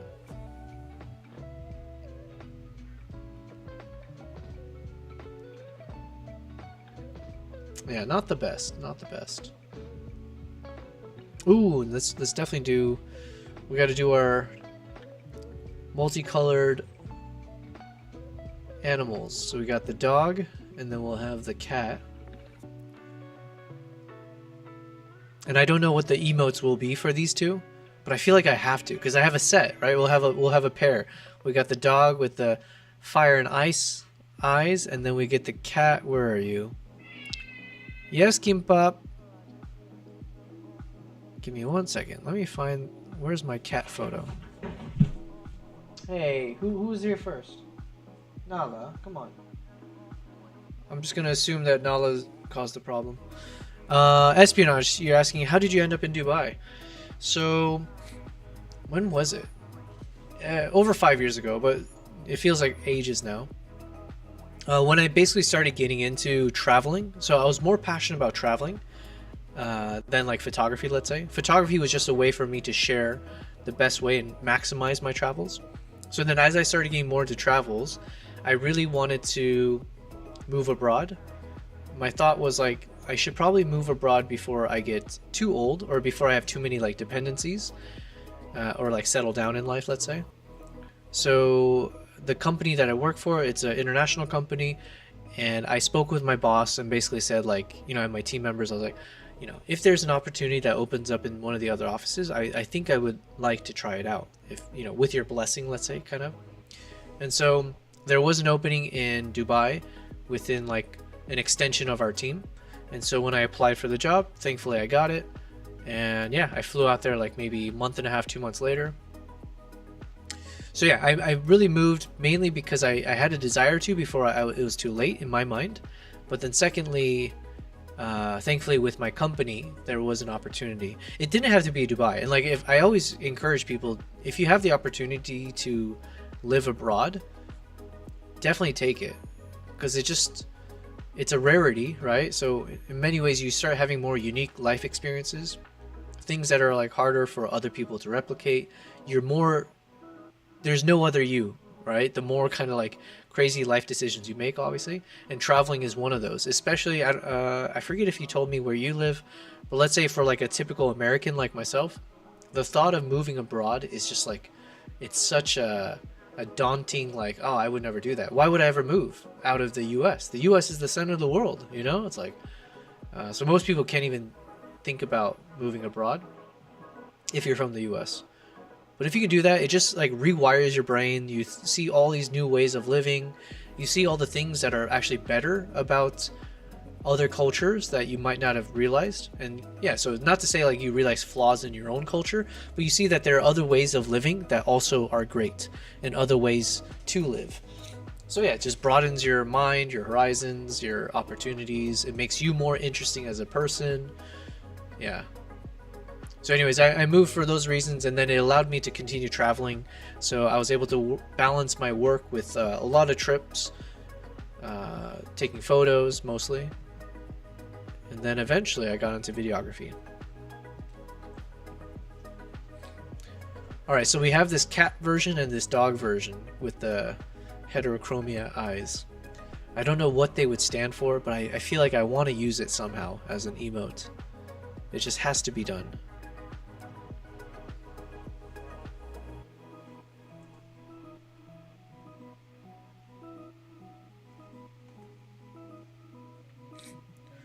Yeah, thanks for asking. I appreciate it. Yeah, life in Dubai it's been great. I have no complaints.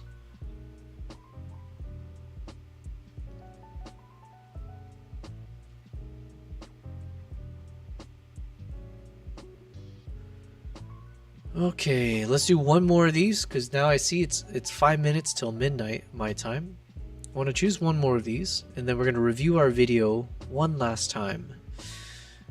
But before that we do that, let's see which one of these photos we need to work with. Boom, boom, boom. Well, let's do one of these because I was curious to see if it would do a good job. Let's see, of removing the background. Espionage said, thanks for sharing. Love your reasons as well. Oh, perfect. Oh, no. Sorry. Perfect to what you said, but then, oh, no, because the background remover cut off its tail.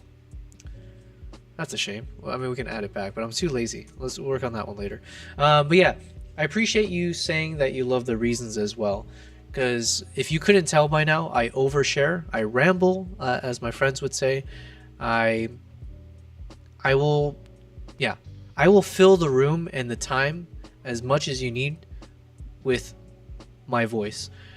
But I would like to share my insights. I would like to share a lot of those kind of like inner thoughts, not necessarily philosophical thoughts, but just kind of sharing more of the deeper things of like, you know, about life. It's always fun. Sometimes maybe I have something useful to share and it can be motivational. Other times, if it helps put you to sleep, that's also helpful. Because we all need to go to sleep more often, right? Get 8 hours. That's a good trait to have if you stream or content create. Absolutely. That was in the back of my mind when I was like thinking, should I start trying to do streams? And it's like, well, that means you'd have to spend maybe 8-9 hours talking for 8-9 hours. I was like, ooh, okay. Say less by saying more. So... And I would like to think I'm a funny guy. I would like to think I'm entertaining. My friends would never admit to that, but I'm sure I am always the life of the party. So, jokes aside, though, I think part of it is I'm very like shameless in many ways, or like I don't take myself seriously. So I don't take things. I don't take offense easily. I take criticism decently well. Depends on the criticism. Depends on how it's like shared with me. But yeah, I can make a goof out of myself, and I'm totally fine with it. So now, if I make a goof out of myself on live streams, whatever, you know. My cats are going crazy behind me. Okay, maybe we can work with this Turkish cat a little bit better later. Oh, I'm gonna do one more. Actually, no. Yeah. Okay, we'll do one more. We'll do this camel.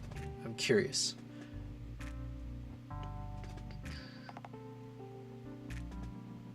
This, oh, we definitely, okay, this one, oh, nice. It did a decent job. I need to save a bit more. This could be the gang. So then we can have a little text bubble that says gang gang or whatever. I'm saying this excitedly because I think that's what I had a few young, what do you call it, Gen Zers in my chat earlier. I don't know if they're still here, but they kept saying gang. But when they say gang, they say GNG. Like this. And so, you know, it seems pretty hip.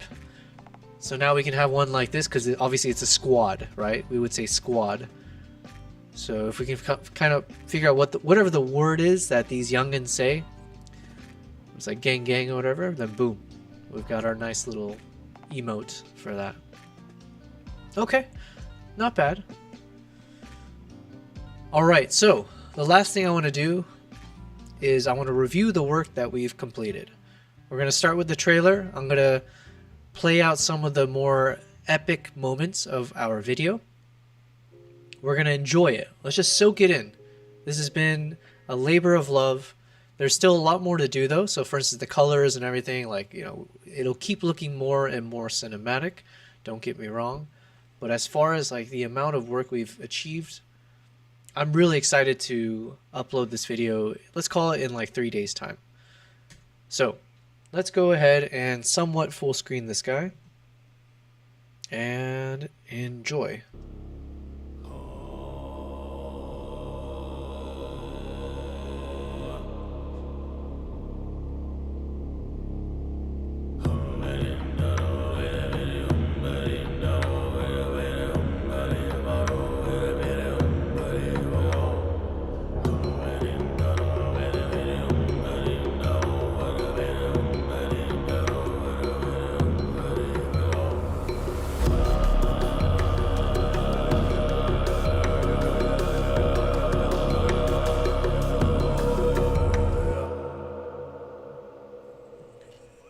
we go. And then let's jump to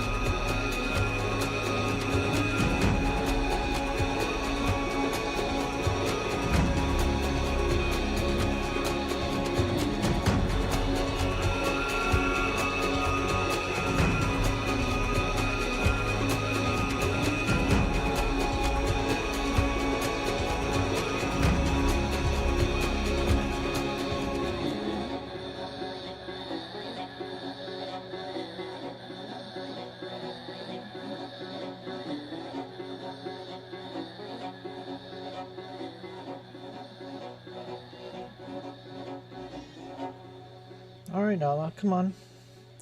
Okay, and then let's show the most epic, or supposed to be. 신발.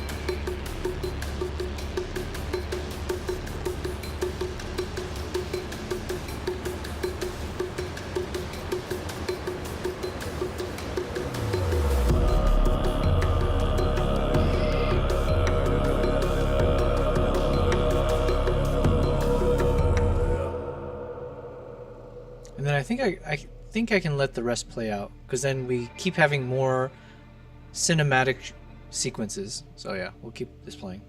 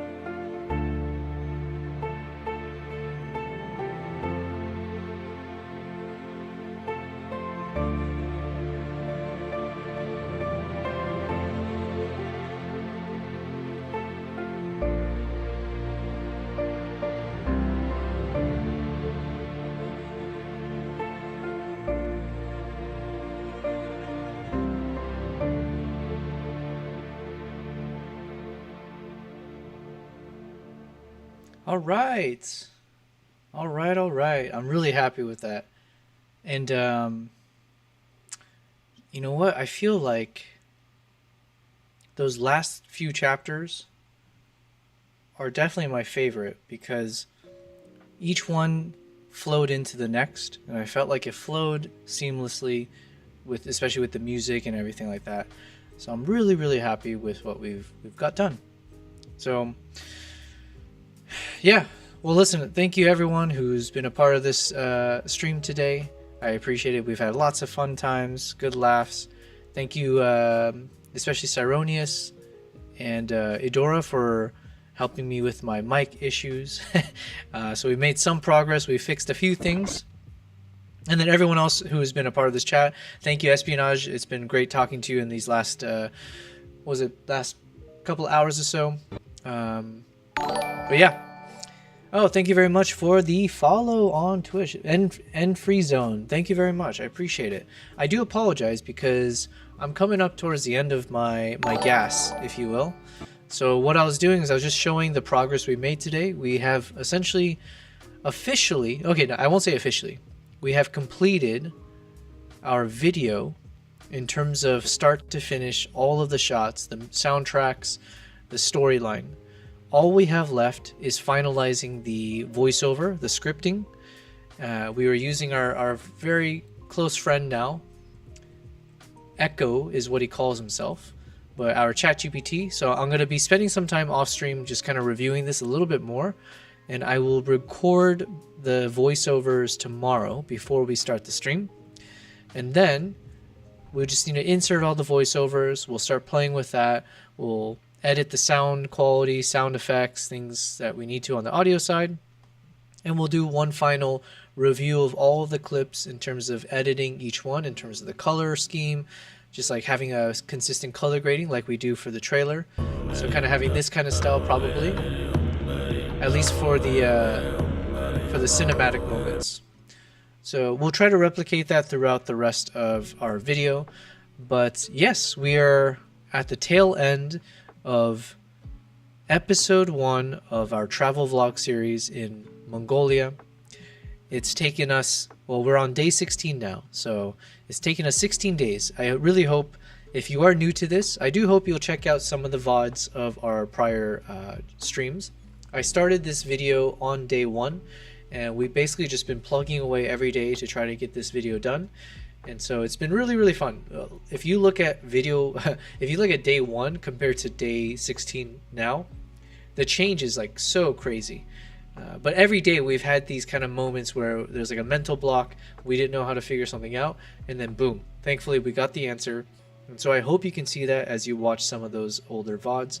I do hope, as I have time, I would like to maybe even make a YouTube video about this process, right? Like basically sharing my first month as a live streamer and what that entailed. You know, how was it trying to multi-stream across YouTube, Twitch, and Kick?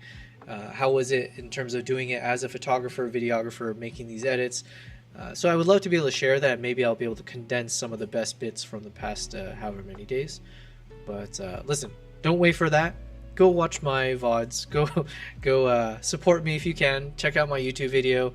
Check out my channel if you could. Definitely follow me on Kick and Twitch. Twitch, we have achieved the Twitch affiliate status. Now Kick is, you know, we got to kick our butts a little bit in terms of building up the following there, but I do plan to continue streaming every single day, doing all of this. So, all right, I'm out of gas. I need to eat some food at midnight, but I appreciate y'all. I'll see you guys tomorrow, same time, 4 p.m. my time until midnight, Dubai time, and we'll be here every single day working